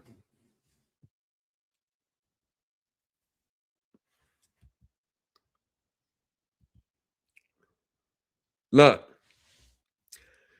Notice of dishonor may be given by any person, may be given by any commercially reasonable means, including oral, written, or electronic communication. And it's sufficient if it reasonably identifies the instrument, indicates that instrument has been dishonored, has not been paid or accepted. Return of an instrument given to bank, return of an instrument given to a bank for collection is sufficient notice of dishonor. In respect to an instrument taken for collection by a collection bank, notice of dishonor must be given by 30 days at midnight the next banking day, or by any person within 30 days. Notice, right? Presentment or payment acceptance of an instrument is excused if the person entitled to present the instrument cannot with reasonable diligence make presentment. Bam. Presentment for payment or acceptance of an instrument is excused if the person entitled to present the instrument cannot with reasonable diligence make presentment. 2, the maker or acceptor has repudiated an obligation to pay the instrument or is dared or in sorry proceedings. By the terms of the instrument, presentment is not necessary to enforce the obligation of endorser or drawer. The drawer and endorser whose obligation being enforced has waived presentment, otherwise has no reason to expect or right to require that the instrument be paid or accepted. The drawer instructed the drawer not to pay or accept the instrument. Notice of dishonor is excused by the terms of the instrument. Notice of dishonor is not necessary to enforce the obligation of a party to pay an instrument by the terms of the instrument, meaning it's so frivolous that we don't even have to let you know it hasn't been paid. This is why they don't know nuances and context.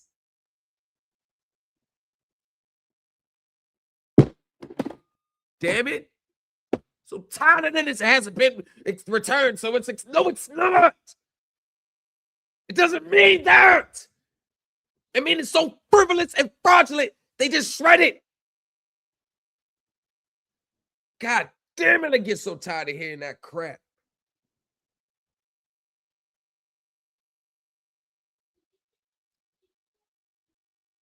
Right there. Notice DB. Notice the dishonor is excused if by the terms of the instrument. Notice that dishonor is not necessary to enforce the obligation of a party to pay the instrument. Evidence of dishonor. The following are admissible as evidence to create a presumption of dishonor and of any notice of dishonor stated. Document regular forms provided subject purports to protest, purported stamp or writing of the drawee, banker. Look, this is purported stamp or writing of the drawee, payer bank or presenting bank or accompanying instrument stating that the acceptance or payments have been refused unless reasons for the refusals are stated and the reason not consistent with dishonor. A book record of the drawee, payer bank, collector bank kept in the usual course of business which shows dishonor, even if there is no evidence of who made the entry.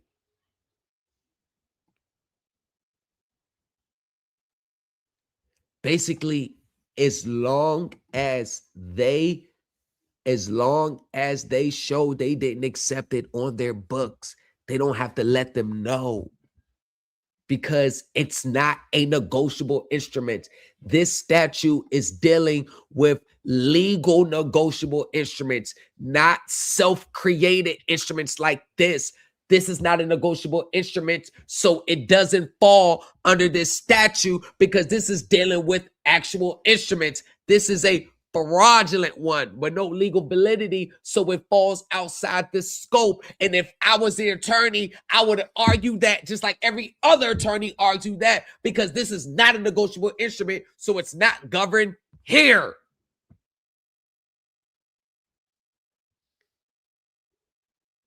Yo, if I was going up against these sovereign citizens in court, I would have a field day.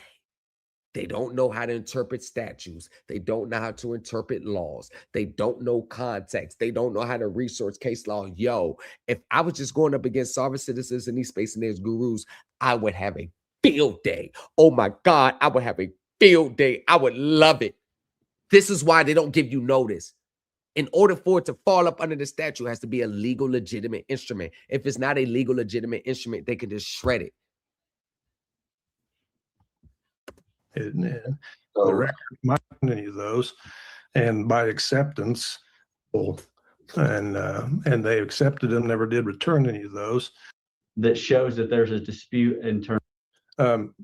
They received several negotiable instruments to pay that account in full, and they accepted them, never did return any of those, and by acceptance, therefore, that discharges the liability. The record, my paperworks are complete with that and has evidence that it's. You'll have an opportunity to make your own argument here in a second. So if you'll let Mr. Grillo finish, then I will give you an opportunity. Thank you. Well, not in regarding to that, none of that information was presented in response to the motion for summary judgment. There you go. So what he said right then and there, even though it wasn't going to win anyway, but at least you're supposed to put that. He was supposed to put it in his response to a summary judgment. I told you, they don't know court rules and procedure. The lawyers are going to attack you on the rules of procedure once they sniff it out that you don't know it. You can tell here, this lawyer knows that I know rules of procedure. He knows that I know the rules of procedure. He knows I know them very well. I lived in the federal rules of civil procedure and state law. Oh, not just by state law. Wherever you are situated in the United States of America, I can take your case. All 50 states. I'm equipped with all 50 states. Doesn't matter. Right there, I got people in Illinois. I got clients in Ohio. Got clients in Indiana. I got clients in Nebraska. I got clients in Alabama. Because it don't matter. Want to know why? Because I know court rules and procedure. All I got to do is just see, how does this court do it in this state? Once okay, boom. Everything else is... No proof was put forth. And I'm very confident that if Your Honor, would review that negotiable instrument that Mr. Peterson refers to, it's not legitimate. There you have it. There you have it. What did I just say?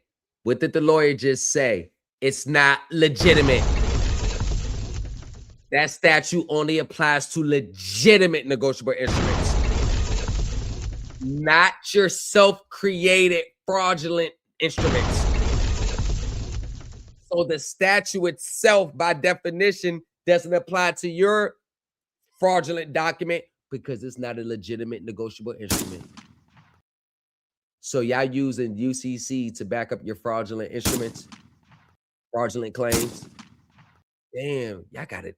Yo, these people, y'all got it down bad out there in these spaces. Y'all got it down. Y'all down bad. Like, y'all don't even know the little shit. I'm talking about the people like that's out there. Y'all don't even know the little shit. Damn, y'all got it bad. Who did y'all start learning from? Y'all got it down bad. Y'all, it's going to take y'all 5 years just to learn the basics. You ain't even got the little shit down pat. Feel sorry for y'all. Attempts to draw on some sort of Social Security trust on the Treasury of the United States to pay American Ag Credit the balance of its loan in full, and there's no consideration. There was no money that was going to be paid. It's just not a legitimate argument or payment. And so, but more to the point, in terms of the procedural aspect of this case, none of that was presented in their response to the motion for summary judgment. There's no dispute that American Ag Credit maintained a note, mortgage, and security agreement against the assets the Petersons owned.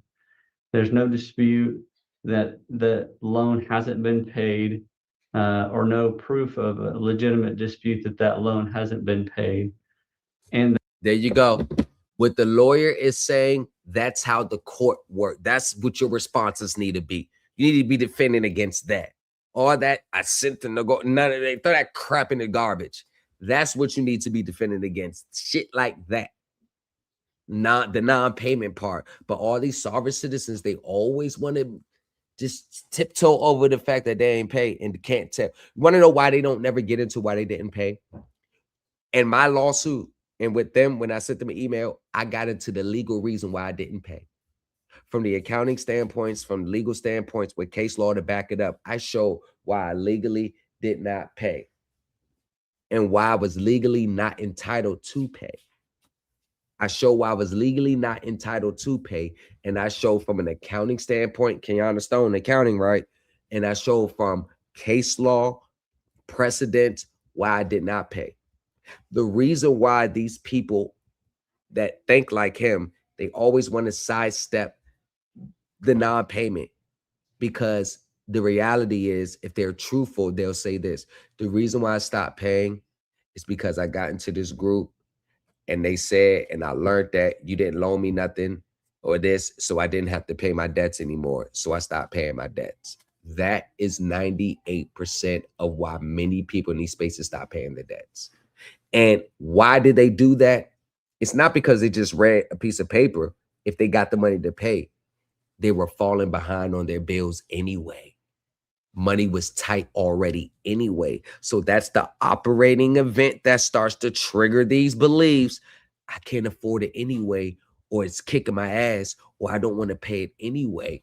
So since that's the inner reason, now I'm going to use, I found this online, I researched this, I studied this. So now the real reason is that they just can't afford it, don't want to pay, but they'll use these, I just found the fraud on my rights. That's the vehicle that makes it make sense in their mind. They know logically, stop paying your bills, that's foolish. So they'll start to bring up all these other reasons. But in the reality, when most people are in these positions, it's because they found some shit online and they told them they didn't have to pay, coupled with the fact that they already couldn't afford the bill anymore anyway, or didn't want to pay. So that's the psychological conversation they had with themselves to, okay, so it makes it easier because you don't really want to pay the bill anymore anyway.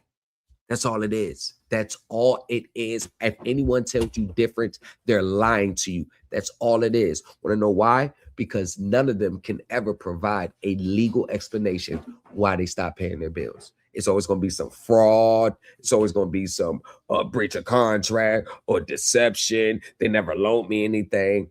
Once you strip that away, why did you stop paying your bills?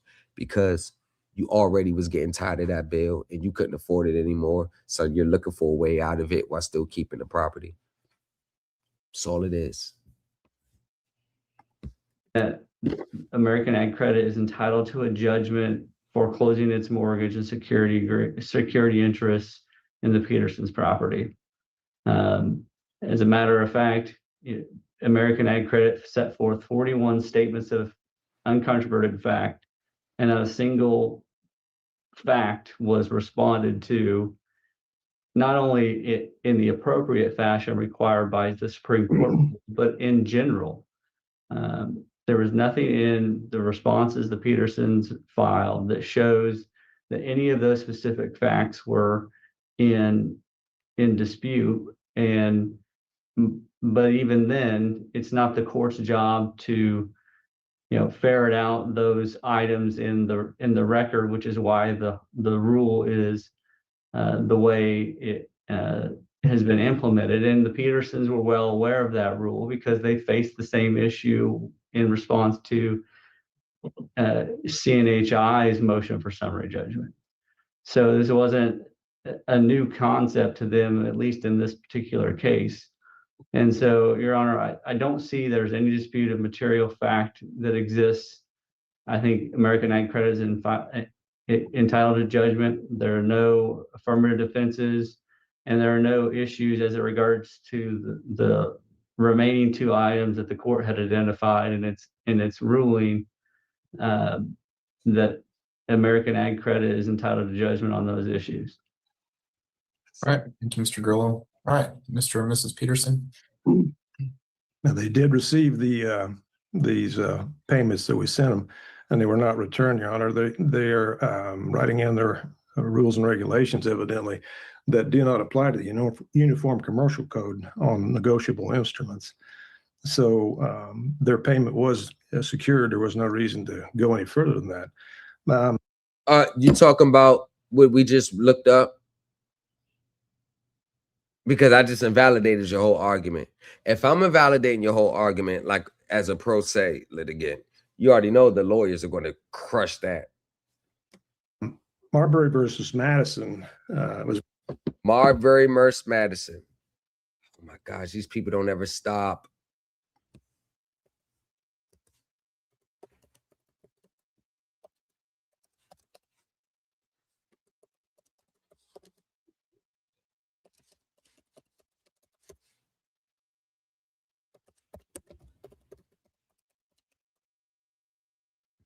Marbury versus Madison. In Sovereign Citizen Legal Theories, Marbury versus Madison in 1803. Are you serious? It's frequently cited out of context to challenge the authority of statutes or the jurisdiction of courts. While the case legally established the principle of judicial review, the power of federal courts to declare laws unconstitutional, sovereign citizens often misinterpret specific quotes to claim that any law they personally deem unconstitutional is void and can be ignored without a court ruling. The void ab initio argument. Sovereign citizens frequently quote the passage, "An act of the legislature repugnant of the Constitution is void." They cite that every day. They use this argument that they have the individual right to decide which laws are unconstitutional and therefore are not required to follow traffic laws, pay taxes, or recognize the authority of the court. Clip that. Laws versus statutes. Proponents often claim that Marbury distinguished between lawful constitutional acts and statutes that are merely corporate rules. They argue that because the statute, like a motor vehicle code, is not explicitly in the Constitution, it is void under the Marbury standard. Clip that. And notice how I said the 10th Amendment destroys all these arguments. Officer liability. Some use it in the case of discussion of ministerial duties and vested rights to argue that the government officials can be sued personally if they fail to perform a specific duty if they infringe on a sovereign right. Actual legal precedents. In legitimate U.S. law, Marbury versus Madison does not allow individuals to unilaterally invalidate laws. Instead, it establishes that judicial department's duty. It is emphatically the province of a duty of a judicial department to say what the law is. Only a court, not an individual citizen, has the authority to declare a law unconstitutional. Clip that. And that comes from the Supreme Court. How did all these sovereign citizens ever not mention that when they cite Marbury versus Madison? How they leave that out? It's because the hallmark of dealing with a sovereign citizen is they're going to cherry pick a sentence out of a whole case and say, this is how it is. That's typical sovereign citizenry. Cherry pick certain, so they'll read a whole case and they'll read a part where it's clearly invalidating their beliefs. So they'll skip over that and then they'll find a sentence that, oh, yeah, and psychoanalyze it and do some deep esoteric meaning. See, you know when it says blue, it's not blue, but it's blue. Yeah. See, the color blue is not spelled B-L-U-E. It's spelled B-L-U-E. You get that? Yeah, we get it.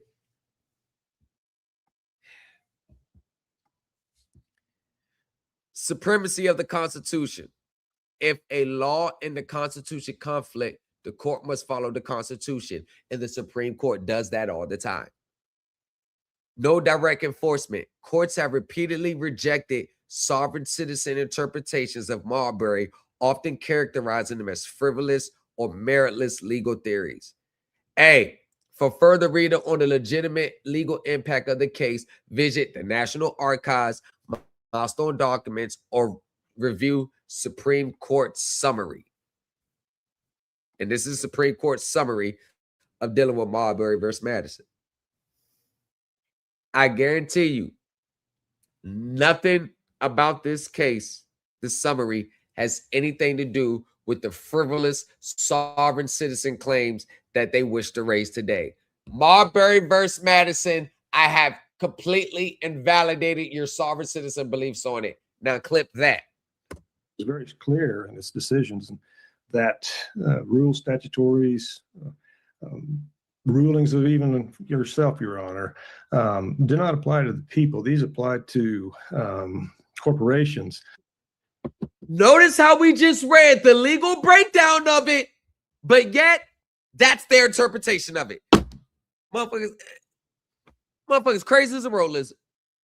We just broke down the legal, what it legally said, and got links to the National Archives and the Supreme Court summary of the case, but yet they're interpreted as statutes and rules don't apply to individuals, apply to corporations. This is how delusional these people are.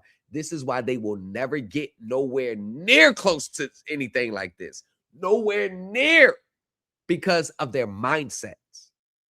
It's not about their intellectual abilities. It's their mindset is what kills them. Oh my God. And non-legal, non-living entities, dead entities, if you will, Your Honor. They do not apply to us here today. But upon that note, and the word note, we do demand presentation of the original note at this time. We've been asking for the note and has been. You didn't argue it in your summary judgment, so it's a moot point. Remember, court's about rules and procedures. You didn't argue in your summary judgment, it's a moot point. Been denied time after time from these gentlemen. It needs to be the original note. It must have the original endorsements, the wet ink seals. It must have all allonges or any allonge that is attached to it. And if it does not act in their possession, any of these notes, then they have lost the rights to the note. The question is, you made payments on it and you never asked for that.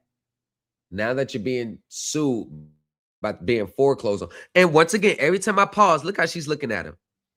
You know what she's about this? You know, she is sick to her stomach with him because she knows he's about to lose them their homes. Look at it. Look at it. And this is the dangerous stuff about, all jokes aside. This is why this sovereign citizen stuff is dangerous, because not only they are a danger to themselves, they are a danger to those close to them. They are dangerous to everyone that they come across. He's about to lose his home behind this garbage. And this is one of the things about life. If you don't have the funds to get back on the payment plan, sometimes you have to depart. Life doesn't work where you just keep stuff and don't pay for it. Well, hold on. I got to take that back. But you get my point. Normally,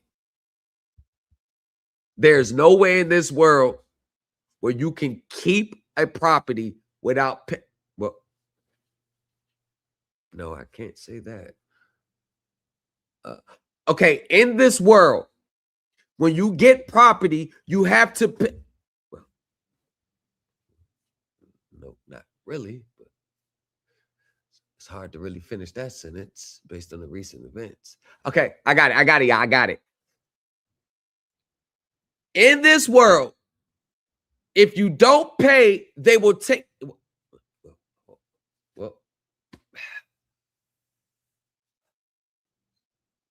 can't finish that sentence. I'm sorry. The last I got it. I got it. When you don't legally prove that you're not entitled to pay, then they'll take your stuff. Okay, that's it right there. My bad, y'all. I was about to contradict. I swear I was about to contradict myself, but cool. When you legally prove that you can't pay, if you cannot legally prove that you can't pay, then they're going to take your stuff. There we go. That's more better. That's better. And the note and security follow each other. So nope, because we read a court case in class 4 of the master netting class in accounting. We read court cases where that's not true. But the court said that's not true. That's not true. You got to update your literature, your sovereign. See, that's the problem. People don't update their sovereign citizen literature. They need to get that stuff that's been rejected 30 years old and at least try something new. That's not true. At this time, photocopies are not admissible in a court of law. Actually, it is admissible in a court of law. They cannot be used because you can be tried 3 or 4 times for having the same photocopy when in fact they don't have the original. And only the original, and we demand that to be presented at this time, can be honored, Your Honor. Do you, gentlemen, have the original notes? Mr. Peterson, we are well beyond any discovery demands at this stage in the proceeding. So I'm not ordering that they're going to be required to produce any additional documents. Oh, sir. That right there is a violation of my constitutional rights. I have the rights to see that. The UCC does not pertain to any of your rules or your regulations or any of that. It is underneath the common law. Common law states that I have my rights underneath the Constitution. And I am not here underneath the rules and the regulations and the statutory codes of, if anything, in that type of line. I'm here today to get my rights and demands to see that note. If you are trying to subvert the law or correct the law in some unknown manner that has not been presented to us here today, then that, Your Honor, gives me the right to take that up as a liability against yourself and the gentleman presenting that today. I do have the rights to see those notes. Those notes need to be presented today. I've given them ample time. Actually, this is where you're wrong at. Because the UCC is statutory law. The UCC is statutory law. Oh, you didn't know that? The UCC is statutory law. It's not common law. Hope you didn't know that. The UCC is not common law. The UCC is statutory law. Full times, Your Honor, and they accepted that. Okay, and again, I am denying that request and not ordering that that be produced. And at that time, Your Honor, can I then object and that you, Your Honor, and the officers of this courts have entered into rights violations underneath the U.S. 18-242 deprivation of rights underneath the color of law? May I enter that into the record, please? Well, I mean, you've just stated it, so I don't need to make a finding. Okay. So, Mr. Nguyen, anything from CNH Industrial? No, Your Honor. All right. Mr. Grillo, anything else from you? Your Honor, the only thing that I would mention is the declaration that Ms. Bailey submitted, verified under penalty of perjury, that American Ag Credit was in possession of the original note, and that they got a declaration. They got a declaration. They got an affidavit, and you didn't do nothing to rebut the affidavit to prove that they wasn't an original note. See the difference. Not everybody else out there you know what they're going to do? Everybody else out there is going to ask these people to produce the original note. The Supreme Elite team, we tell you, you don't have the original note. And if you do have the original note, your original note is invalid. Now clip that. The holder of that note, number one, and number two, the same Uniform Commercial Code that Mr. Peterson is citing, which is statutory law, not common law. True.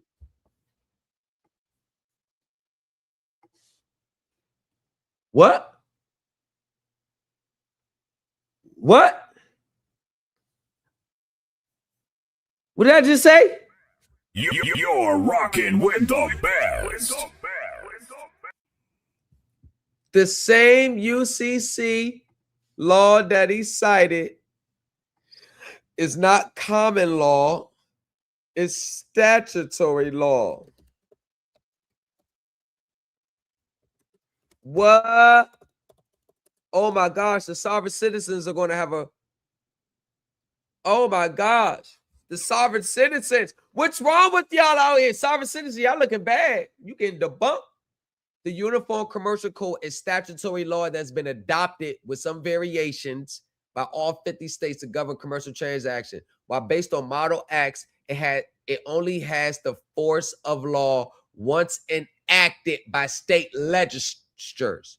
Primarily governs the sales of goods and secure transactions. So while y'all sitting saying you under common law, the UCC is under statutory law. So while y'all quoting the UCC, that's statutory law, y'all saying statutory law is non-existent, doesn't have no full force of effect. This is why they are idiots. Y'all don't even know how y'all sound to courts and people that understand the legal stuff. Y'all don't even know what y'all know. Y'all all over the place. Y'all all over the place. Y'all all over the place. They are all over the place. Of course.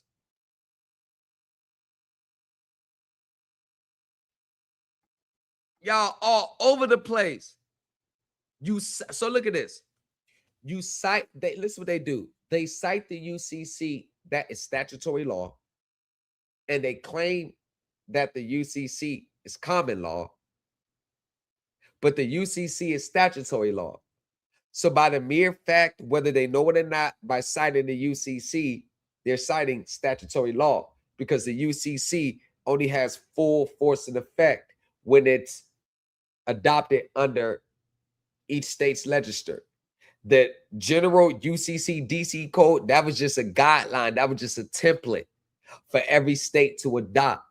All 50 states have adopted their own version of the UCC. So the UCC that you cite may not have the same wording as the UCC in your state. So you're citing UCC as common law, but you don't even realize you're citing statutory law. The kicker is you sovereign citizens think statutory laws are not applicable. So why are you citing the statutory law? Oh, you don't even know you're citing the statutory law? You thought it's common law because some little group that you was following, they said it was common law, so you just believe it's common law. You never did your research. Well, for you sovereign citizens out there, let's just see. The Uniform Commercial Code is statutory law. It has been adopted with some variations by all 50 states to govern commercial transactions.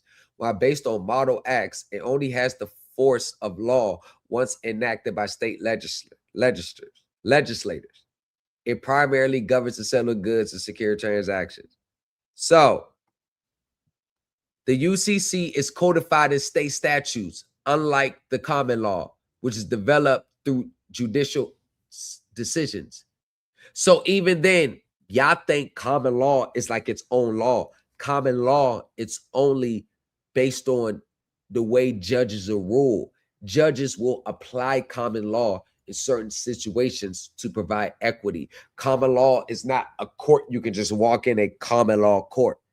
Judges use common law doctrine to grant equity when appropriate, primarily in bankruptcy situations, as one of its broad powers of the bankruptcy courts under Title 11.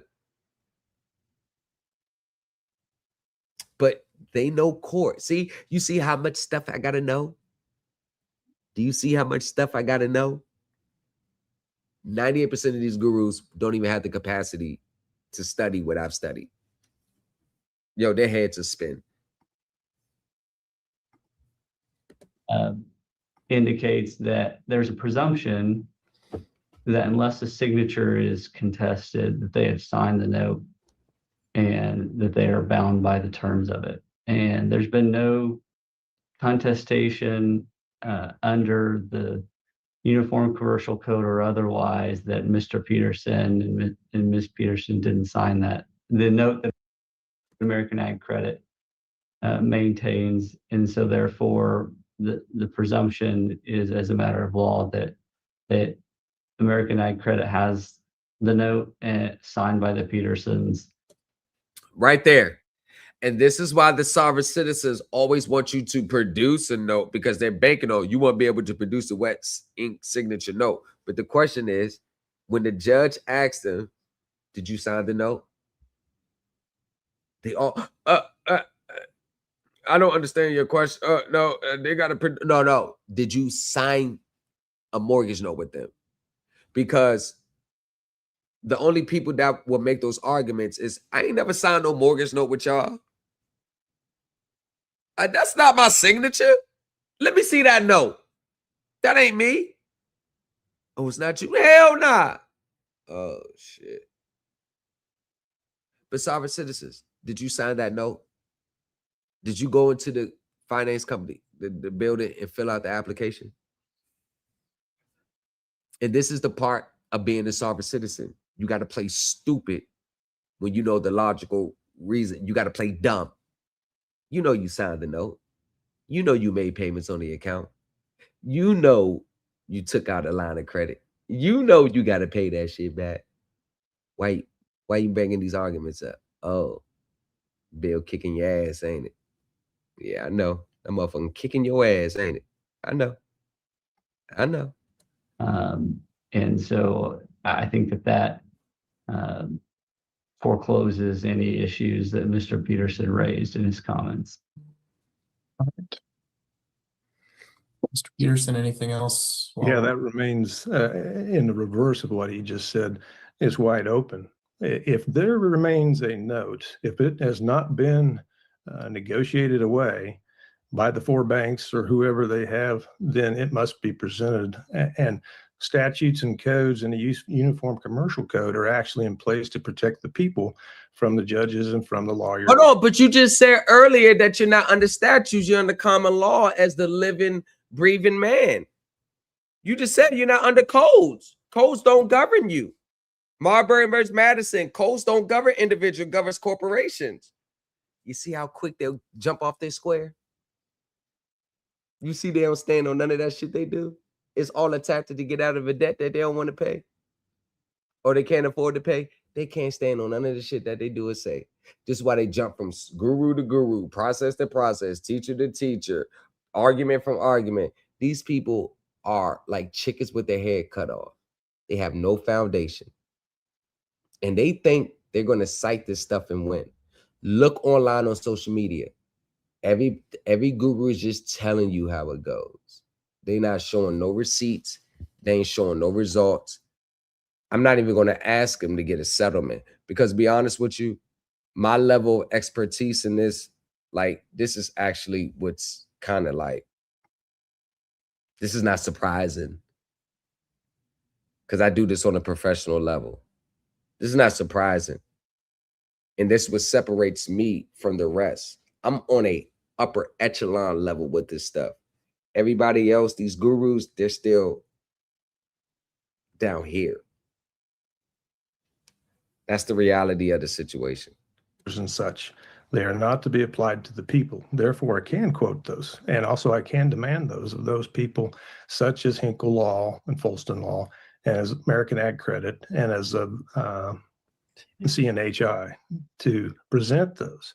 If they have already negotiated away those notes, then they've already been paid twice, once by me, because the notes were my credit from the start. Wrong. That's another sovereign citizen theory. And the second time through negotiation. If they cannot prove that they have the original note, then they have no honor and no ability to keep asking for additional payments, Your Honor. How did they get paid twice? Explain. See, sovereign citizens, they just say what happens. Explain. As soon as you ask a sovereign citizen this is how you know you're dealing with a sovereign citizen. Because most sovereign citizens, they got other sovereign citizens that listen to them. So the ones that's listening was like, oh, yeah, you're right. But as soon as they come across someone that has a little bit higher level expertise, and you ask them to explain that, break it down, they catch it. Oh, you're not listening. You're not. Oh, you do. Oh, no. You just start filibustering. It's the same script like with forensic law last night. The lady, I pull her coattail, and all she cared, you're not listening. It's not about the mortgage. I said, hold on, man. We're in a mortgage setting. So break it down. We're in a mortgage setting.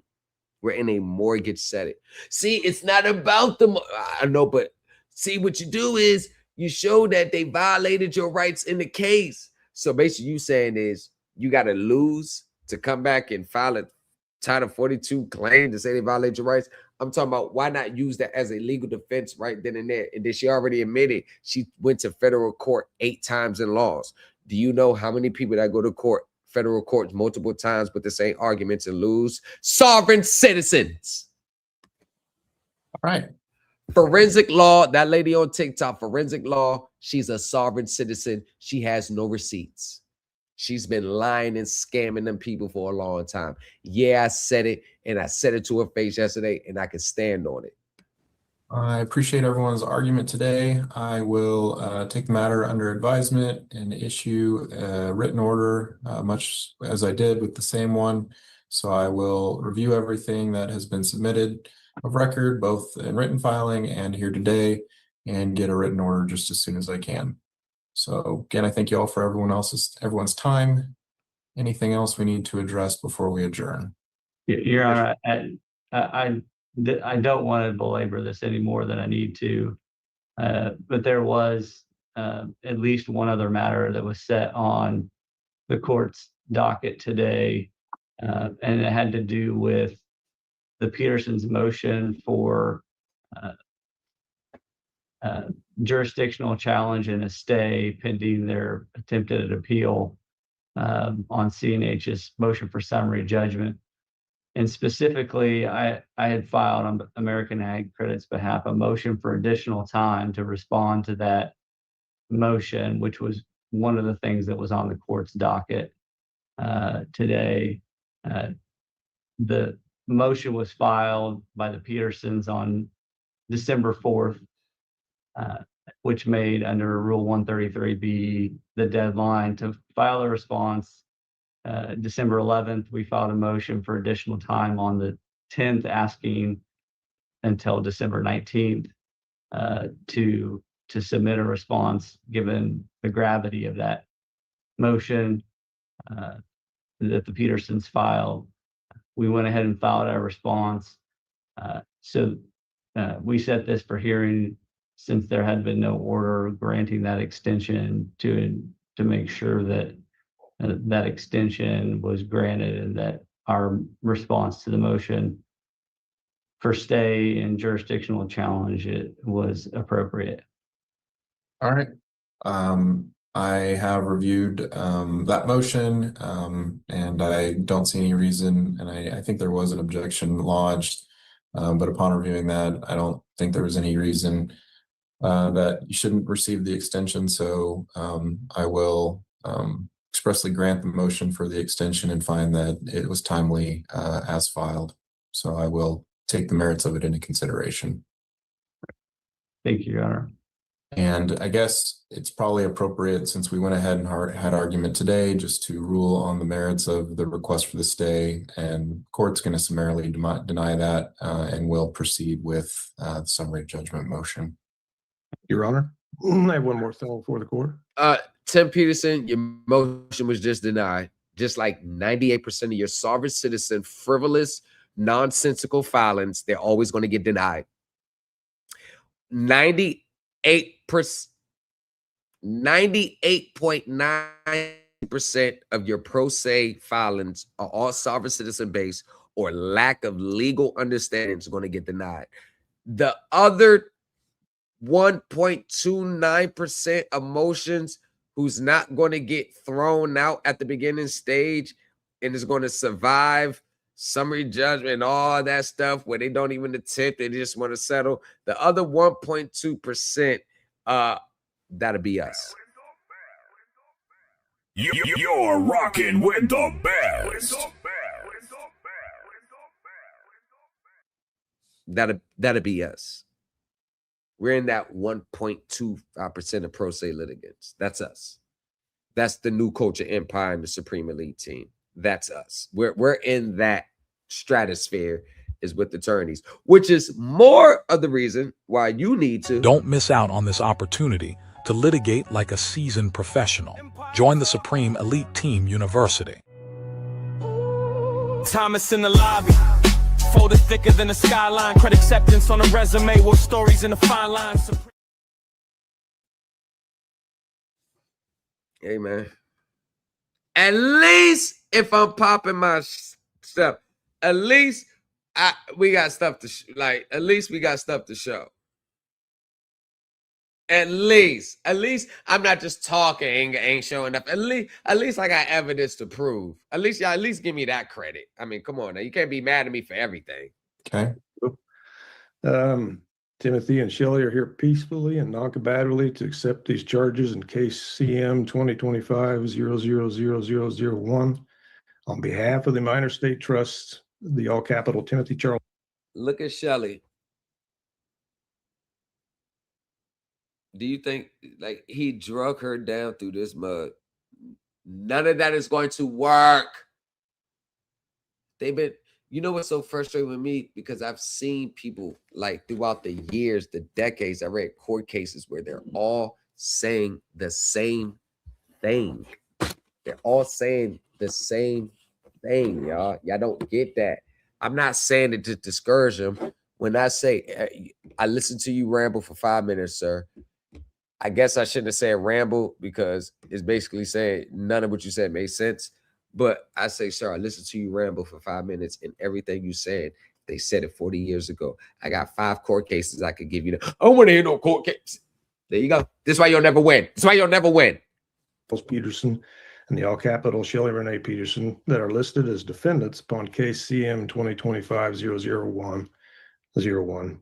Yeah, notice why I've never been on Pocket Watching with JT.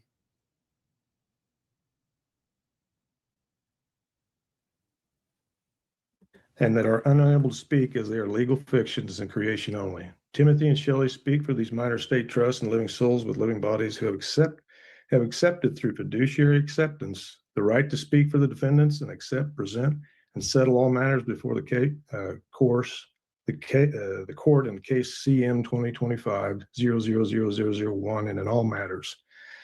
As Hinkle Law and Associates apparently lacking understanding the law, Timothy asks that you are addressed. This is what I mean when I say rambling. It's just I haven't heard logic pull up in they just ramble. The debtor, a secured party, and secured party creditor, and not as the third party intervener in this matter, the property. We are asking for, we accept all of the bonds that need to be brought before us for the damages that have occurred to us, and we ask for them to be certified, and we asked for them to be claimed by me and held, and then we will turn it over to the court to settle, discharge, or dismiss all charges, and before the matters before the court in honor, Your Honor.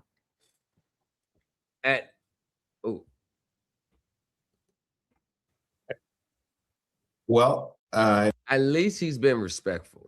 I don't know that any of that changes the procedural posture or any of the arguments for the court's consideration. Procedural posture. Mr. Timothy, do you know what that means? Nope.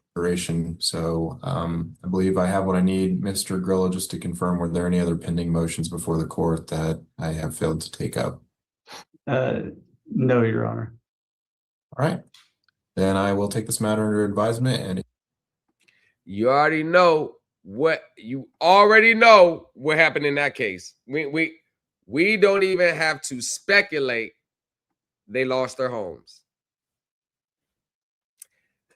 Listen, y'all. You ain't gotta listen to me, but when they come start taking your shits, I don't want to hear y'all crying on. Oh, they don't wanna do. Damn, I wanna hear that shit.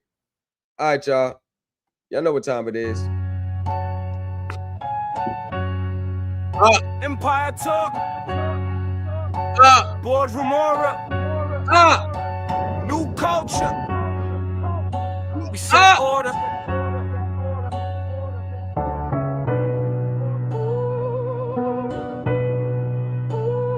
Thomas in the lobby. Folded thicker than a skyline. Credit acceptance on a resume. Wolf stories in the fine line. Supreme elate. Circle around the table. Every seated throne. Consumer finance in his bloodstream. Built it from a student loan. He can read a balance sheet like a Judge Raton. See the trap in every clause before the ink is dried on. They sell dreams on installments. He just ordered the spell. Break a predatory scheme down to decimal hell. Securitization flow. Turn a contract to a bond chain. He can trace the money trail backwards in a rainstorm. Same lane. Receipts in a briefcase. Dates, times, bank names. You bring vibes to the courtroom. He bring numbers in case names. Supreme elite. We don't speak. We file.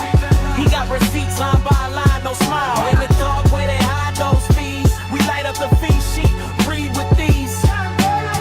Supreme elite. We don't speak. We file. He got receipts line by line. No smile. In the dark where they hide those fees. We light up the fee sheet. Breathe with these.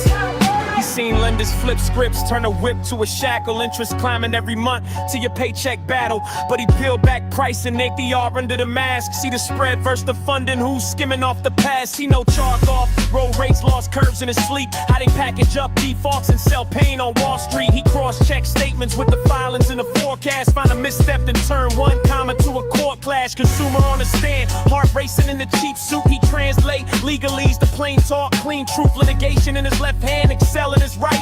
Tell the judge what the bank did, cell by cell, line by line. Supreme elite, we don't speak, we file.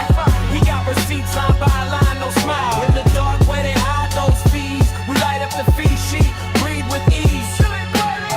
Supreme elite, we don't speak, we file.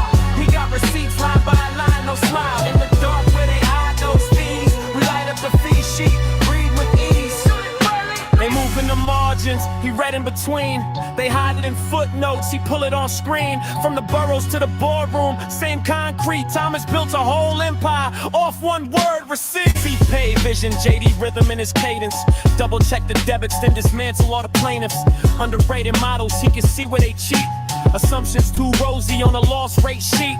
Dockets on the desk, he aligned them like a chessboard. Case law, cash flows, every step, next chord. Supreme elite follow, blueprints not gossip, they talk bag. He talk tax, keep profit, new culture empire. This is financial defense, teaching credit as a weapon, not a lifelong sentence. From credit acceptance battles to the hallways of appeal. Thomas turned every closed door to a signed, sealed deal. Supreme elite, we don't speak, we file. He got receipts line by line, no smile. In the dark where they hide those fees, we light up the fee sheet, breathe with ease. Supreme elite, we don't speak, we file. He got receipts line by line, no smile. In the dark where they hide those fees, we light up the fee sheet, breathe with ease.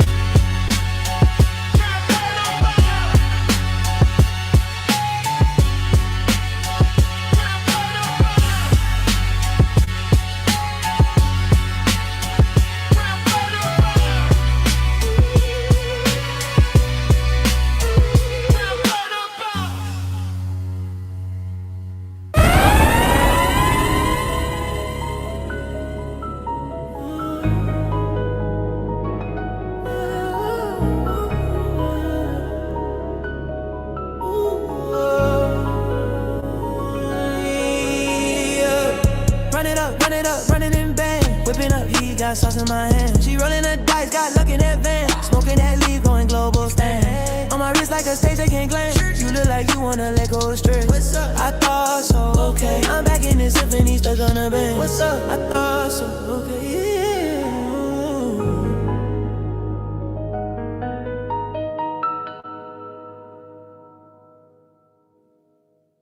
Running it bang. Whipping up heat, got sauce in my hand. She rolling the dice, got luck in that van. Smoking that leaf, going global band.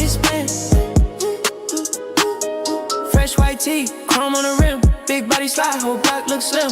Wrist on chill, but the boy too hot. Turn my last L to a key to the spot. Plug on the phone, say let's slide. Came from the back, now we front row live. Couch full of cash, can't sit, can't fold. Used to pray for a play, now it's overload. Run it up, run it bang, bang. Whipping up heat, got sauce in my hand. She rolling the dice, got luck in advance. She spinning that lead, going global. Ooh, ooh, expand, blue, blue, blue, blue, blue. Shorty too thick, attitude too. Say she want a boss, not a boy in the crew. Stamp my name on the side of her glass. Say she feel safe when I'm hitting the gas. Mama in the crib, fridge stay packed. All them long nights, put food in the stack. Talk about stay down, I really did that. From the floor to the floor type check. Had nothing but hope in the half tank. Now it's 10 toes down, all gas. No thanks, if they cross that line, it's a bad move. We don't double back, we just improve. Run it up, run it up, run it mid-range. Whipping up heat, got sauce in my hands. She rolling the dice, got looking at advance. Smoking that leaf, going global. Expand,